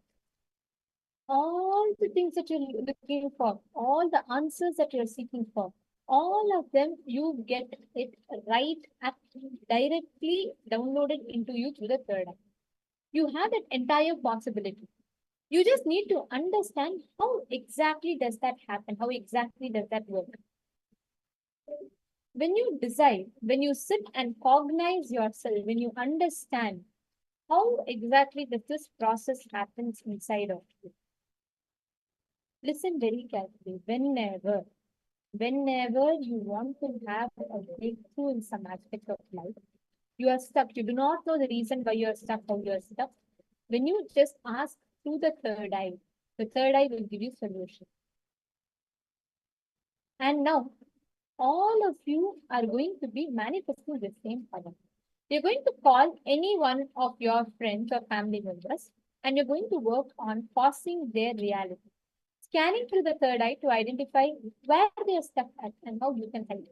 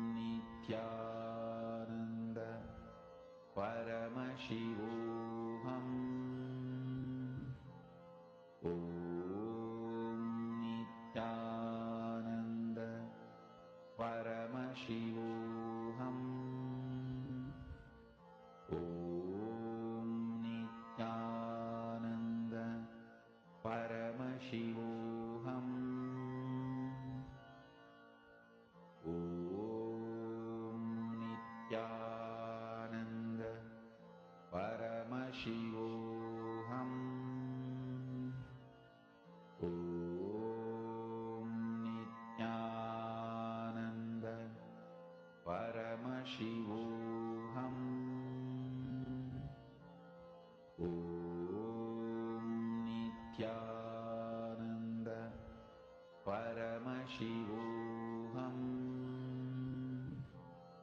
Om Nityananda Paramashivoham. Om Nityananda Paramashivoham. Om Nityananda Paramashivoham. Om Nityananda Paramashivoham.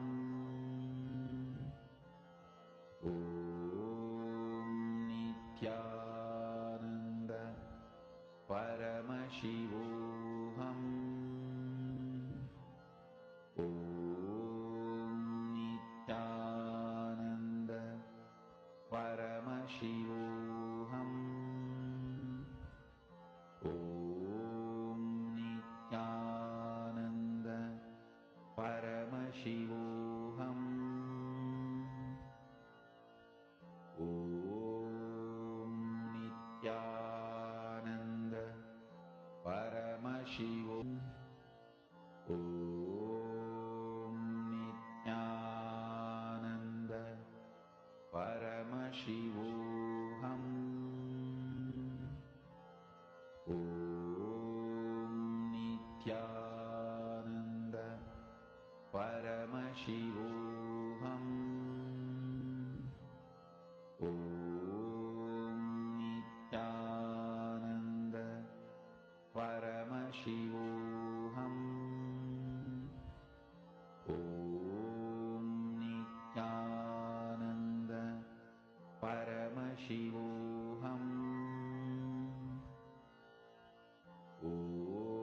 Om Nityananda Paramashivoham. Om Nityananda Paramashivoham. Om Nityananda Paramashivoham. Om Nityananda Paramashivoham. Om Nityananda Paramashivoham. Om Nityananda Paramashivoham. Om Nityananda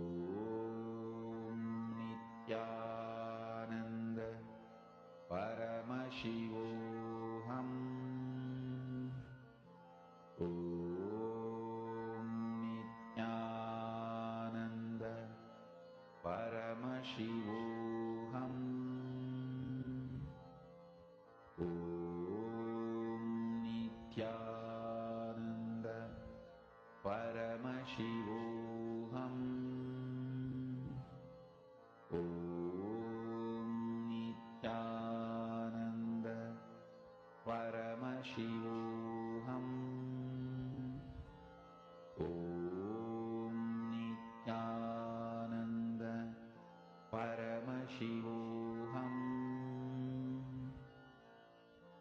Om Nityananda Paramashivoham.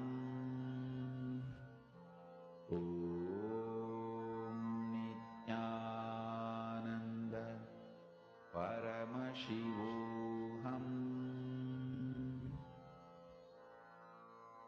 Mahamahavagya, spiritual lullaby for samadhi, and Suprabhatam, wake up call, wake up song for Paramashiva.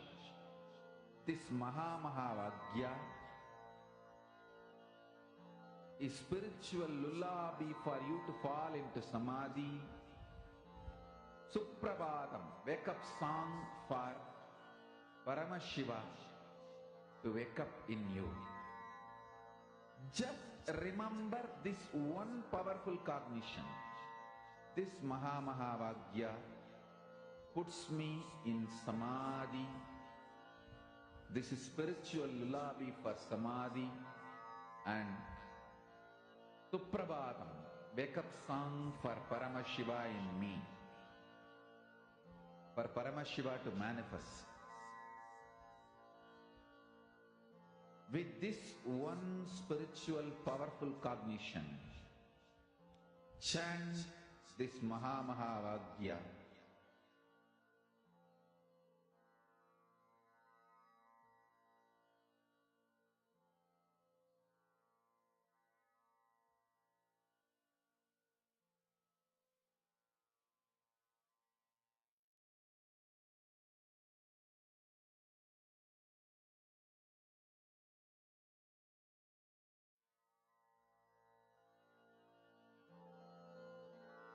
Mahamahavagya, spiritual lullaby for samadhi, and Suprabhatam, wake up call, wake up song for Paramashiva.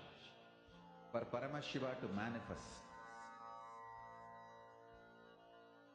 With this one spiritual powerful cognition, chant this Mahamahavagya. Om Nityananda Paramashivoham. Om Nityananda Paramashivoham. Om Nityananda Paramashivoham. Om Nityananda Paramashivoham. Om Nityananda Paramashivoham. Om Nityananda Paramashivoham. Om Nityananda Paramashivoham. Om Nityananda Paramashivoham. Om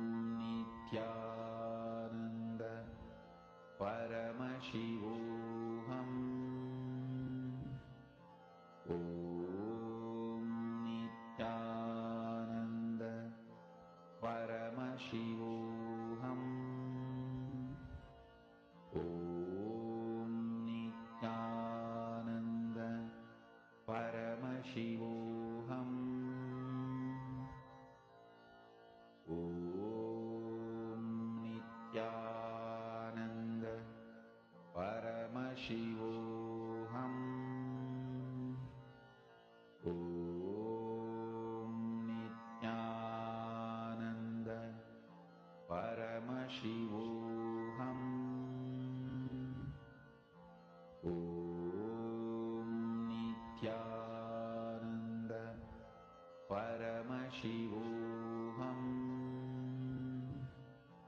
Om Nityananda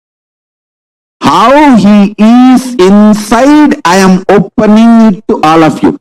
I am just opening a door for all of you to experience Paramashiva's inner space.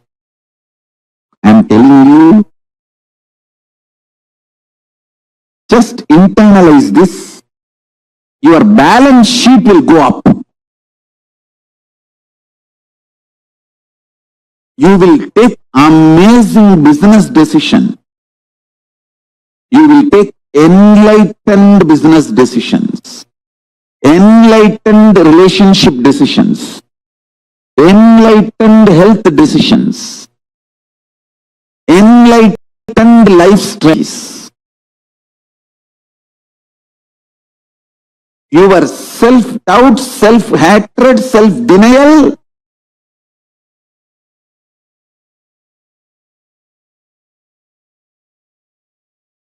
does not impact you.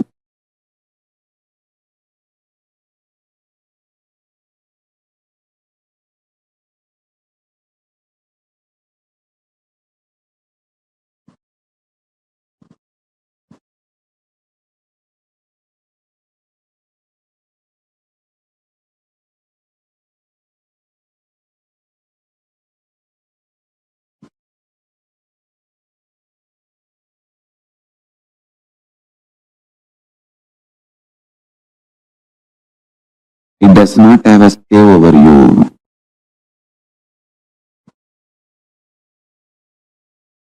When you torture yourself with your self-doubt, self-hatred, self-denial, you become demon.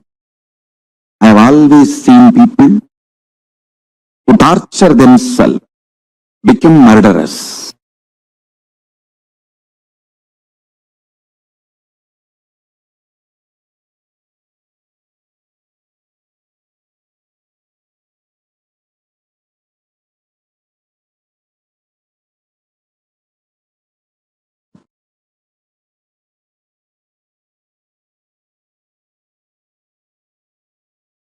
Strength because you can get involved with the life is freedom.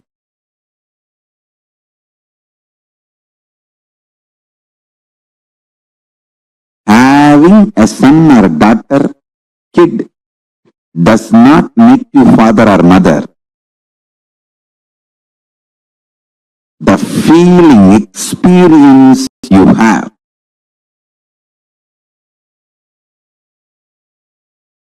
by knowing you can get involved with that kid's life and mold it beautifully.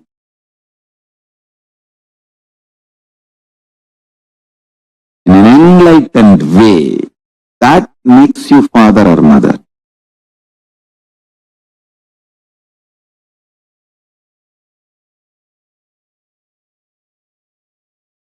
Ability to get involved in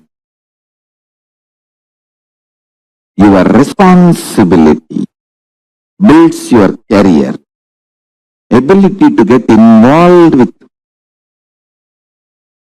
your guru and his sangha makes you enlightened. Ability to make enlightened decisions about your health makes you live healthy and long. See, life is all about the diagnosis and solution.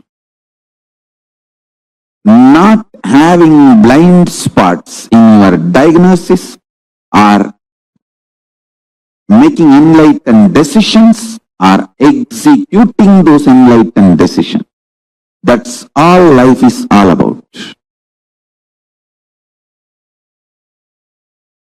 The physics, chemistry, biology of this pralaya, this pandemic happening, is rooted in delusion.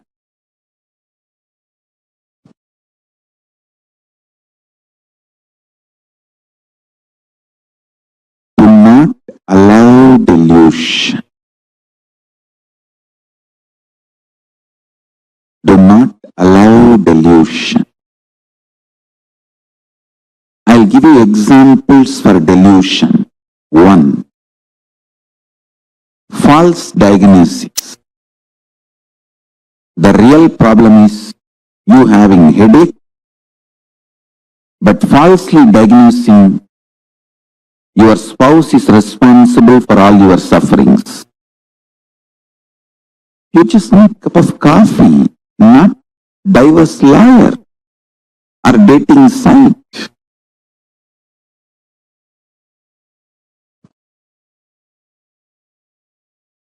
Stop false diagnosis.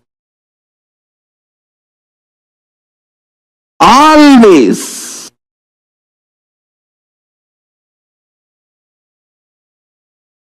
First choice should be looking inside for the cause of the problem, and solution for the problem is enlightened way of living. Understand? If you are not able to find any reason for your problems, cause and solution inside, then start looking for outside. But first, looking inside for the source and cause of the problem and solution is enlightenment.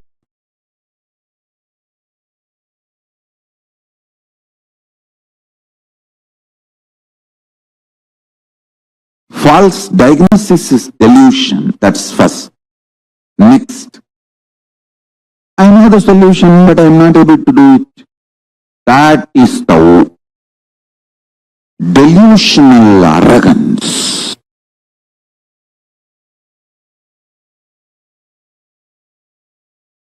Understand?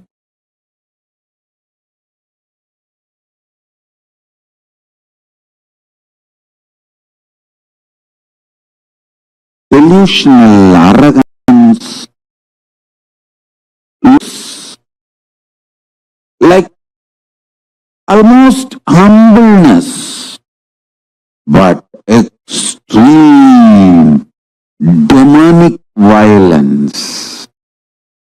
Listen. Ravana knows the solution is simply return Sita to Rama. But delusional arrogance. Shishubala knows, just shut the mouth and stop abusing Krishna. But delusional arrogance.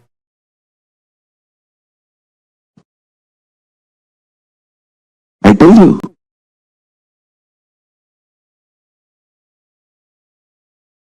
stop delusion and delusional arrogance.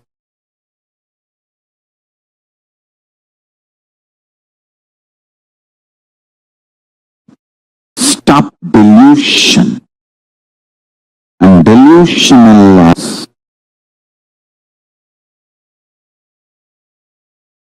I am repeating.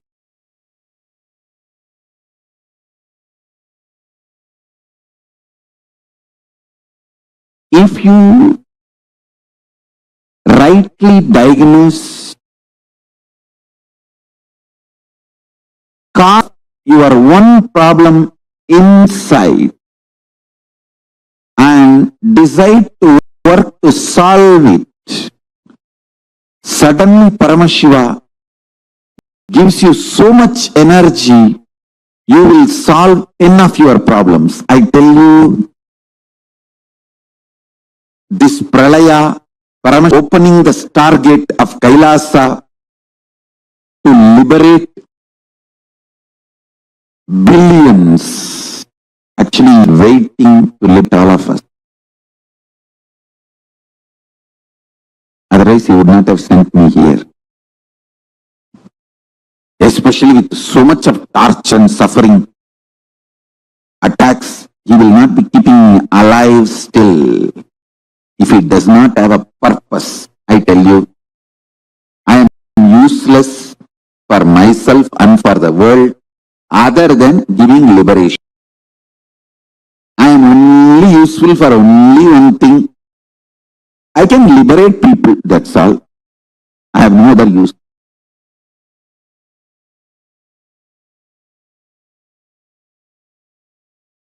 If you start developing your core consciously with these practices, cognitions, experience, I tell you,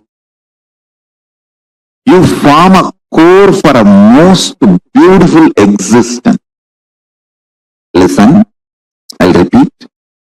The core of a murderer will always be unsubstantiated fears. The unsubstantiated fears only snowballs into anger, frustration, feeling violated, then suicidal, delusional arrogance, then enters into murderous, violent.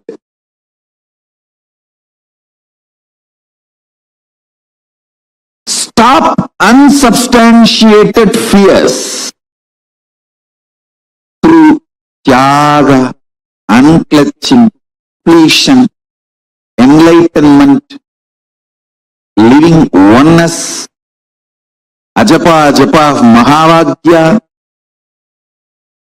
Use all these powerful cognitions and drop the unsubstantiated fears. See, I am not saying if a poisonous snake enters your room, you are expected to move out of that place.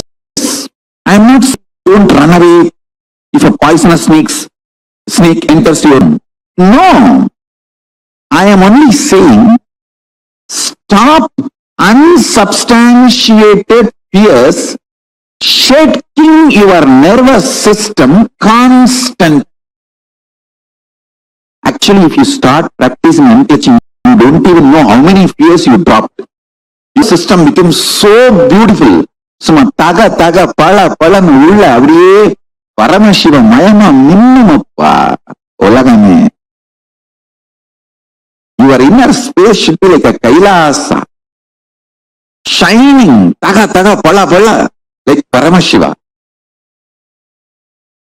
No blind spot, no unsubstantiated fear, no unsubstantiated frustration, no unsubstantiated anger.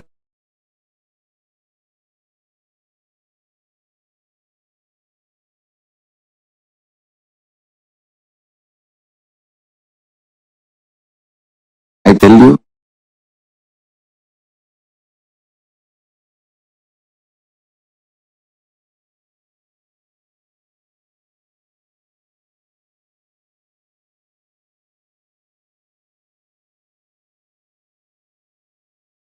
anything which is not known to you, do not be afraid.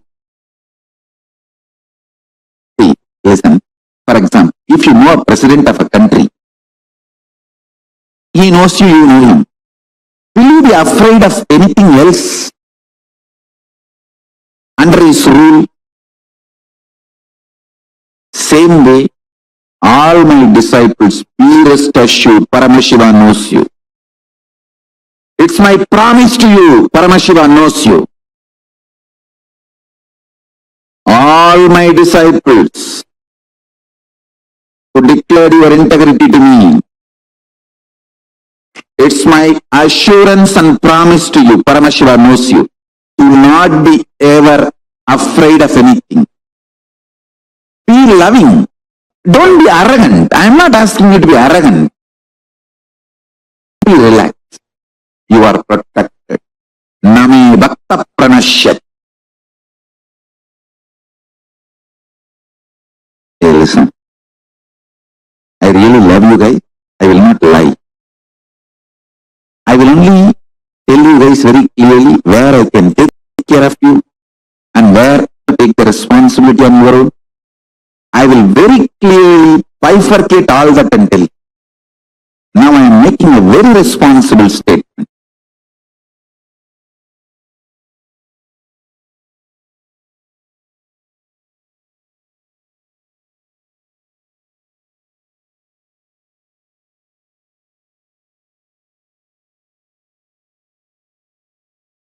All my disciples who declared your integrity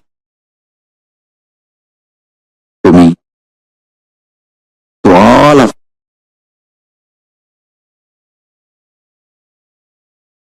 either you have declared your integrity to me, or initiated, or recognizing my identity. In any one of this or all of is enough. I am not saying all this should be there. Even in any one of these, if you fit yourself, that's enough. To all of you, I tell you, Paramashiva knows you. You know Paramashiva. Do not be afraid. You don't have to be arrogant, but you do not need to be afraid.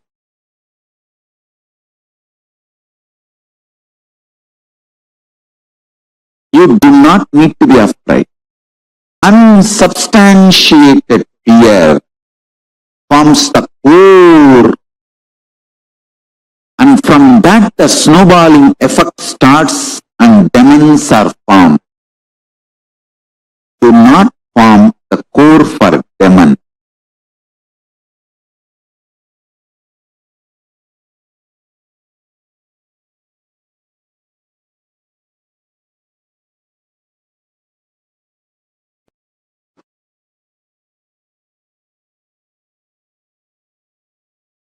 Consciously decide to be surrendered, to be in oneness with Paramashiva. It is not necessary you need to be 24 hours remembering him or any other prerequisite or demand. Listen, I'll explain detailed way. Consciously, what you know as you, from that integrity, if you decide and declare, O Mahadeva, Paramashiva, consciously what I know as me, with that whole my core being,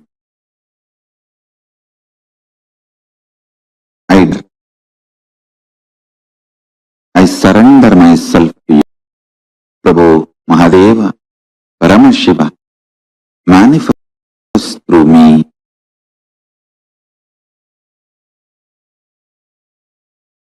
Let oneness happen between you and what I know as me. Just this simple declaration, connection is enough. After that,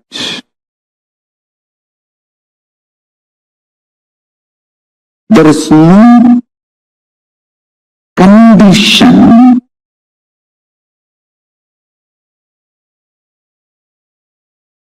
you should be this way, that way, all that. Please understand. You have your own false scales, ideas, conditions, which starts self-doubt, self-hatred, self-denial in you. You feel, once you say, Paramashiva, I surrender to you, immediately you say some light should flash, boom, and then Paramashiva should appear and say, oh my son, I am here. I accepted you, sit in my lap. No. All your ideas about how Paramashiva should react is stupid. Be very clear. He manifests in your consciousness in his own way. I'm telling you, today I was in such samadhi and ecstasy. I literally pulled myself out of my seat and made me sit here just to connect you all with the bliss of samadhi, nirvikalpa samadhi. I tell you, one of the biggest enemy stopping you experience nirvikalpa samadhi is your self-criticizing. See, you strongly believe you have not achieved oneness, nirvikalpa samadhi, unclutching, completion, because there is a definition for that state and that definition is not manifesting in you. You are such a, first of all, any person who thinks there is a definition for nirvikalpa samadhi, there is a definition for oneness, is a fool. Your mind cannot grasp even the definition. Forget about using definition as the scale to measure whether you achieved it or not. You can do only one thing. Continuously remember to surrender, consciously declare to Mahadeva, Paramashiva, I am consciously declaring. Manifesting in me, only you can do. I'll tell you precisely, exactly right attitude. Declare to Paramashiva, Prabhu, really, I personally do not know much about the way you exist.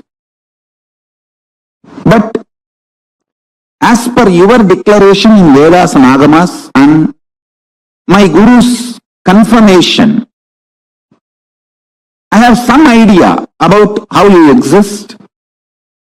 Whether that idea is complete or not, I do not know. But what I know as me, I surrender unto you. I offer me to you. Please, you take away me in you. You radiate. Let you alone exist. Let me experience absolute oneness, nirvikalpa samadhi, unclutching, complete completion, or whatever, the highest state. I may not know the name or words to describe. Let me experience that. Declare it consciously. Remember one thing. Even if you are consciously enjoying somebody swimming, his brain activity, his neuron activity is mirrored in you. Even ordinary swimming, his neuron activities are mirrored in your brain. Can't you understand the great cosmic experience, existence, Paramashiva, when you surrender to him? Will his neuron activity not mirror in you? Don't you understand? When you pray, when you desire to have feeling connection, when you declare to have oneness with Paramashiva, be assured simply his neuron activities mirror in your brain. How it should, you don't put a condition. Once you surrender and declare, whatever is happening, decide to know very clearly that is he manifesting. If you are even feeling irritated, what can be done? That is the way he is manifesting. Whatever he is manifesting. Go with that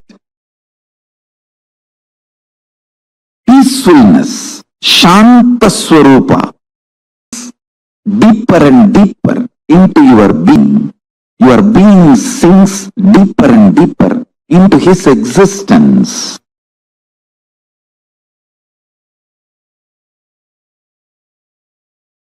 Every situation you feel irritated, angry, violated, intruded, just don't react. Be calm and look in. What is making you feel violated? What is making you feel irritated? What is it that is getting into your nervous system? What is it that constantly shakes you? If you see, you understand it has nothing to do with what is happening externally. It is something triggered internally. I tell you. Getting triggered internally and reacting for it externally and making stupid decisions is called delusion. Delusion is worse than death, because death is only 1 minute happening. Delusion destroys you, which is like a continuous suffering you make. In delusion is worse than death. Death is actually nothing. It's just changing clothes. I tell you. If the load of getting irritated, getting violent is taken away from your system, you will start feeling connection with powerful cognitions and higher existence intensely. I tell you, I have seen this work thousands of times, not just in my life, my gurus. When people come to my gurus, I have seen how my gurus deal the disciples, devotees. People come with the problems. I have seen my Guru Isaki Swami personally advising, and people get benefit of this Nirahara Samyama. See, Nirahara is nothing but you becoming Mahabhairava. See, Mahabhairava is described to be a human flesh eater. Naramam Shini. That doesn't mean you will kill human beings and eat. No. Your own body eating itself is Naramsavakshini. Your own flesh is eaten by your own body. When you don't give solid food, you are Mahabhairava, Akasha Bhairava. Sit as Akasha Bhairava. Don't give solid food, only lubricate your system through liquid diet. Give a very healthy liquid diet, very healthy juices, herbs. I'm not saying don't give nutrients. Give nutrients, minerals, everything needed for the body in a liquid form. When you start doing that, body will try to throw tantrum. It will behave like a mad mother-in-law. Indian mother-in-law. Mad Indian mother-in-law. It will try to break everything.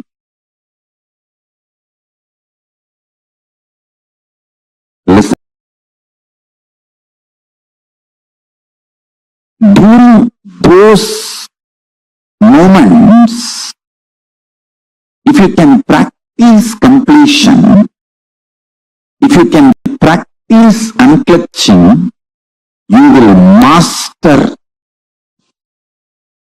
all kinds of impacts, influence of chemicals on your biology.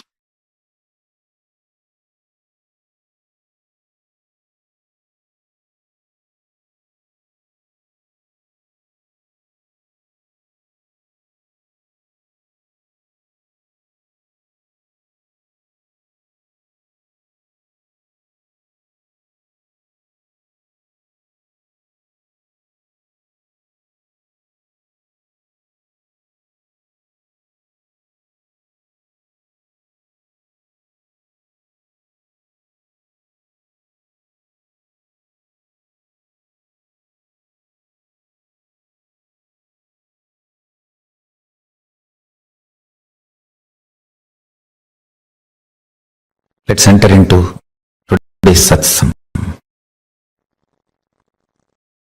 Thought is nothing but your inability to cope up with reality. The definition of a thought as per Paramashiva, inability to cope with reality.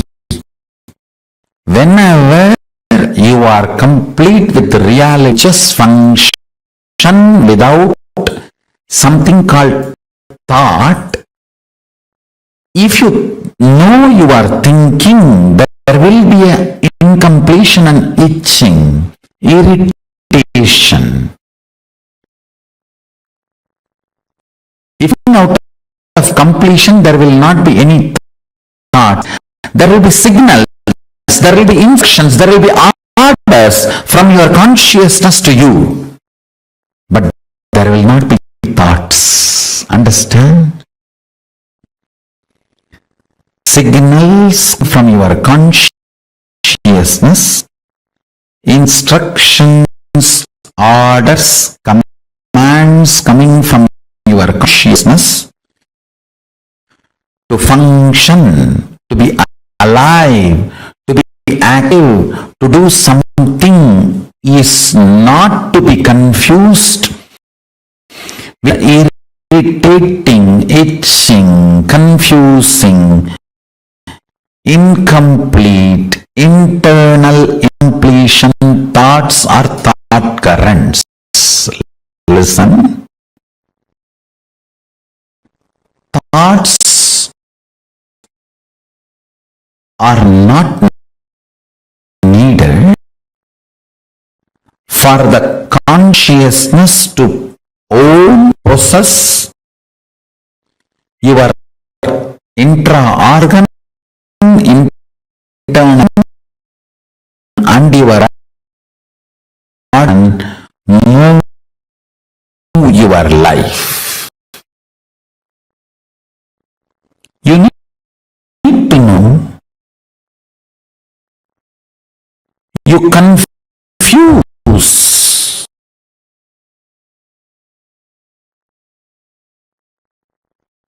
between your thoughts and the instructions of your superconsciousness to your consciousness to your consciousness, your intra-organs, from your intra-organs to your internal organs, from internal organs to your body.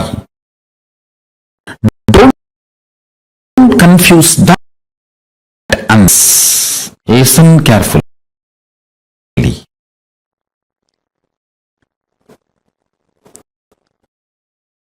Not feeling that, oh, he's so cute.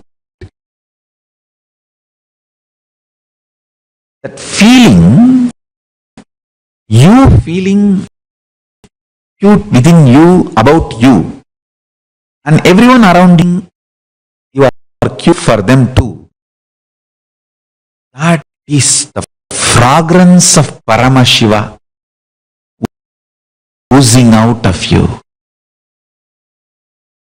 That joy, Paramashanta Swarupa.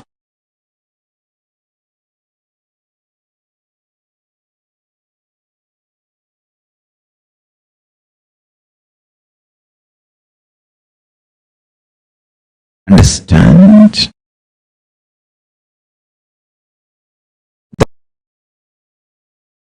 Reactionary assumptions, patterns, reactionary assumptions, lifestyle, and the mess caused by reactionary assumptions and that lifestyle.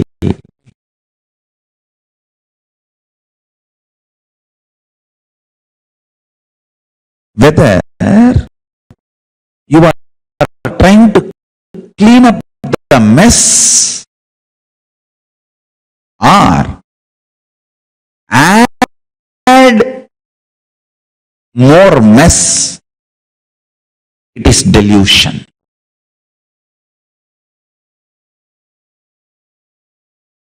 Let me make it clear. The reactionary assumption patterns means assuming and reacting. Those patterns,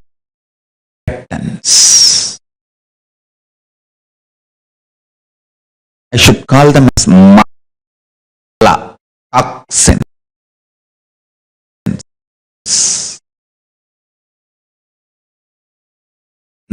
Not only unnecessary, sitting inside you,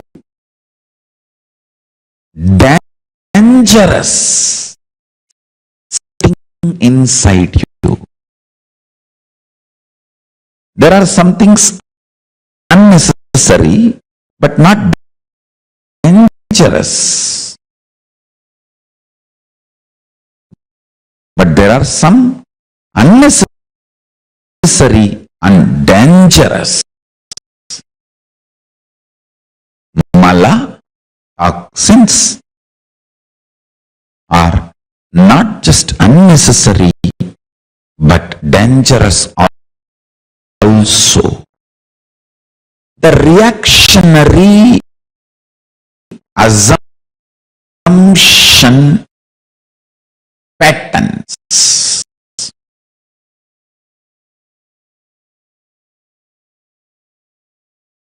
toxic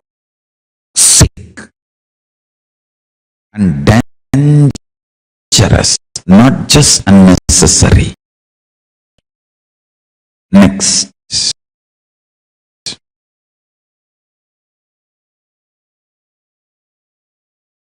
The reactionary assumption lifestyle.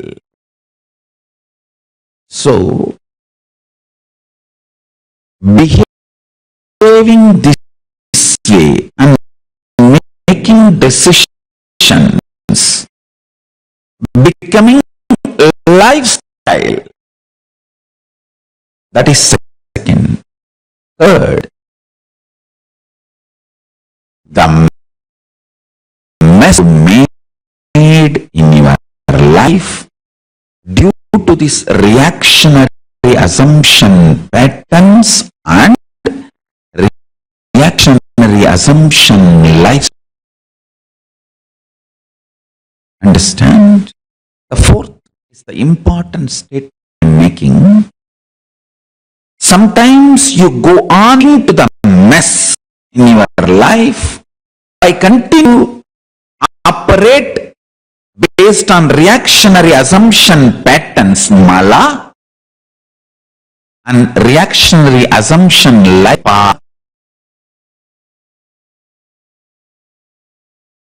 If you are adding more and more reactionary assumption patterns and reactionary assumption pattern based lifestyle,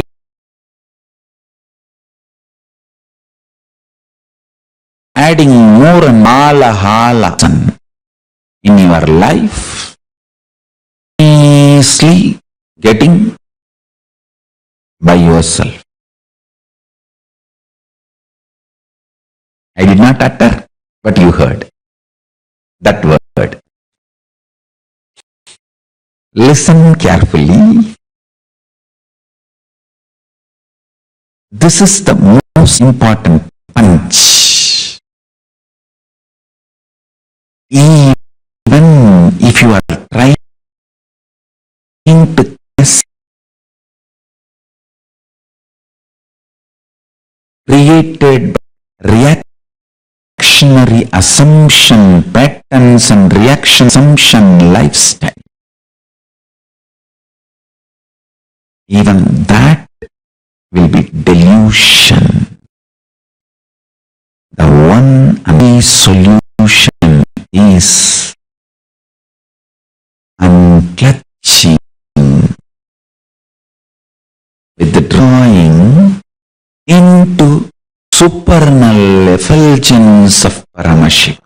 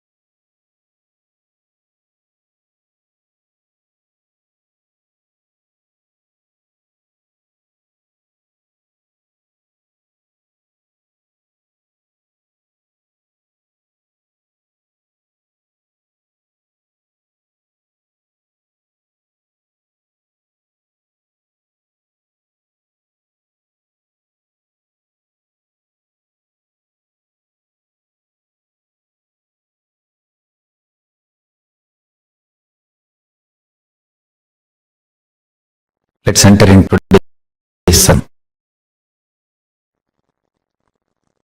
Thought is nothing but your inability to cope with reality. The definition of a thought as per Paramashivoham, inability to cope with the reality. Whenever you are complete with the reality, you just function without something called thought.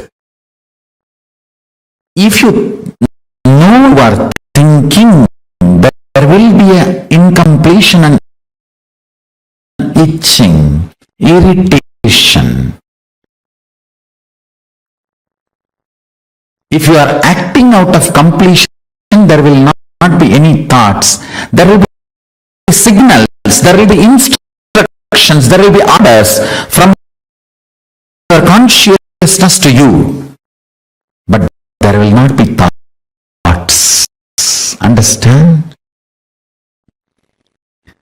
Signals coming from your consciousness, instructions or commands coming from your consciousness to function, to be alive, to be active, to do something is not to be confused with the irritating, confusing, incomplete, internal incompletion thoughts or thought currents. Listen. Thoughts are not needed for the consciousness to own, process your organ, internal organ and your body and move your life. You need to know,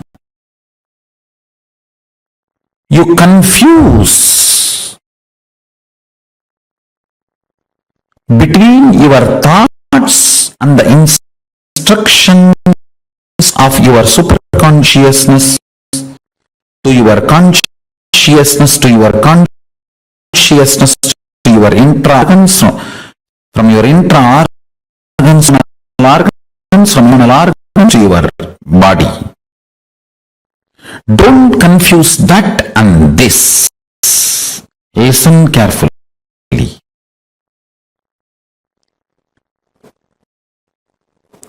Paramashivoham moves this whole universe without thoughts, being in the state of Paramashanta Swarupa.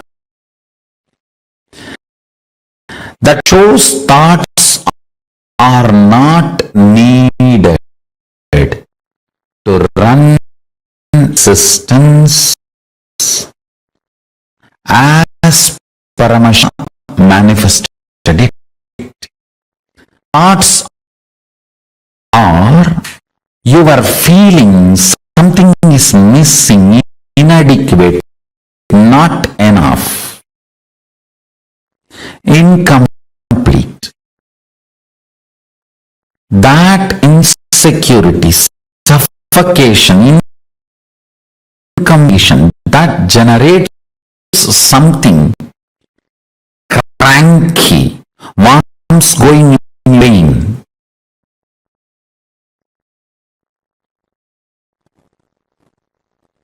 Parasites running in your intestine. That crankiness. The thoughts and thought currents generated by that crankiness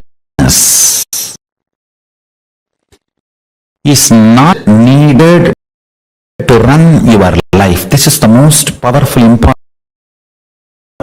You need to cognize, understand. Hinduism fundamentally does not believe in belief system or faith system. It very clearly explains the methodology of powerful cognition-based functioning system. I am not going to tell you, believe, you don't need thoughts to run your life. No. I'm going to say, Shravana, listen.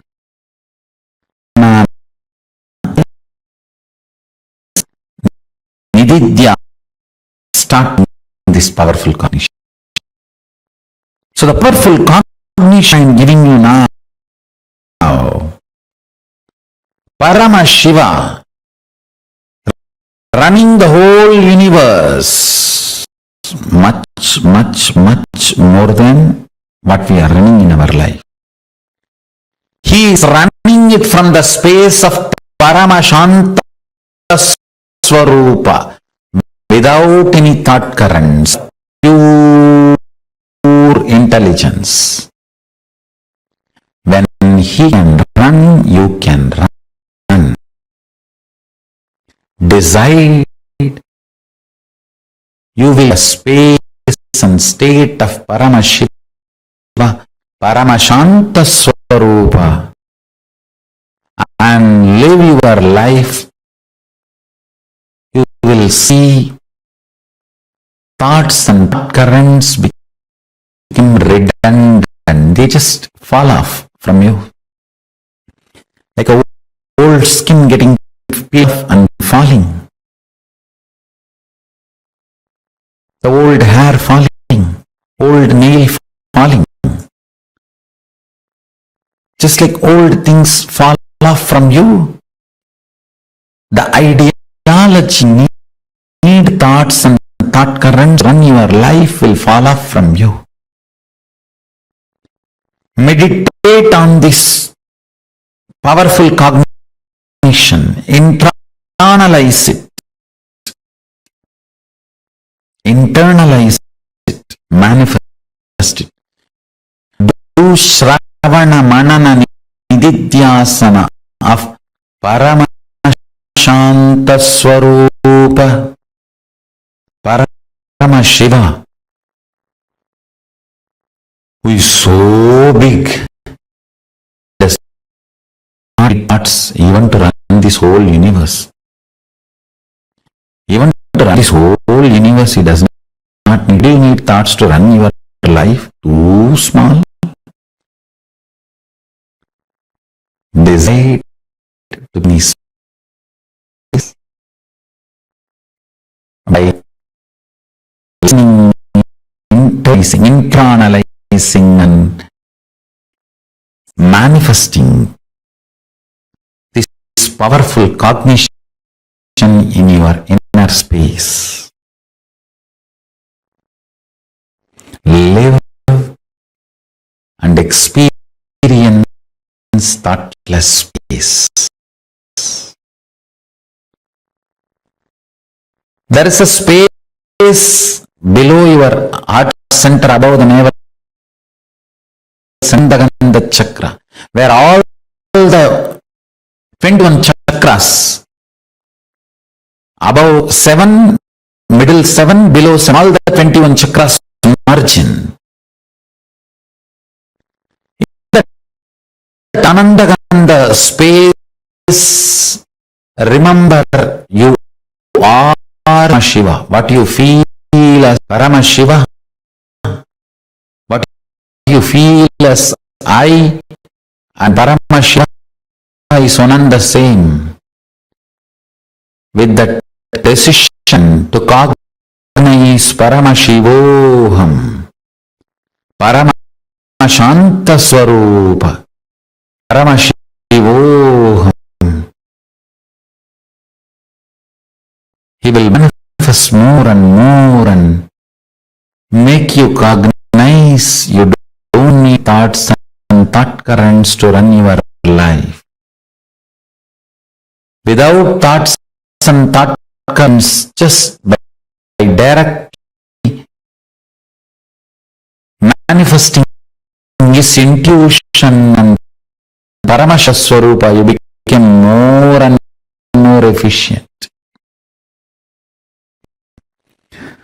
more and more energetic, more and more alive, more and more spiritual, more strong, more and more enlightened.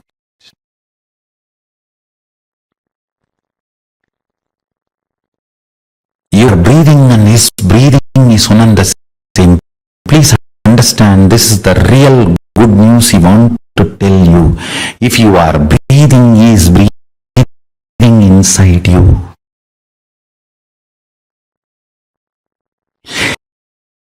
Your breathing touches his breathing and comes back every time when you are inhaling, goes in and turns to come, it touches his breathing and then comes out. So where you are inhaling breath takes a turn as exhaling breath, this is where residing is available to you. His breathing and your breathing connects, only takes a turn.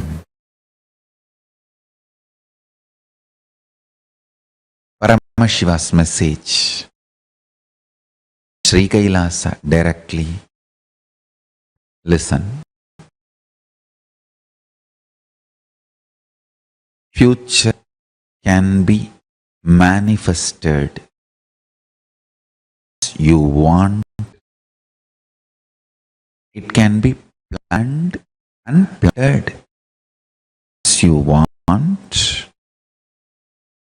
Listen to this whole science, step by step.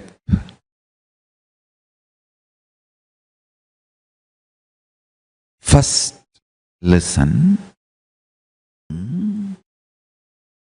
Minimalistic, reactionary, reactionary assumptions in your inner space. Let me repeat this word. This is the key word.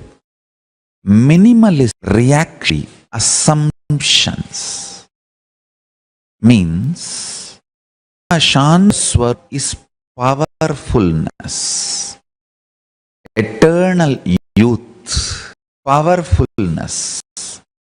Reactionary assumptions makes ugly, old, dead. Minimalistic reactionary assumptions keeps you young, beautiful, alive. Withdrawing from reactionary assumptions is unclothing. Assumptions which makes you abusively react, explode. Understand? When you were young, you might have seen your uncle or dad or somebody in the family throwing tantrum, violently behaving abusively, unexpected supremacy, and getting things done. Then unconsciously you decide and this is the way it's done. Associate that aggressive, reactionary, one throwing is the methodology for getting your things done the way you want, and you associate that with heroism. Understand? This is the most fundamentally wrong assumption assumption you come to the binary leaks, exploitation over your system. Understand? Because your uncle or somebody has thrown their weight and got the things as they want in one situation by reactionary aggression, does not mean life functions logic. Establishing your supremacy through the reactionary assumptions and aggressive, explosive, abusive, violent, throwing tantrum and establish supremacy, violent, explosive behavior, associating abusive nature and heroism. Understand? All this might work in one or two situations for someone. But if you bring the binary logic and that way, happens, you are wrong. You are absolutely messed up. A little strong. So, there are some words I don't utter, but you hear. There are some words, even if I utter, you don't hear. But there are some I don't utter, but you hear. Your ease. I have not uttered, but you heard.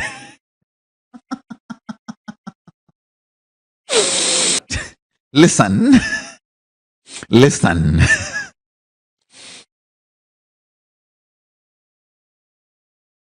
Reactionary assumptions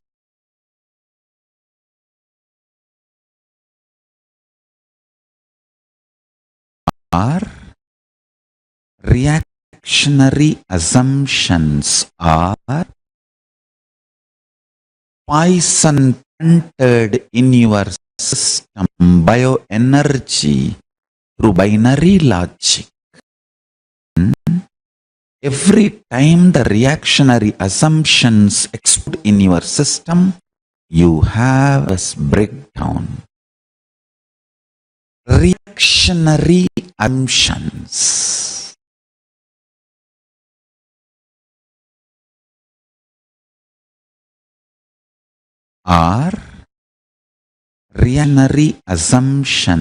are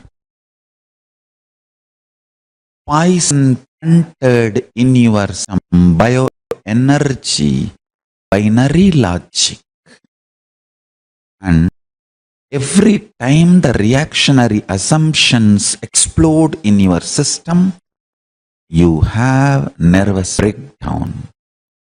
If the nervous breakdown becomes a regular lifestyle, you have mental breakdown. Understand? But I will explain, and I request watch this satsang few times.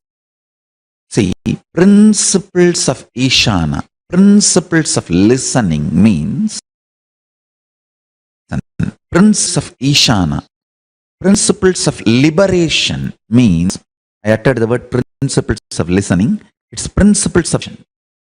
Principles of action means, get yourself from assumptions, you will solve all the problems, you will manifest best possibility and best powers. I'll give you an example. I'll just give you an example, simple example.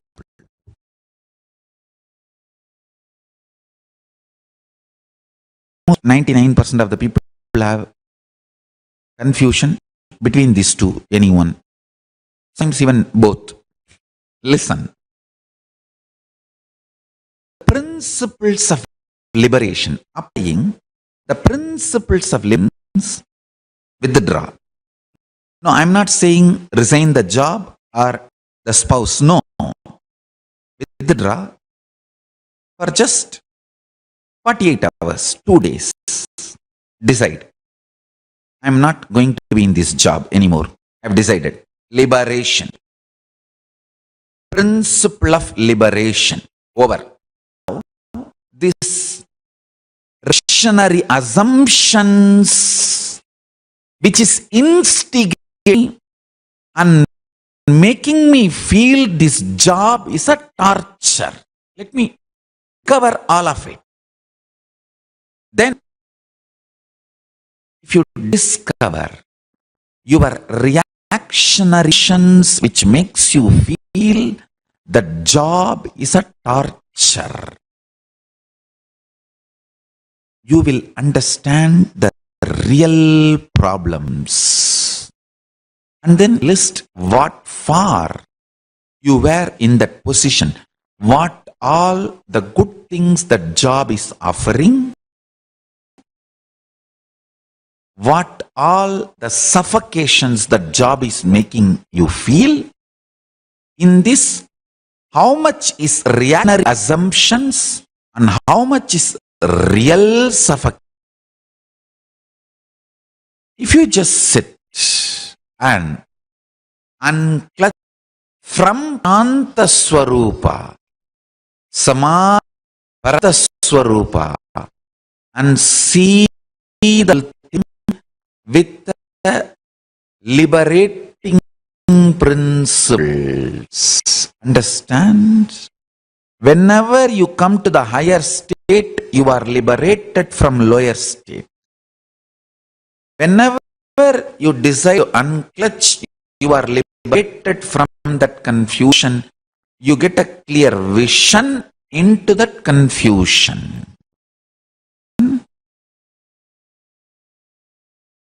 If you are a visitor or viewer watching, to do this process I am discussing, you will get a clicks understandings where your reaction assumptions were making you feel suffocated without the real suffocation.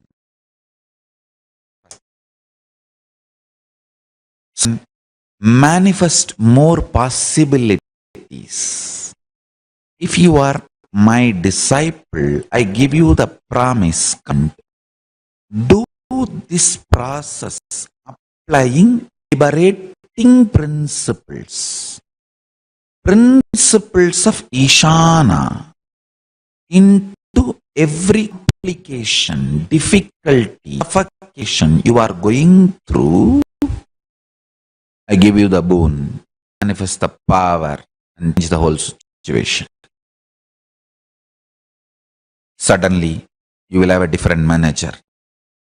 Your boss will be changed. You will have transfer you want. You will have transfer with promotion pay the way you want. I'll cause all the best apply this principles of Ishana. Understand things of Paramashiva. With the grace of Paramashiva, for disciples, you just apply the liberation principles in transforming your boss, your subordinates, and cleaning up all this is my responsibility. I commit with you. When I commit, you know I do it. With the grace of Paramashiva, I'll clean up the whole mess.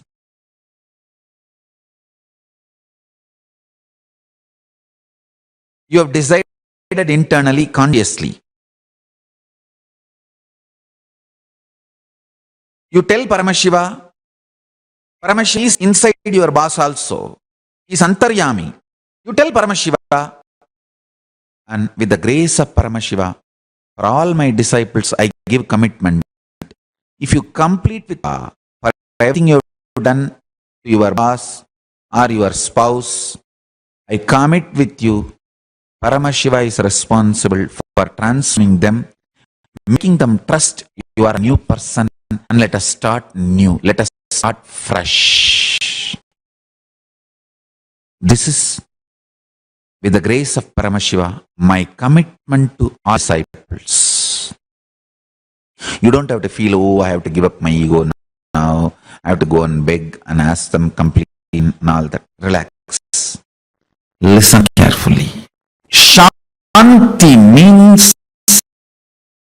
able to see the gap between what is the instinct of I and what is the end of it is Shanti. Able to see inside your in space, the thoughts generated in you, are they from mind or are they from I? Always the I realizes and releases only powerful cognitions. Always mind realizes and raises only powerless cognitions. It's an eternal law of life. Ability to see the gap is Shanti. Inability to see the gap is Moga. Understand? Worst shade of the lust is not the attachment with another person or the body. It is not the craving or the attachment you have for another person or the body. It is inability to see the cognitions you are carrying are from the I or from the mind. Shanti means ability to see the gap between these two. Is my decisions and ideas, identity is coming from the I or mine? Be very clear. All the great things comes from I and all the worst things comes from mine. Lust confuses you and makes you feel the I is the source of the mind, and many of the decisions of the mind gets the rubber stamp of I and gets executed. The worst forgery happens inside your system. Understand? It is like forging the president's signature. How can the country be safe? If somebody forges the president's signature. Because once the moha is able to convince you the decision of the mind is the decision of the I, you just do it. Shiva is called as Paramashanta Sopa. Meditate on this quality. Come it with you. I'll program this Paramashanta in you.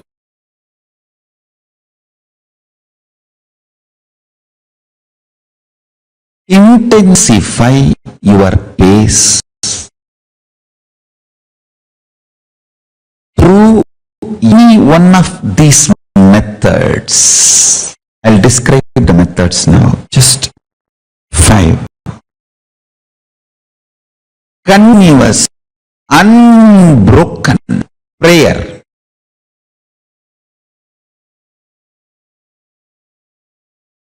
Or continuous, unbroken ajapa japa. Continuous, unbroken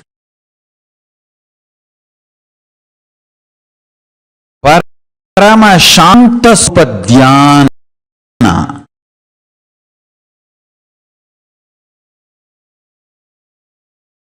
Continuous, unbroken oneness.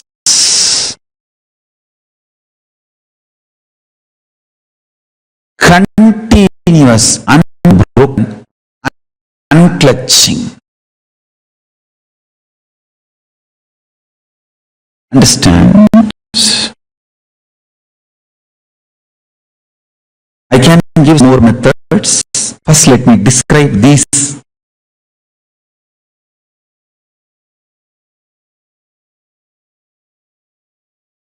Use any one of this or all of it, no problem. See, sometimes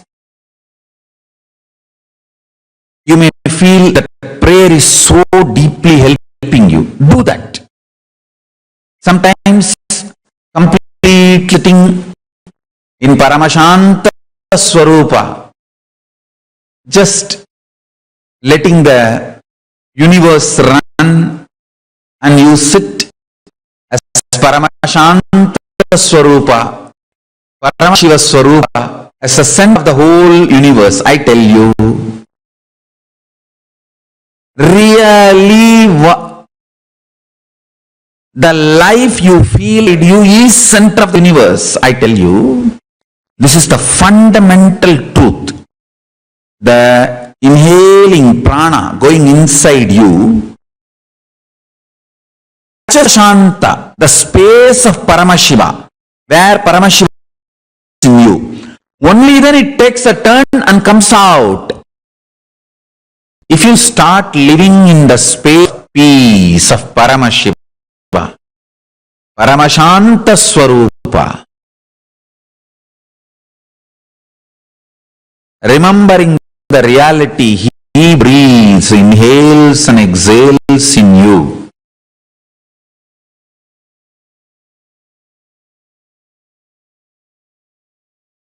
With the eternal bliss and peace.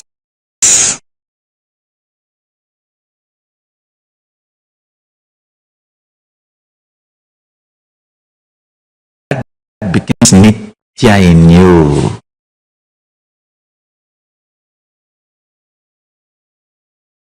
The very quality of your existence goes up.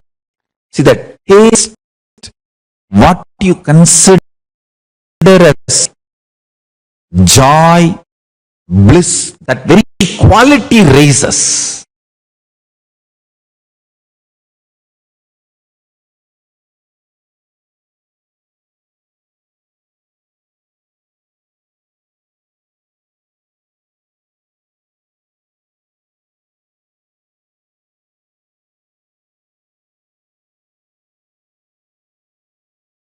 You become beautiful to yourself and to everyone around you. You become too cute to yourself. You yourself will start feeling, oh, I am so cute. And everyone around you will start feeling that, oh, he is so cute. That feeling, you feeling cute within you, about you, and everyone around you feeling cute for them too. That is the fragrance of Paramashiva oozing out of you. That joy, Paramashanta Swarupa.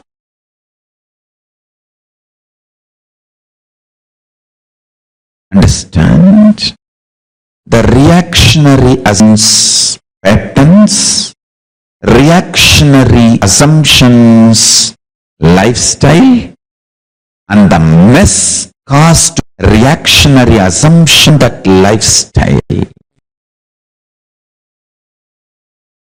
Whether you are trying to clean up the mess, add more mess, it is delusion.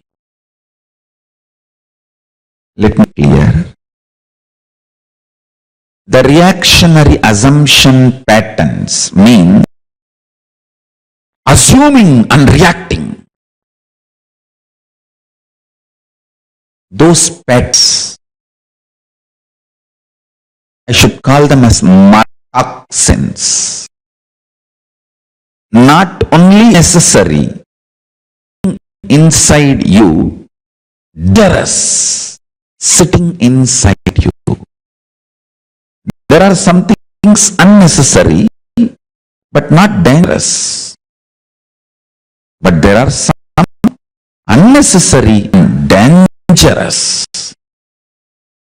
mala, toxins are not just unnecessary but danger also. The reactionary assumption patterns, sick and dangerous, not just unnecessary. Next. The reactionary assumption lifestyle. So, behaving this way and making decisions, becoming lifestyle, that is second. The mess you made in your life due to this reactionary patterns and reactionary assumption lifestyle. Understand? The fourth is the important statement I am making. Since you go on adding to the mess in your life by continuing to operate reactionary assumption patterns, mala, and reactionary assumption lifestyle, asa.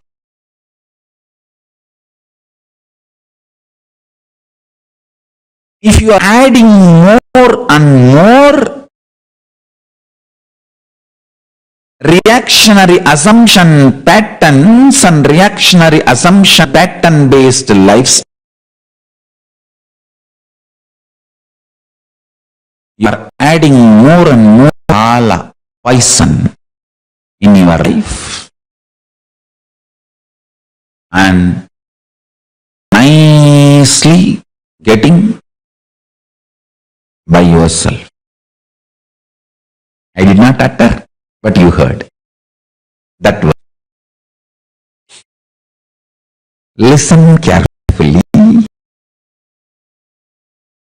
This is the most important punch. Even if you are trying the mess created by the reactionary assumption patterns and reactionary assumption lifestyle, in that will be delusion. And only solutions and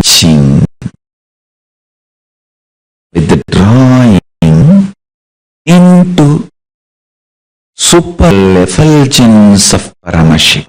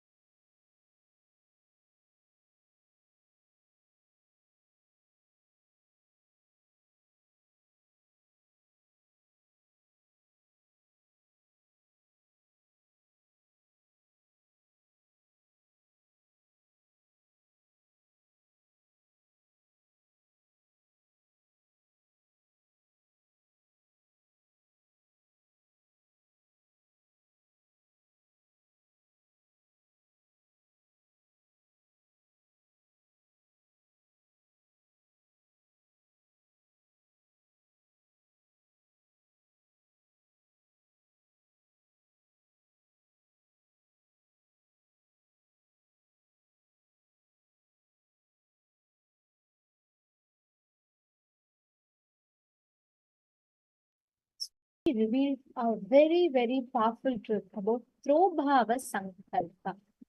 What exactly does it mean? Delusional arrogance. When you put yourself into delusion and when you suffer with that delusional arrogance. In this session, Swamiji, we listened to two unique, powerful cognitions from Swamiji. I mean, one of them is Swamiji revealed about how the Trobhava Sankalpa happens. Second, Swamiji also revealed about how ahimsa, non-violence, keeps you established in the space of Paramashanta. Okay, Mahapurushananda is saying the audio is not good.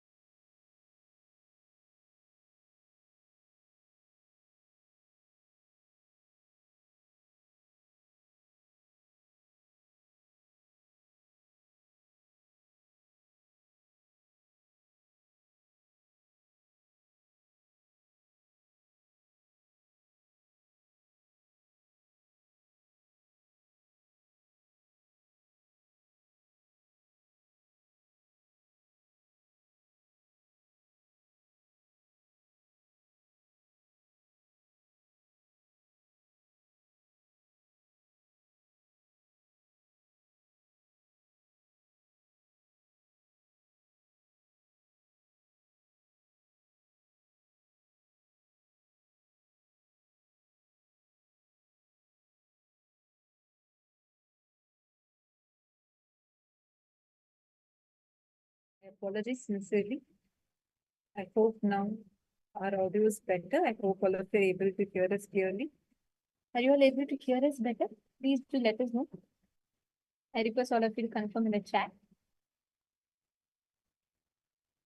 Hold on. Now, what Swamiji revealed to us are two important truths.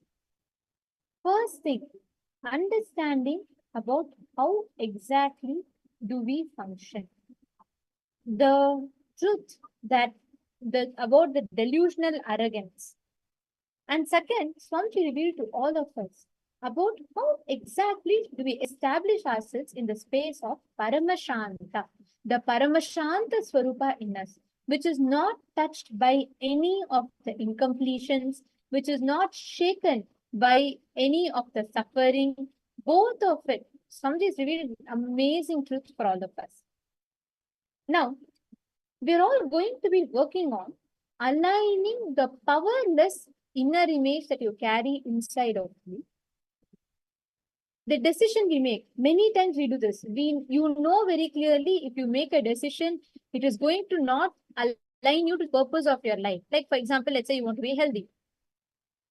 You know, you going and eating the burger. Many times you do this. You would have watched just then you would have watched a video on YouTube which clearly breaks down all the corruption in the food and it will clearly scientifically present to you why eating that burger is unhealthy. Then next time when you're traveling and then you see the same McDonald's again and you go in, you see an offer and you see that delicious smell, you know it is not good for you and you still consciously choose to go and consume it. That is precisely what is Trobhava Sankalpa. Delusional arrogance. Now, the delusional arrogance, what it does in you is it continuously pushes you down. puts you down again and again and again into Maya. Knowing that something is in suffering, like actually during the COVID time, Swamiji had given this entire revelation during the pandemic time. Because during the pandemic time, there were some people who were not able to handle quarantining. They were not able to handle being by themselves. Unfortunately, that's what happens with human beings when you're too stuck in the rat race and we never take off time to spend with ourselves. So for human beings, it was too much to handle, some of them. So during the pralaya, what happened was there was a whole thing where knowing that going out, there's high chances of you getting COVID and there's no cure, etc. There was no vaccines. And at that time, people went out, they said, so what, even if I die, I'm okay. I cannot bear in this house. I want to go take a walk. And people went out for a walk. Each time, that is precisely what is called Throbhava Sankalpa, delusional arrogance. When you know something is not aligned to your purpose and knowingly you head towards your own destruction,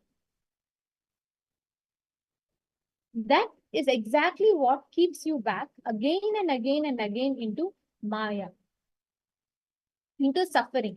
That is why Swamiji says, sometimes until you decide to get out of suffering, nobody really can get you out of it.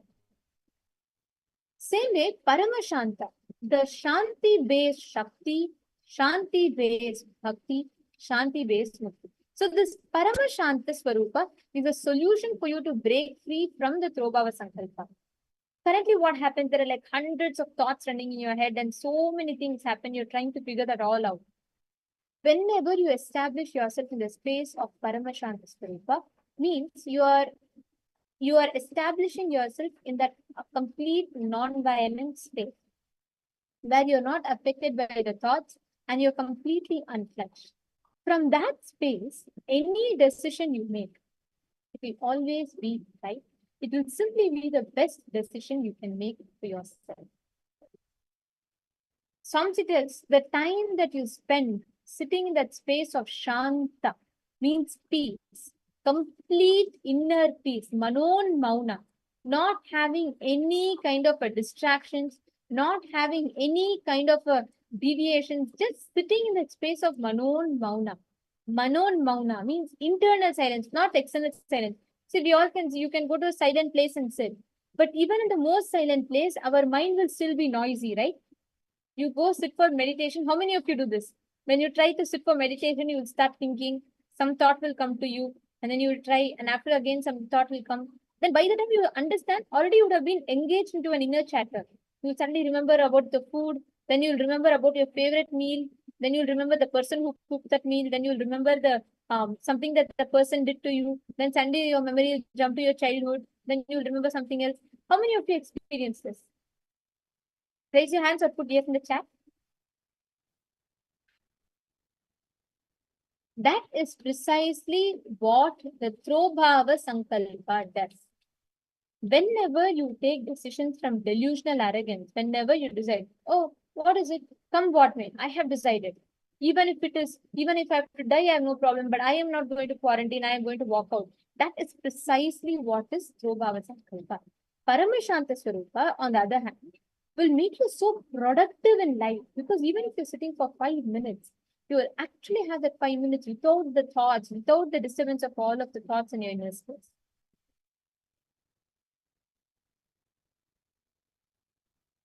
Are all of you understanding?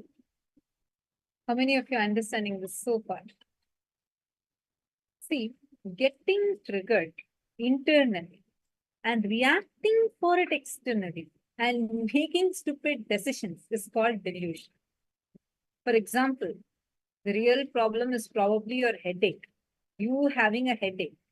But then you falsely diagnose that your spouse is responsible for all your suffering and put the blame and end your relationship because of it. Probably you just need a cup of coffee, not a divorce lawyer. This is what is delusion, wrong analysis of a problem. When you get triggered internally and react for it externally, you wrongly diagnose your problems and make stupid decisions. Not having blind spots in your diagnosis and making enlightened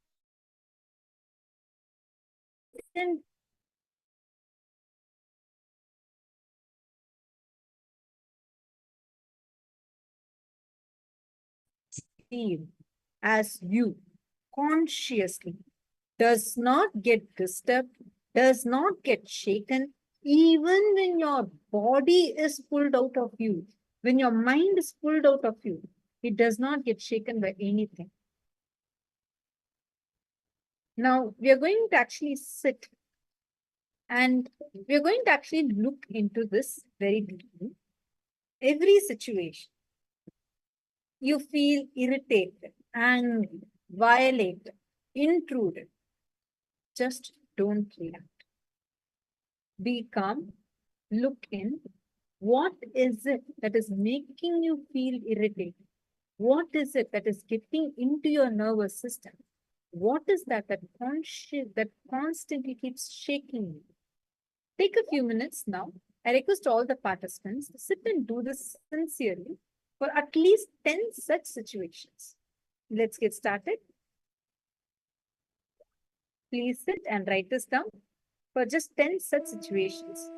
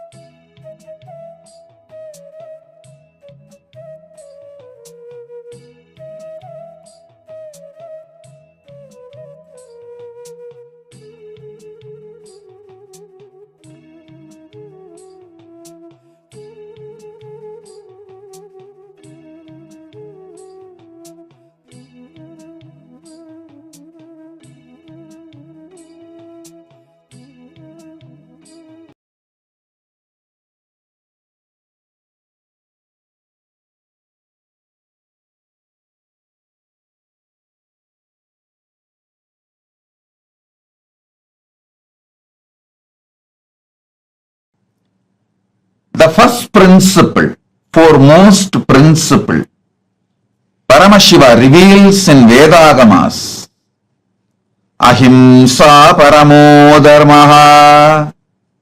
Non-violence is ultimate law. Non-violence is ultimate cosmic principle. Non-violence is the ultimate law of life. Understand? In Hinduism, all the great truths are revealed. All the great truths and ultimate truths are revealed, expecting all human beings to behave intelligently and comply. Understand? Hinduism guides and inspires you to comply, never makes compliance as compulsory. Listen. That is the beauty of Hinduism. The religion which neither allows conversion nor forms any foundation for terrorism. No terrorism, no conversion religion.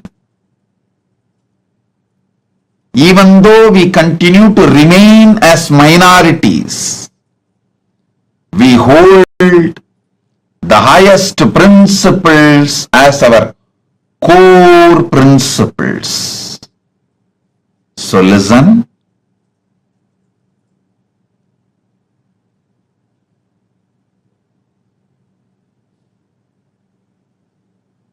I'll give you the few cosmic truths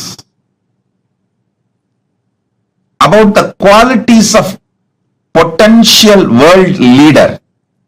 Understand? World leader, or I can even use the word world leaders. Leaders who strive, who aspire to lead the world, want to set a trend, want to impress upon the world, influence the world.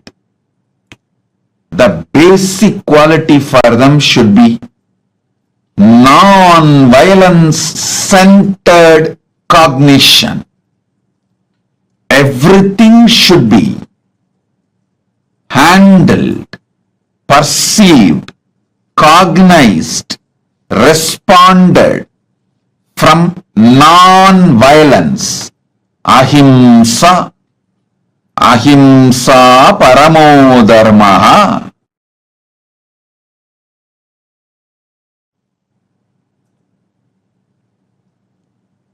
Understand?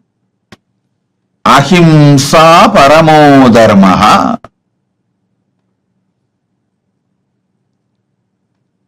Hinduism has at least 10,000 existing subsects. Means the branches of Hinduism, at least we have 10,000 traditions, 10,000 sampradayas, 10,000 sects. I should call it a sampradaya. Traditions. All 10,000 agree upon this one law. Ahimsa paramo dharmaha. Non-violence is the ultimate cosmic law, ultimate cosmic virtue. Anyone who picked up side in wars happening all around the world, I am not talking only about the Israel-Palestine war. I am talking about small, big scale wars happening all around the world in multiple countries. In many countries, the wars happening.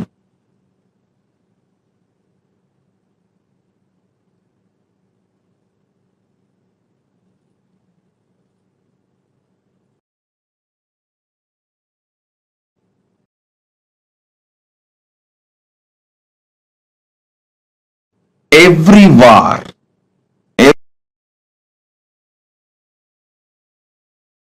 every conflict should be handled with this one principle, ahimsa paramo dharmaha.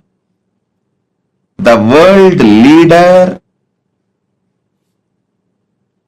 should stop taking sides. Anyone who wants to be world leader, the first quality, stop taking sides. Second quality, stop declaring anyone as your enemy openly or inside strategically. Third quality, don't be neutral, means non-involved. No. A world leader should not be neutral and non-involved. Fourth important quality, we need world to exist. We need the planet Earth to exist. The only home as on now the modern day human beings know is this planet Earth.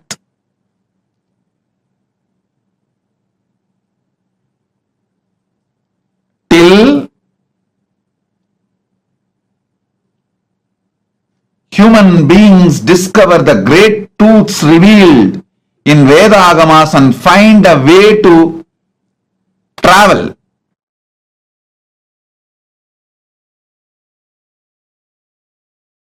Find a way to travel up and down to vertical time zones, other worlds, other universes, other lokas. At present, this planet Earth is the only place we can call it as a home for human beings. So, we should all be inspired, guided by this one truth, ahimsa paramo dharmaha, and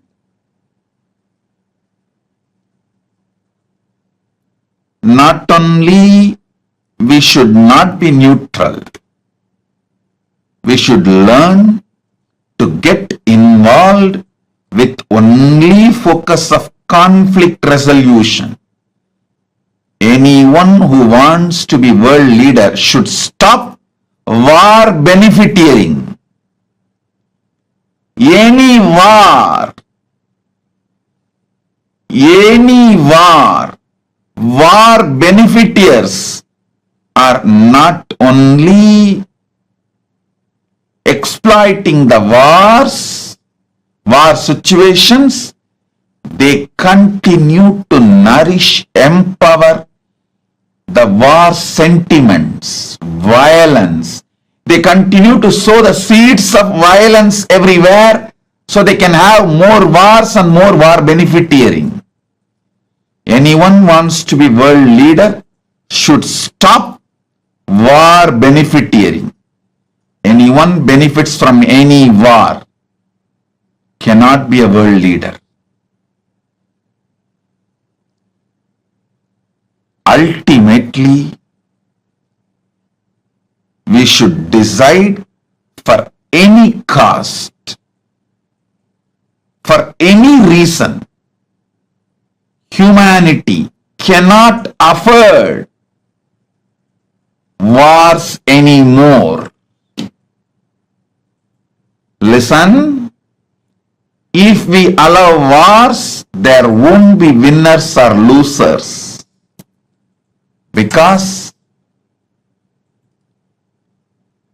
every corner, even the small countries are now capable of destroying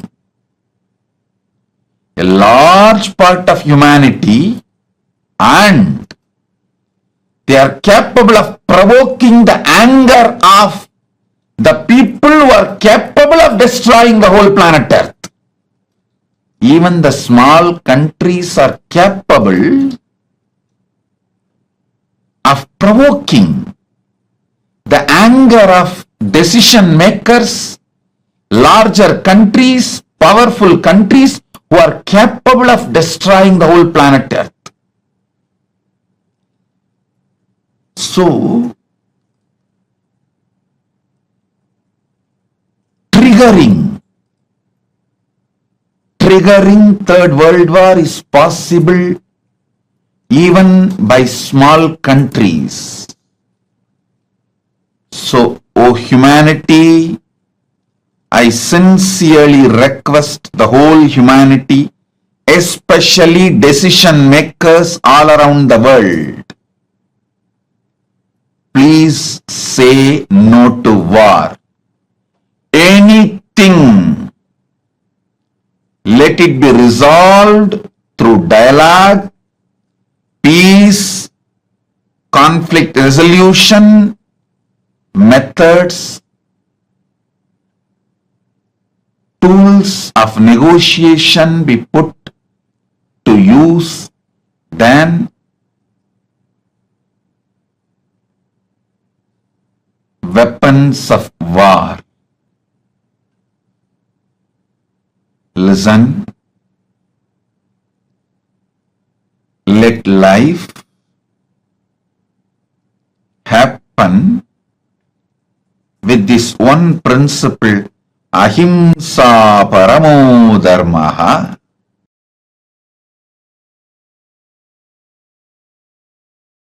Please listen. There is something called innate vengeance, means the vengeance you feel because you feel divided from the oneness. See, by nature, whether you accept or not, understand or not, the oneness is your nature. But when there is a gap due to some reason, you develop vengeance towards that gap. That only expresses as vengeance on every being who comes in contact with you. And it is not that your father or your mother, your husband, your brother, your son, who is responsible for this incompletion, because the oneness, your original nature, is getting disturbed, is getting questioned, is getting touched. You feel agitated and violent towards everything. Everything. If you are left alone in the room, anybody goes inside will not come out. Understand? If you are given assurance, there is no punishment, and anybody, even God, will not be able to come out peacefully. It is basically missing the original state of you. The time from which you started missing your original state, that Advaita, the innate vengeance, that expresses as your words, body language, feeling bored, tired, angry, agitation, for everything, the root cause is that unable to handle losing the oneness. Even while you are born as a baby, you are given the boon of oneness. See, even though you have a past life karmas, with every birth, the rebooting happens, you are given the boon to restart with oneness. But again, because of the stupid past patterns, in 5-6 years, you break that oneness and start getting into violence, powerlessness, anger. So now I'm going to work on that very innate violence and heal it. So automatically, even if you are angry, others won't be hurt. Understand? The others are hurt more by your context than your contact. Please understand? Sorry. More by your context than your conduct.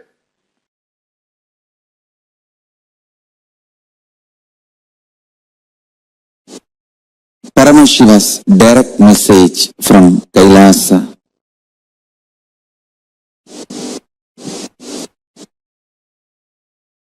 Understand this pralaya which is happening now.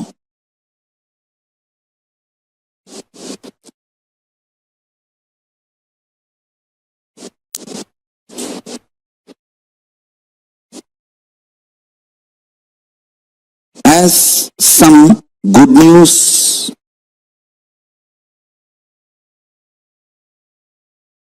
some great news. There's no bad news. Listen. Good news is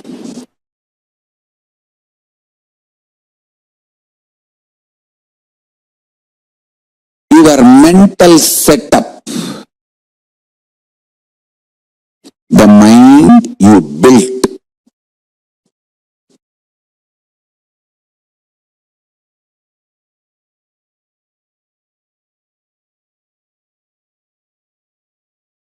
is with the mixture of some delusional beliefs, false hopes, false security, blind spots, and some true powerful real cognitions.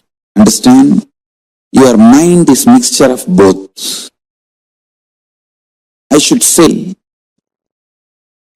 for a common man, the powerful cognitions is very less percentage.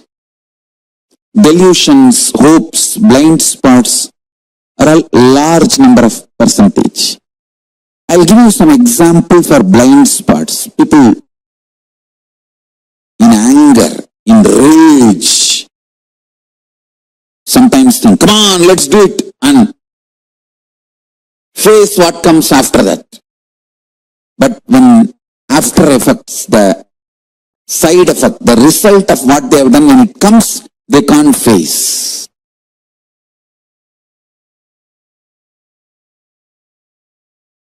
That is what I call blind spot based mental setup. Sometimes people make decisions arrogantly.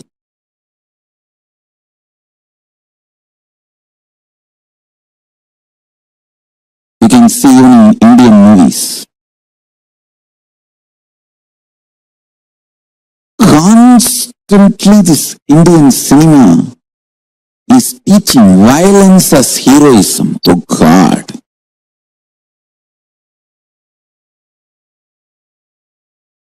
So much violence is not required to run your life.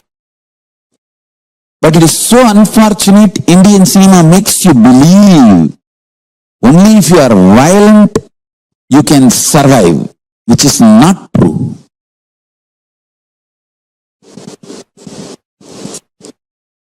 Raising the negativity, friction among the human beings and encashing the cheap emotions, triggering the cheap emotions and making money. Most cheapest business. I've always seen in this Indian cinemas, The hero will tell, come on, kill that fellow, come what may, we will face it later. Actually, after that, when he is arrested and put in jail, he will not be able to face it. This is exactly they are teaching the Indian youth. Indian youth also behaves the same way. Let's do it and face what comes after that. But after that, when they will not be able to face. The blind spot based thinking.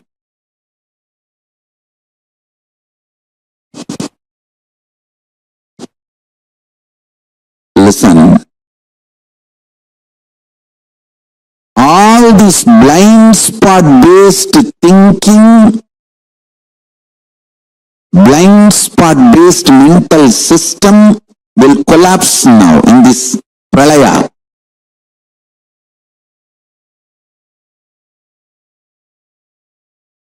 Actually, non-violence is the real heroism. We should teach our next generation how to take the non-violence and blissful coexistence to your core level. All this violence-centric heroism and violence-centric hero worship stories, everything should be moved away from the next generation. Violence should not be taught as heroism. Making yourself rich, happy, blissful through happy coexistence. That should be the lifestyle, and that is only going to be the future. Youth is not going to believe anymore this violence instigating ideologies.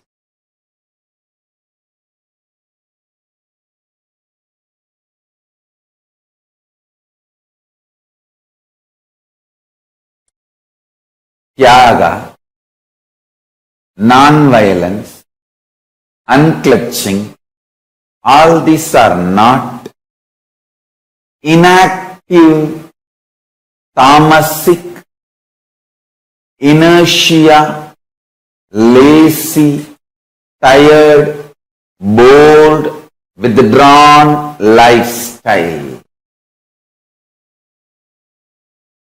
Non-violence means not only you will be non-violent, ahimsa, established in ahimsa, you will actively practice ahimsa and enrich everyone to live ahimsa. You will create an ecosystem where ahimsa can be practiced with integrity. Understand? All the infrastructures needed to keep the non-violence ahimsa alive. Media is the non-violent way of reaching out to people and telling the real truths and facts. Like media, education mechanisms, everything should be actively filled with the truths, ideas about non-violence, tyaga, spiritual strength, powerful cognitions, all these great truths. Listen. Again and again and again, many are trying to harass me through the social media and all other way, saying that, oh, you are teaching constantly non-violence, ahimsa, peace. Don't you see you are making Hindus weaker and weaker? Understand? If Hindus listen to what I am saying sincerely, they will understand I am trying to make them really stronger. Understand? Strength is intelligent way of existing. Strength is not violence. Strength is not terrorism. Strength is not conversion. Understand? Neither by conversion nor by terrorism any religion is going to survive in the future.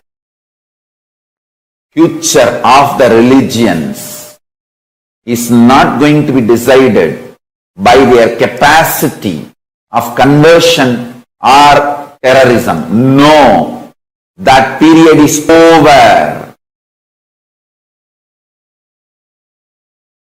The next generation is not interested in conversion or terrorism. It is interested in living the life and life positive.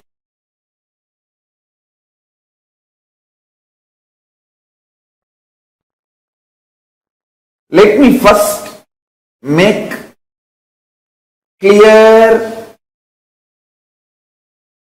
explanations. Let me first make you all understand how I adopt ahimsa, non-violence, for relationship with me and relationship with my guru, relationship with my first team, relationship with my sangha, relationship with my disciples and devotees, relationship with practicing Hindus, relationship with the whole universe, relationship with the whole humanity, relationship with everything. I explain step by step how I adopt. Krishna says beautifully in the Gita, if you know how to function, you will become enlightened. I tell you, Krishna is the greatest strategizer based on this Paramadharma ahimsa. Fools and stupids, anti-Hindus are those who claim Krishna made Mahabharata war. No! Understand? Krishna personally went to initiate peace. And he was abused. And Krishna knows he will be abused. He may be abused when he goes for initiating peace. But still, he took the risk. Not only abused, there was a murder attempt on Krishna. There was a murder attempt.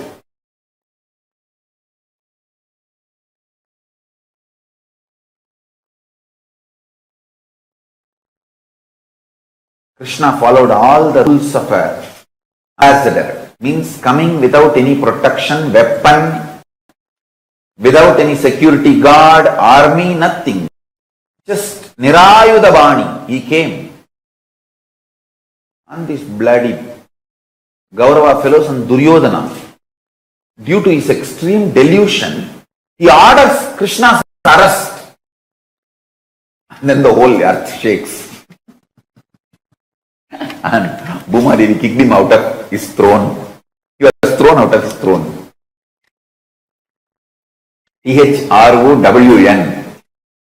Thrown out of his throne. THRONE.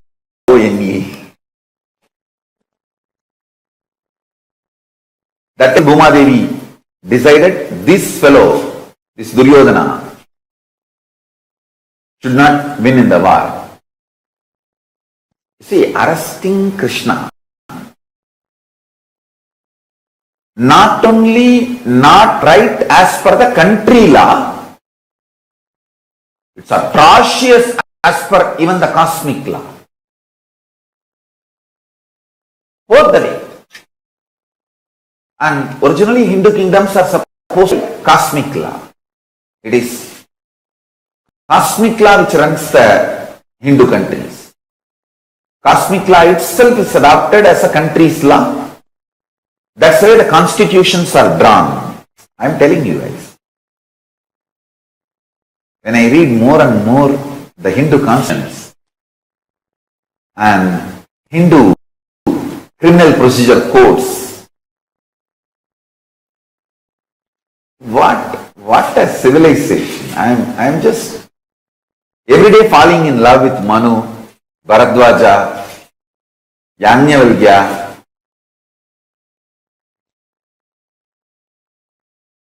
Core of me are Krishna.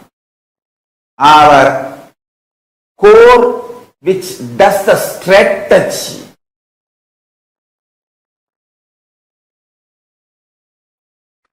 is pure compassion, non-violence, ahimsa.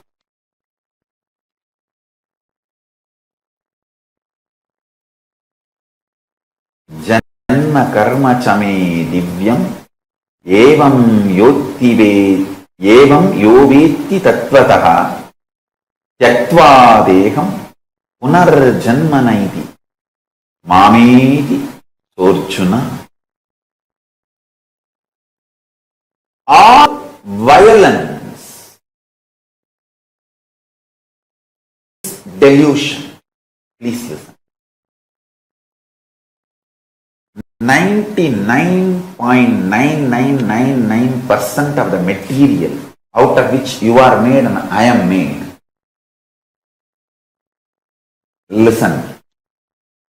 99.999% of you and 99.9999% of me, both not only same stuff, they also know each other as the same stuff. Listen. 99.9999% of the stuff out of which you are made, I am made. All of us are made. That stuff is same. And the most important thing is not only it is same, it knows we are all same.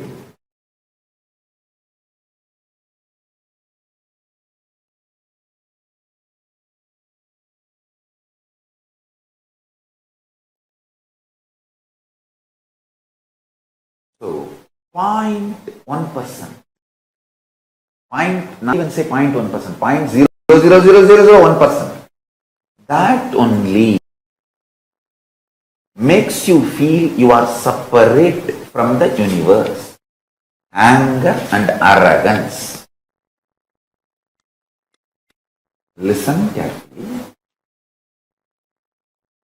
That is why I am telling you, feeling separated is the most stupidest and worst delusion. Worst delusion.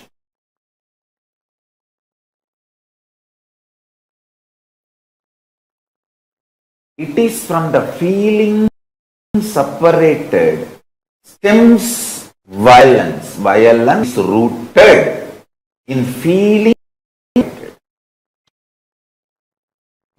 So listen. It's with extreme love and compassion I am telling you the secrets. Secrets of my success. And these secrets will make you successful. Never ever get frustrated about life. Never ever get angry about life. Never ever get violent about life. If you cut and check me inside, there will be 0% violence. Not even one note of violence.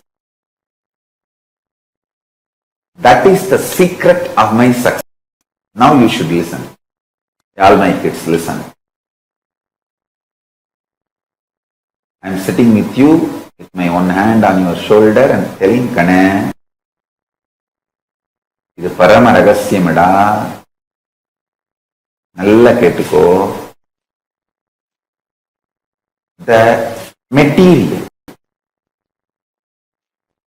the core stuff out of which you are made, I am made, this universe is made, Paramashiva is made, that material is same. And the great news is, this material, no, we are all same. It is not that you need to build this enlightenment step by step. No.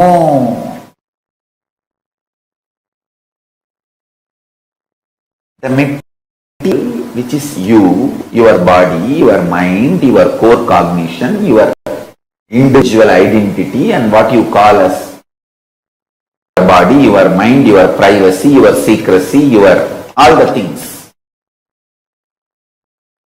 Whatever you call as you, close up to you, my mother, my father, my daughter, my sister, my son, my husband, my whatever, my beloved, my soulmate, me. All this is made of certain stuff. That stuff and the Paramashiva, the stuff out of which Paramashiva is made, and the stuff out of which I am made, all of us are made. That stuff, that material is same.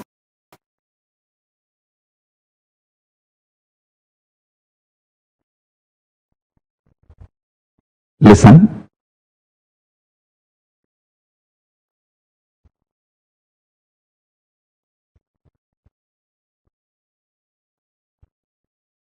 Just like how my Guru gave me teaching and liberated me from all the socially infed delusions about wealth, I'll give you some of the powerful cognitions and liberate you from all socially inflicted delusions and the pains due to the delusions related to Kala Tattva, time. Listen.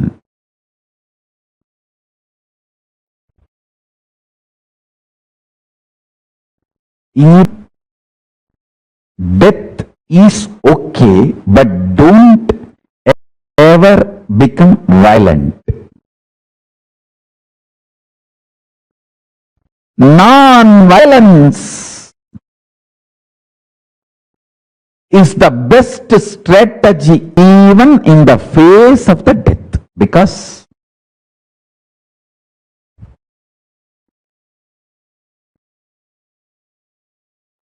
if you adopt violence, you will go down into the more and more deluded consciousness and suffer.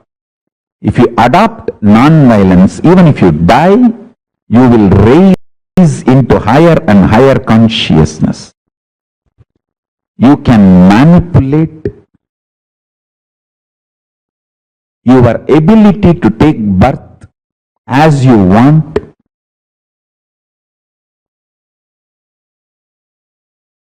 Your ability to enjoy life as you want by the pure observance and cognizing ahimsa dharmaha.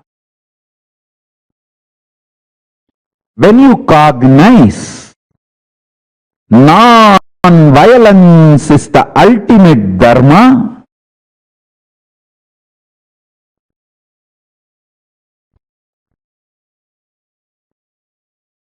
you have wonderful powers manifesting in you.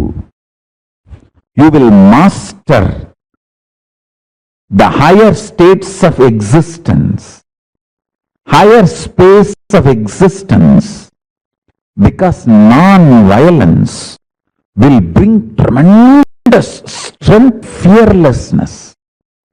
Every time you are non-violent and face the crisis in your life, you will become fearless. Listen, non-violent response to every crisis removes the fear and strengthens your cognition, ability to cognize powerful cognitions. Now, just now, sit and listen and pen down this statement once more. Non-violent way of responding to every crisis in your life removes all fears from you and strengthens your powerful cognition, your ability to cognize powerful cognitions and manifest them as reality.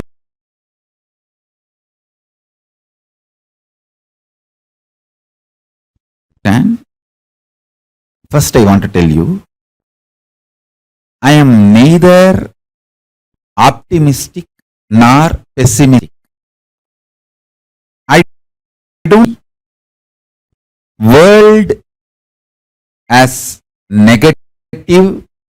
I don't see world as positive. I see the reality as it is. Listen.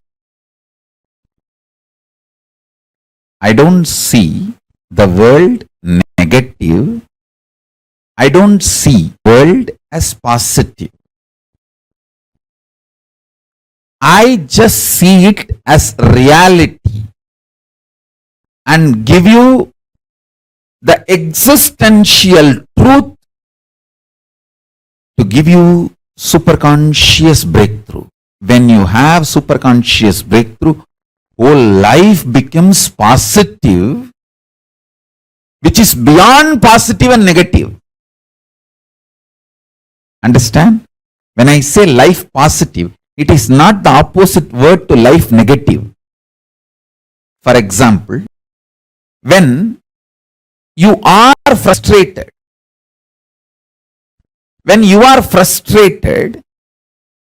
feeling low, feel life negative, whole world is negative, whole world is conspiring against you, and everything is a fate, predetermined, there is no freedom, there is no life.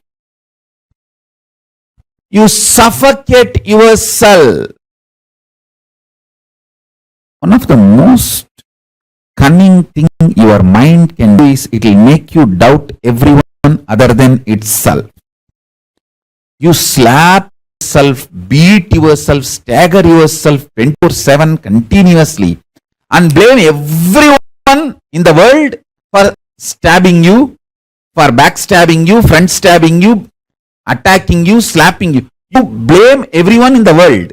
Say, oh, he is stabbing me, he is kicking me, he is beating me, he is slapping me. Blame God, you blame people, you blame world, you blame situation, you blame everything. But you continue to destroy yourself. You don't want to wake up to the reality you are doing, so you just blame the whole world. When your life is negative, this is the way you perceive, you function. When you feel life is positive, you are excited, inspired, joyful, energetic. Listen carefully. When you are excited, inspired, energetic, you feel life is free. Even the sky is not the limit. Full of energy, enthusiasm, excitement. And you feel everyone is good. You do all good to you and also praise everyone is doing good to you. Understand, I neither look at the world life negative, nor look at the world life positive. I look at the world as straight reality. When you see the reality as it is, love floods from your consciousness. I tell you, the love flooding from your consciousness is power. Love never makes you weak. If you are feeling love makes you vulnerable and weak, you are fool. Love makes powerful, life positive. If you are feeling love makes you vulnerable, because of your love, others are taking advantage of you. You are becoming demon. You are falling in the trap of demons. I tell you, love does not make you life negative, life positive. It makes you living life powerful.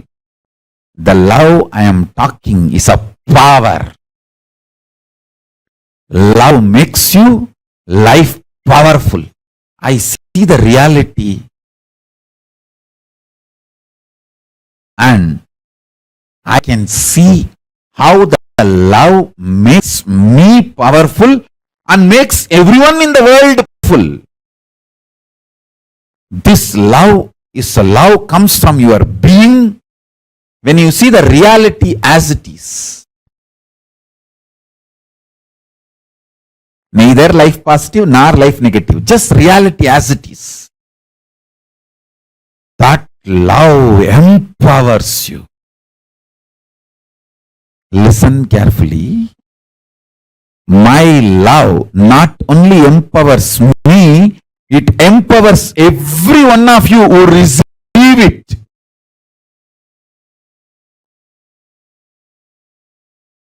In multiple level, my love empowers you.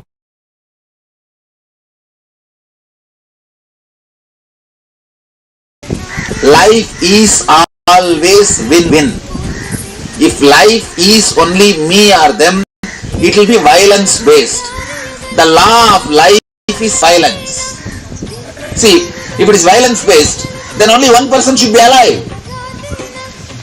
Law of life is not violence based.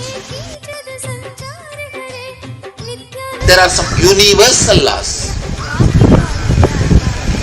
How much ever you try to deny them, you will not be able to deny them. The universal law is, whether you understand or not, everyone in your life is your extension. Your extension.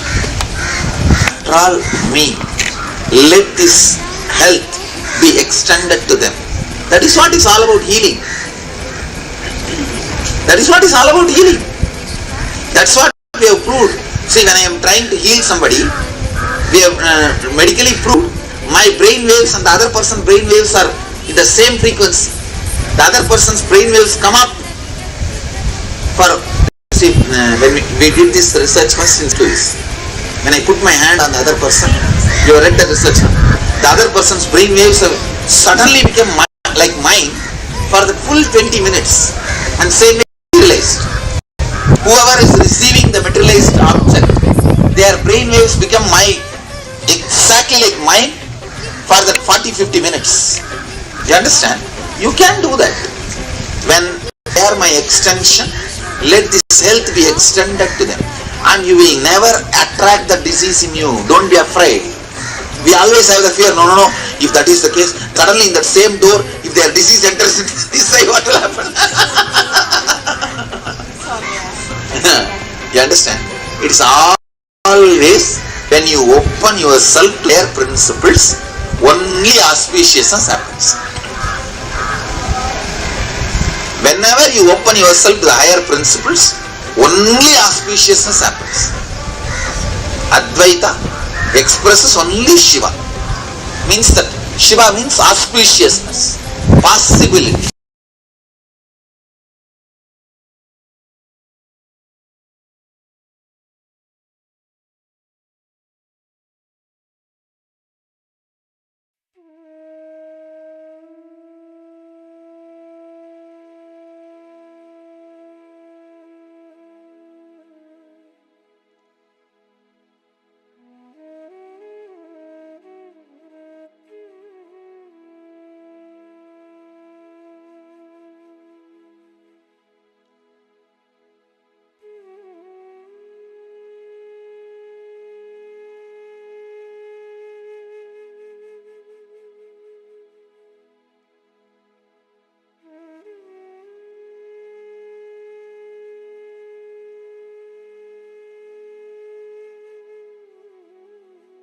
All of you enjoyed this session. Right now, what we all listened to about ahimsa.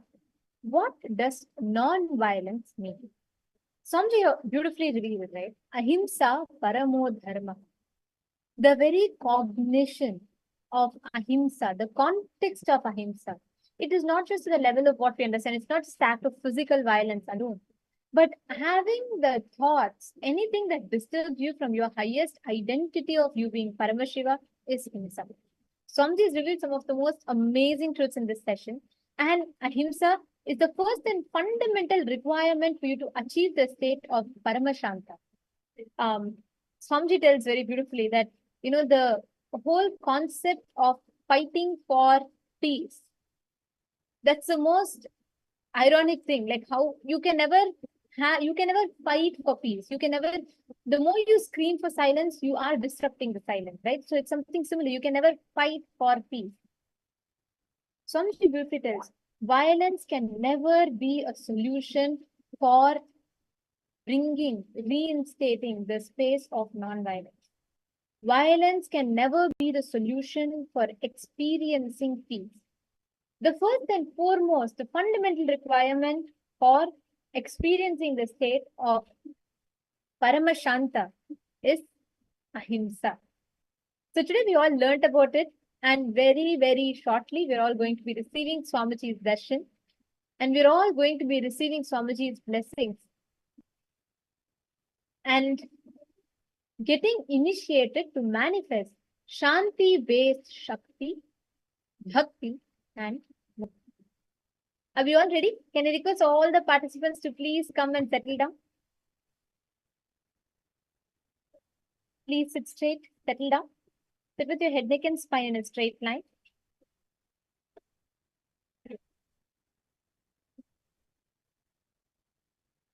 All right, now it is time. Let us all enter into preparing ourselves for the darshan. And before we enter into preparing ourselves for the darshan, joining us, we have actually someone who's so excited, just bubbling with excitement and love and gratitude for Swamiji for happening in her life and just making her life from being logical to being magical. We have joining with us Mahakarma Avimukta Shakti, who has been blessed by Swamiji and has had an incredible journey where her journey starts with how she was guided directly. She received a vision that led her to meet Swamiji, and someone who could not afford repairing just a phone and was really struggling financially, today has become a part of the Sarvagnya Pita family. She has been blessed by Swamiji to be able to manifest abundance in her life. So joining with us, we have Mahakarma Vimukta Shakti from Taiwan, and we will also be accompanied by Ma Nitya Shukra Indrananda, who is going to be helping all of us by translating what Mahakarma Vimukta Shakti has to share. Nityanandam. Firstly, thank you both for being with us. And Mahakarma Avimukta Shakti. It is actually so beautiful to see you, Ma. You're so much excited, like bubbling with joy, and I'm sure you have something very, very amazing to share with us. We're all eager to hear from you. 我们非常渴望听你来分享你这么的快乐哈，请你来跟我们分享。分享我从跟师傅连杰师傅开始吗？我要 Where shall I? 从 So where shall I start? 从开始 So 跟师傅连结，是不是？好。 Why don't you just introduce yourself? Who are you? And what is your background? And you had a very powerful vision where Sri Sai Baba, Bhagwan Sai Baba appeared for you, gave you the darshan, and he directly connected you with Swamiji. Would you want to share about that experience with all of us? 好，首先先简单介绍一下你自己，还有你得到了萨伊爸爸的打显，这个内容简单介绍一下。好，你讲的等，我非常非常的感恩有这个机会，然后呢，这一切都是 Swamiji 给的恩典。然后我先自我介绍，我是来自台湾，那我叫做师父给我的灵性名字是 Maha Kalama Vimutti Shakti， 很长，可是我觉得很有 power。然后我的中文名字叫做郑明佐。那我先自我介绍一下，其实我是从小我就是我从小就大概3岁的时候我就知道我来地球有任务，所以我在很小很小的时候我就是开始在找寻我为什么来地球，我投胎来到地球，我是要完成什么任务。所以呢，我常常就是会躲在棉被里哭。所以在生命的过程当中，我一直在寻寻觅觅。那因为我从小就是常常在梦境中啊，然后就会有很多很多的预知梦，还有佛菩萨会引领我，然后会带我去很多一些让我就是会先跟我预告的一些生命的一些过程。那我一直想要我在找寻真理，所以我经历过很多很多的宗教，就是要找寻生命的真理跟答案。那我在后来呢，就是我就应该是在2021年年底12月的时候，那我就我刚好在看那个 FB 呢有那个赛巴巴大师，他虽然已经阳生了，可是呢，他就是刚好吐金蛋，然后我就给他按赞，结果就在那个当下，赛巴巴大师居然在虚空当中出现，然后呢，他就把一颗金蛋吐到我的身上，然后呢，我就那一天晚上呢，我就刚好就有一个群组，我就搜寻看到那个阿育吠陀。然后我就进去，我就到 YouTube 里面去看，搜寻阿育吠陀，结果居然在那个 YouTube 里面出现了一位大师，然后这位大师，我觉得就是我一直在找寻一位真正能够引领我的根本上师，结果呢就出现了之后呢，我就疯狂的看，原来是尼西亚南达大师啊，我就感觉好熟悉，然后觉得看到一直哭，一直流眼泪，然后我跟我先生我说怎么会有这么具足、这么伟大，然后这么让我感动的一位大师？我说这就是我要找寻的大师，我要的然后就一直看看到非常非常的感动。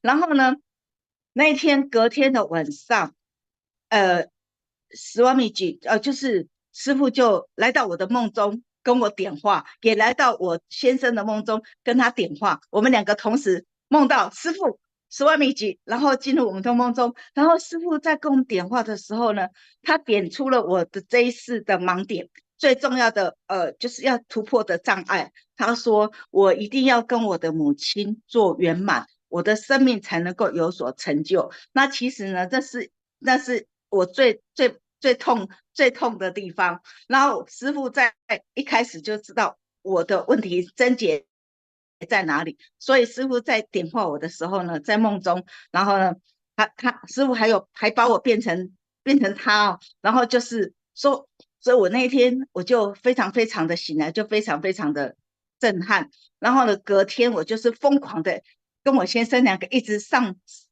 那个 YouTube 啦，然后 FB 啊，一直搜寻凯拉萨的一些资讯，这样子，然后就这样子开始，然后这个是最先的开始，对。Thank you, Nityananda. I'm from Taiwan, and just recently, Swamiji gave me a very powerful spiritual name, which is Maha Kama Vimukta Shakti. Actually, from the age of 3, just knew that I came to Earth with a mission. So I have been looking for it, what was my purpose. And since when I was young, I would often stay in my bed crying, looking for the purpose. And often in my dreams, there would be very spiritual beings giving me darshans, telling me things. So I've been looking for truth, and I have experienced many religions as well. By the end of 2021, I was browsing on Facebook, and I watched a video of Bhagavan Sri Sai Baba, which was the video was that he was manifesting or materializing golden egg. So I just clicked like, and suddenly Sai Baba appeared in front of me, and he poured a golden egg on me. So on the same night, I was looking for something about Ayurveda. So I went on YouTube, and suddenly I came across with Swamiji's video, and I just knew that this was the guru that I was looking for, that was going to lead me to the ultimate. And I was crying. So, and I told my husband too. And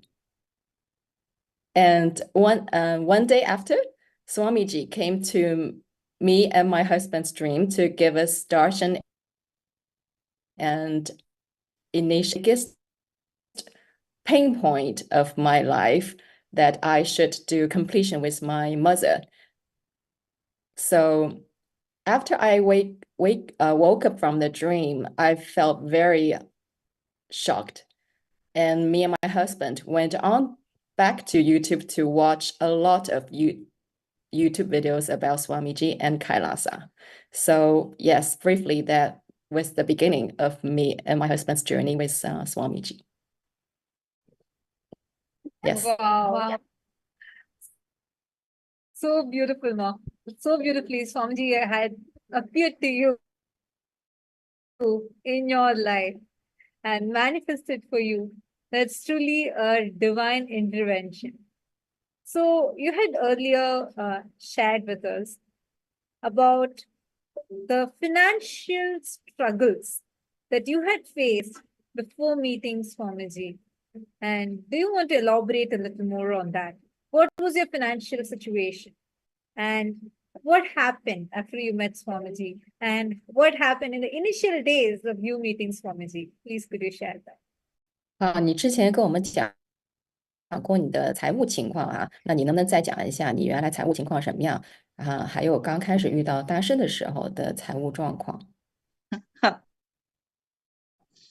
这个就很神奇，因为呢，我自己本身就是我知道我其实是从小就遇到很多高人，说我带了很大的一个财富的那个能量跟力，那个就是我应该是说我有带那个天库财。就很多很多高人，在我很小的时候，然后呢，我都想说，我都没什么钱，怎么会有很多很多的钱呢？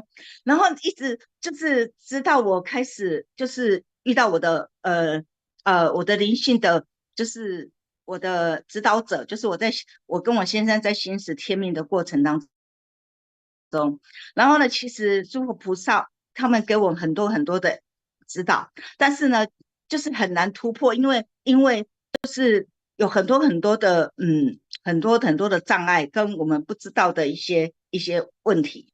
那我在还没有认识Swamiji之前，其实上我们的财务是一塌糊涂，就是说刚开始的时候我们大概有台币600多万，然后呢就是一直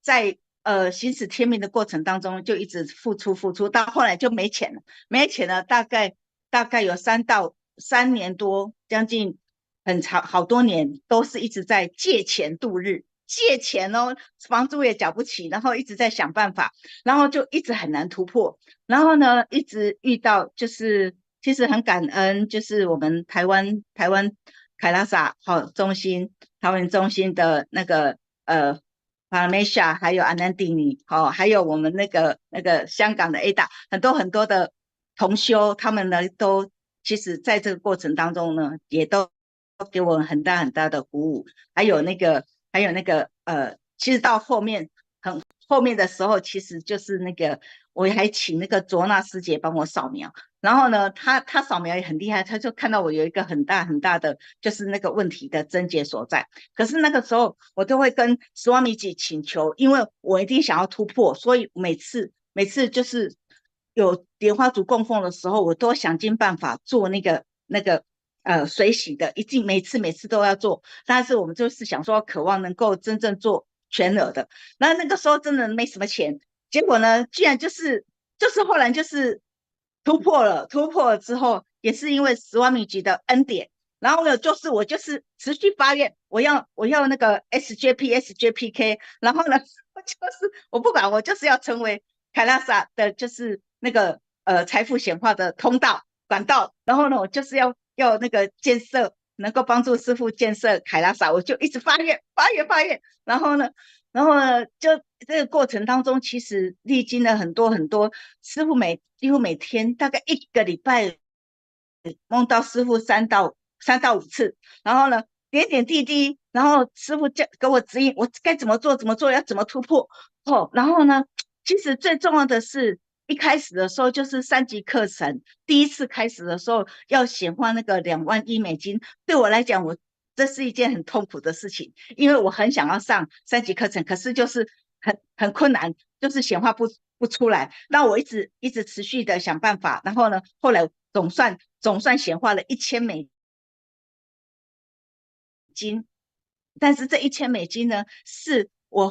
那第一个最重要的就是我的父亲，我告诉我父亲说，因为我从小都觉得说，钱呢就是灵性生命比较重要，钱怎么会比生命还要重要？所以我跟金钱那个时候是不圆满的，而且我觉得就是后来我爸爸他就愿意帮助我，他就给我那个$8,000，他说让我去报，就是那个去显化。然后这$8,000呢，其实给我很大很大的鼓舞，就是一个就是让我感受到说我是被爱的，我是被支持的。然后呢，后来我就是想办法，就是这样汇集了大概10个亲朋好友，他们点点滴滴帮助我，然后能够显化那$1,000上那个3级课程。那一天我非常非常的珍惜，就是从那时候开始，然后呢，我就发现说，我居然可以显化金钱。可是那时候虽然不多，虽然只有一天，可是呢，我觉得说我是非常非常的用心努力，然后呢，非常的持续的一直那个叫什么，就是锲而不舍，然后让我觉得非常非常的感恩。那直到呢，在这个过程当中，其实十万秘籍有给我们指引说我们要怎么样去做突破，然后呢，包含身心灵各方面。那这里面有很多很多的，就是透过梦境，透过连结，然后呢，后来我们这个大突破其实是师父呢示现的，然后后来就遇到很多很神奇的人事物境，然后就让我们有这个突破。突破了之后呢，真的是一翻两瞪眼。那我们就开始从2023年好像6月份吧，2023年6月份，我开始做了第一笔的全额的莲花烛供奉，然后呢可以帮家人，还有我先生，然后呢后来又做了，就是在这2-3个月。Sorry. I know you're sharing with lots of excitement, and we have a lot of participants who are waiting to hear from you. So if you can just give a few minutes, we'll also have English translation, and then you can continue sharing. So we can catch up with what you're sharing as well. So, Shukrendraనంద, if you could please translate, and then we'll be right back to you, Mama. Yeah, go 因为 ahead. 大家在等稍等一下哈。Yes, it's a miracle actually. Me and my husband, we have always had quite a lot of challenges financially.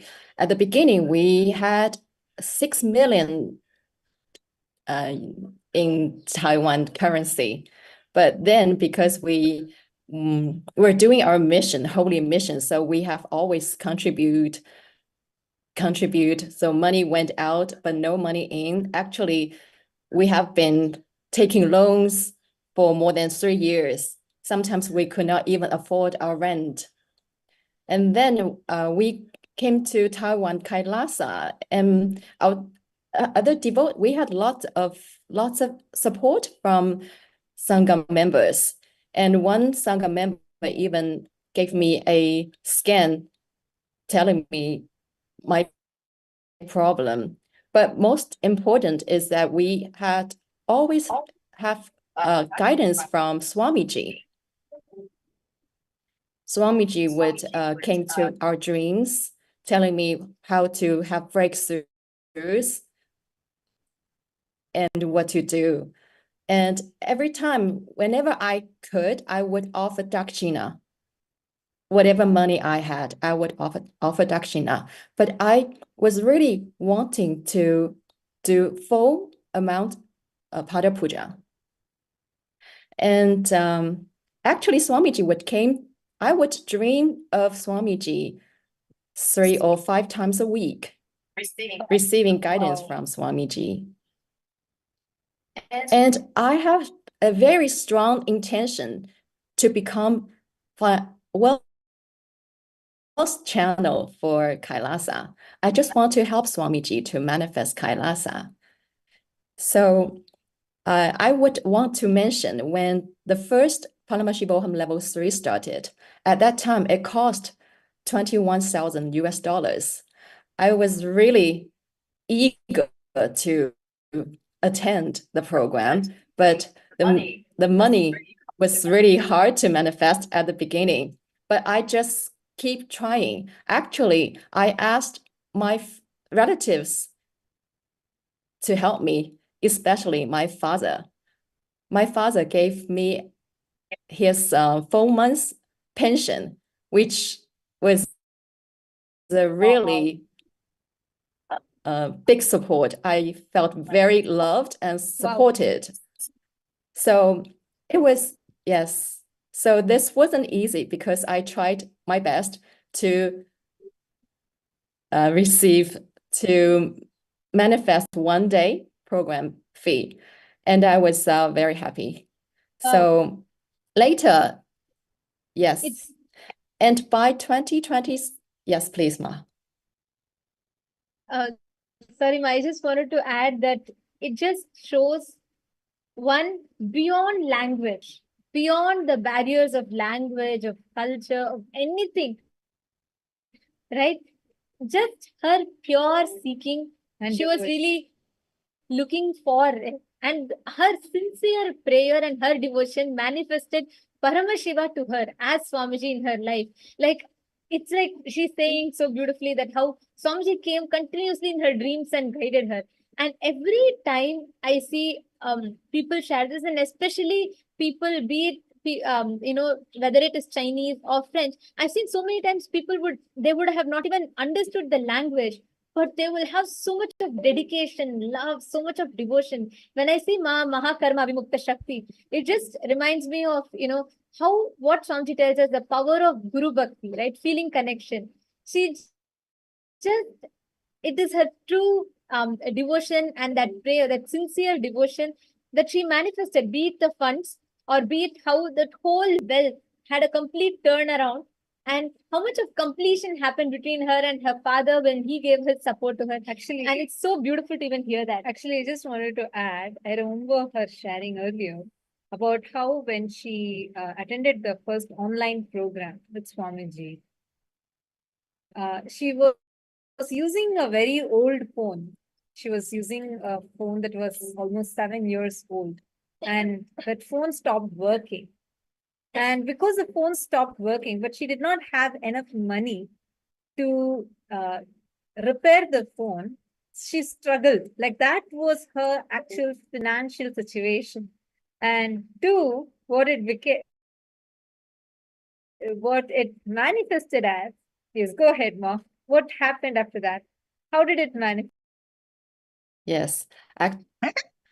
Yes, actually just last year, 2023, in June, she manifested a first time Pada Puja to offer to Swamiji. And yeah, and yes, and after that, she had a really big breakthrough.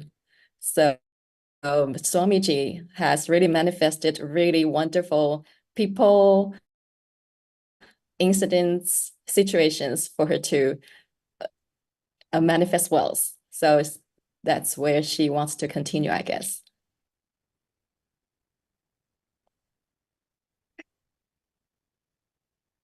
还可以接着讲吗？然后呢， Yes. 后来就 Yes, 是 please.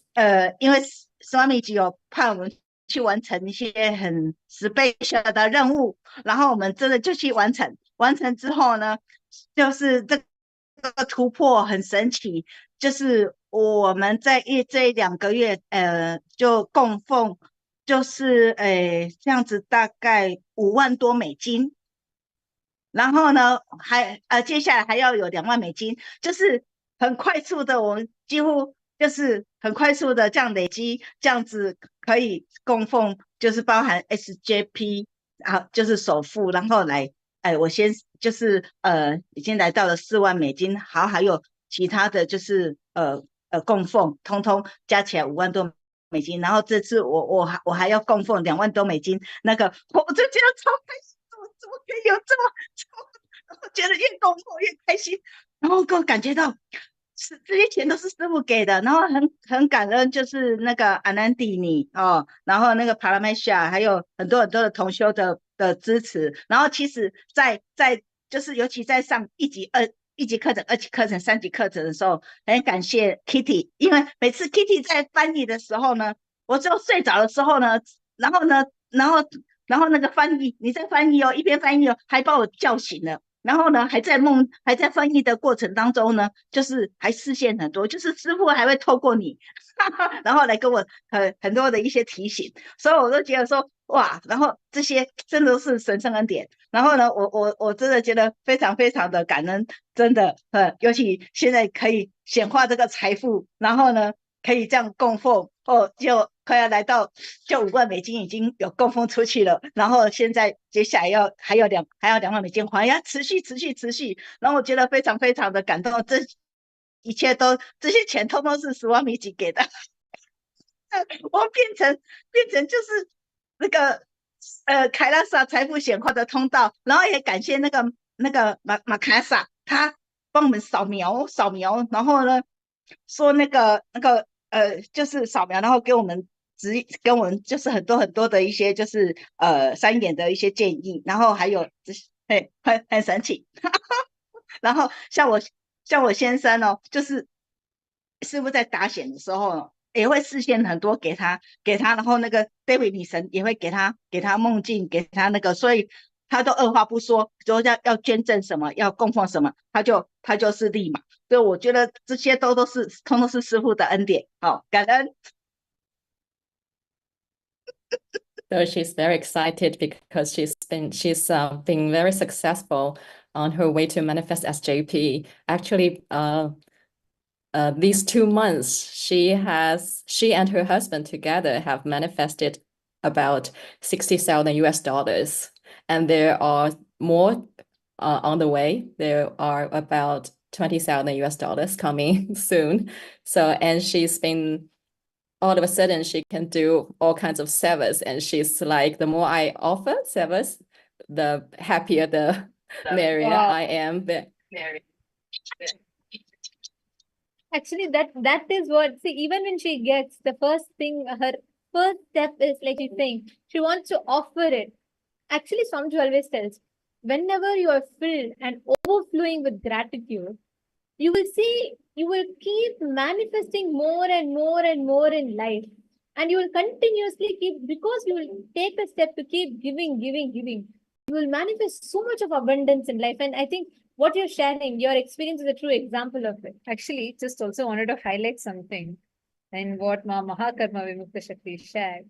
So to give you all the background, so there was once a time where, as a couple, both of them used to have about 6 million Taiwan currency.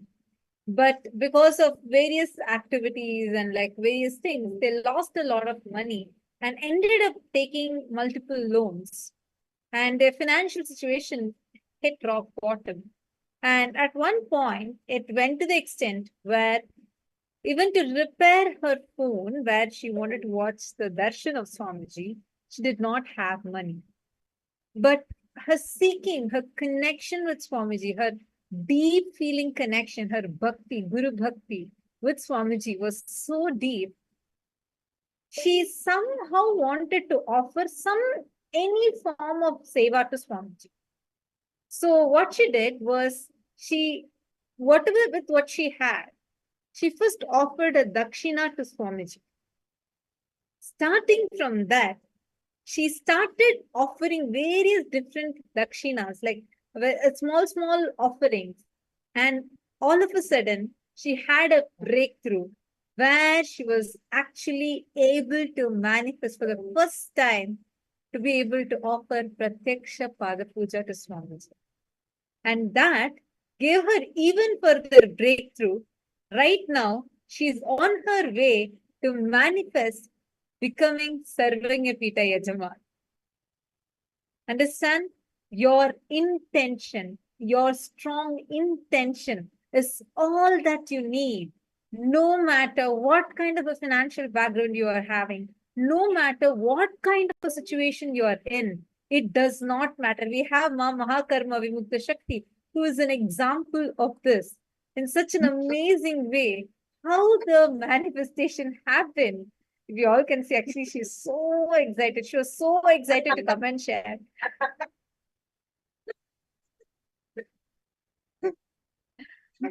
What is the time for you right now, Ma? I think you came here pretty early in the morning, right? 你现在那边几点钟？什么？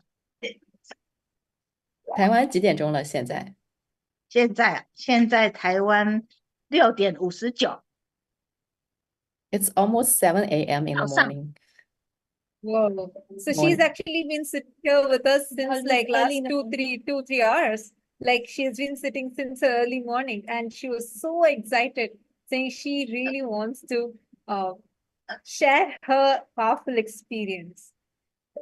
Go ahead, Mana. What made you want to become Sarvanyapita Yajaman, and how has offering the seva and the dakshinas to Swamiji, how has that strengthened your connection with Swamiji further? And what kind of situations you faced in your SJP journey, and what were the miracles? Please do elaborate on. 你为什么要做 SJP？还有这个供奉是怎样的加强了你跟师傅的链接？在显化 SJP 的时候，有没有一些特别的事情啊？阻碍啊，突破啊？我讲对，我那个刚开始在2022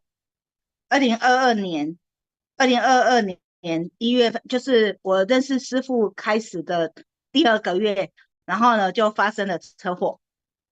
那我先生骑机车，然后我们就反正就是车祸。车祸的那一刹那，我想说，我们不知道还活着吗？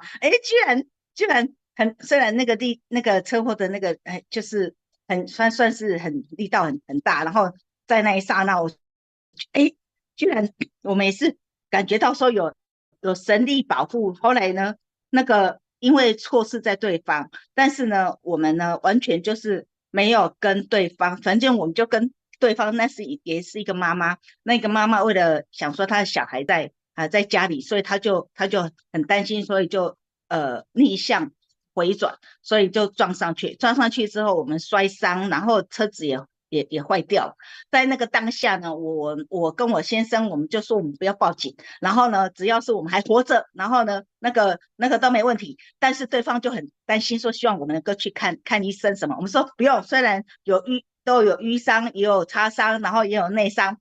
可是，在那个当下，我们就感觉到说，师父拿掉了我们的业力。然后呢，我们跟对方讲说，我们不要报警，然后我们要跟他圆满。然后我们就跟他说，我们呢，我们的师父就是要我们活出一致性、真实性、责任感，丰富他人。所以我们通通不要他赔偿，都不要嘿。然后就后来呢，因为他就觉得我们怎么这么夸张，是什么的力量？我就跟他讲说，我们的师父是印度教最高教皇尼西亚南达大师，他就是教我们要活出那个四大力量，然后我们就不要，我们也不要他们赔偿，也不要报警，然后他们觉得他们也从来没有遇到过这样的，然后他们觉得我们的师父好伟大，虽然他们是基督徒，但是他们有感受到，他们全家就因为这样子呢，整个呢就是进入了一种就是祥和跟安心。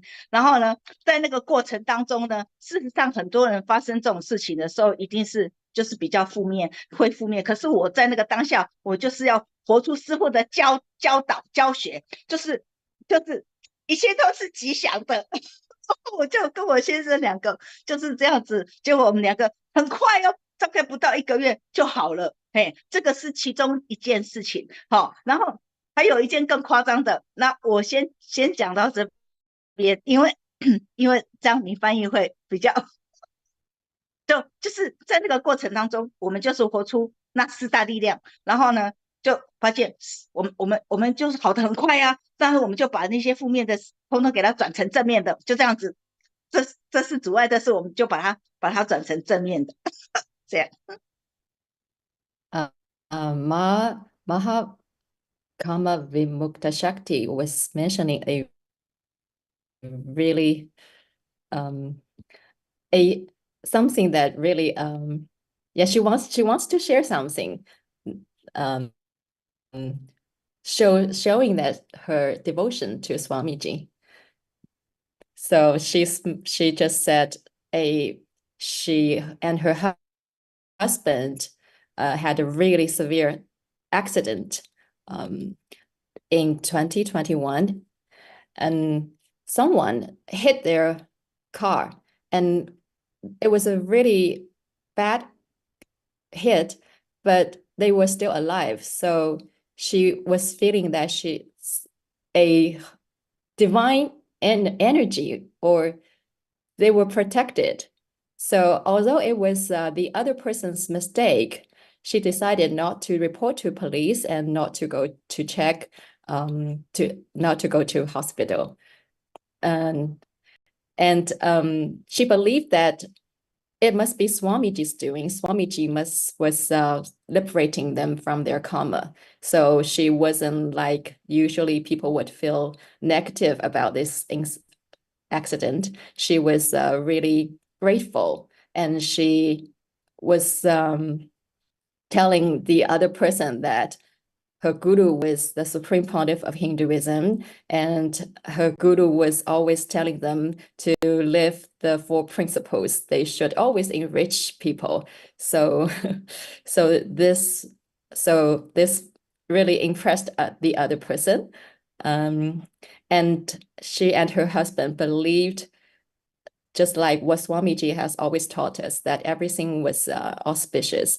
And she and her husband recovered within a month. So it was a miracle. So it really shows her devotion and love. Yeah. Like, this is just amazing. Even at the time where you met with an accident and you were going through that, even at that time, you were not triggered by your emotions, and instead your deep feeling connection with Swamiji took over and you made the best decision you could. Wow. This is just wonderful, Ma. Thank you so much for such an amazing sharing. This really is a reminder for all of us how when we just trust and surrender to the Guru, and when we just leave it, he will take care of it. And when he takes care, it's in the hands of the master. And completely Swamiji will be like, he will give the best of beyond even what we can ask in our lives.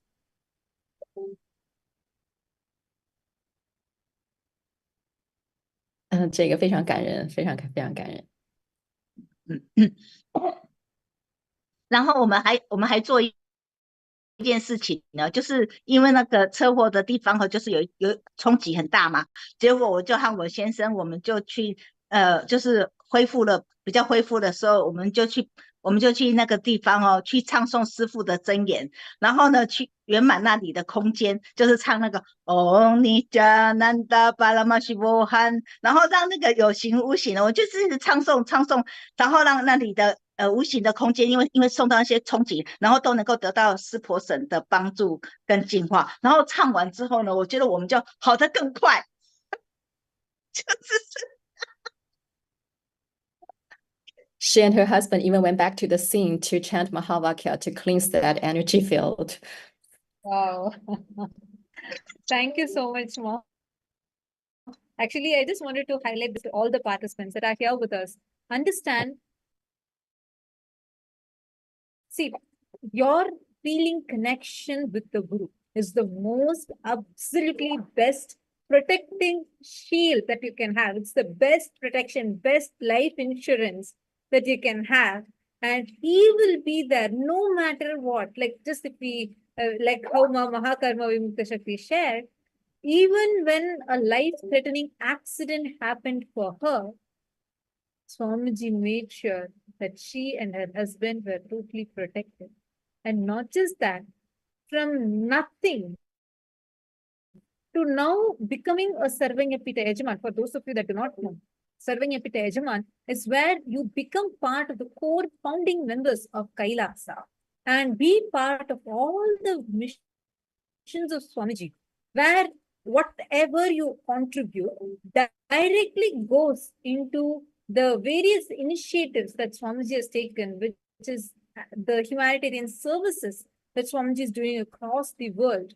And your whatever you contribute, it goes directly towards that. And the first, the Sarvangi Pitai Yajaman is where you contribute $200,000. And by you contributing that, you are actually becoming a part of as a lifetime membership for the whole mission of Kailasa. And you are becoming part of the core founding members of Kailasa. And for this, actually, what Mahakarma Vimukta Shakti shared is so inspiring because it shows like how Swamiji repeatedly says, it's not about you earning. He never takes anything from you. He will manifest the money for you and you will get the opportunity, blessing to be a part of this mission. It is nothing to do with your capacity, nothing to do with your background, nothing to do with any of your qualifications. If you just have that pure devotion and the will, intention, that is enough, Swamiji will shower you, Swamiji will manifest for you. Anyone who feels, I also want to have the same experience what Mahakarma Vimukta Shakti had, where she was in a situation with so much loan, could not even afford a single phone. Today has already begun her serving Epita journey and being part of this core family of Kailasa. Anyone who wants to take a step today, take a declaration now. Understand the moment you listen to an experience and that experience is clicking with you, take the action right now. You will have a breakthrough. Whoever wants to take an action today, you want to take an action right now, take a moment, head to sksjp.org and please post in the sksjp.org form, please share your experience, post your declaration today. Take a minute. I request every one of you to take an action, take a step, make your declaration, and you can manifest the reality. And thank you so much, Ma Mahakarma Vimukta Shakti. Thank you so much, Ma, for joining with us. And thank you so much, Ma Shutrendrananda. It was absolutely wonderful having you. Thank you, Nityanandam. Nityanandam. I love you. Thank you, Ma. I love you so much.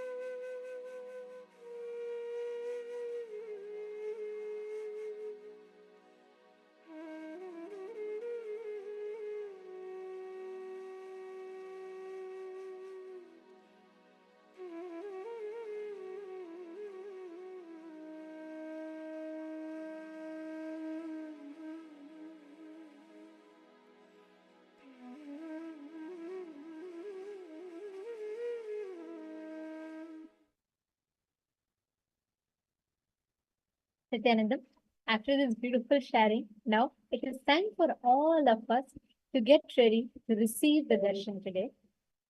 I'm going to be requesting all the participants to please settle down. Today, all of us are going to be receiving the darshan of Simhagna Murti, Matsya Samhara Murti, Kurma Samhara Murti, Varaha Samhara Murti, and Vishapaharana Murti forms of Paramashiva. Today's darshan, anywhere you're stuck in delusion, just pray to Swamiji, connect to Swamiji. He will liberate you from all the Maya. Wherever you are stuck in with Maya, Swamiji will liberate you from all those aspects. Now, let us all get ready. Prepare ourselves to receive the darshan. I request all the participants to please sit straight. Please settle down. We're going to be entering into a very powerful meditation process to prepare our inner space to receive the darshan.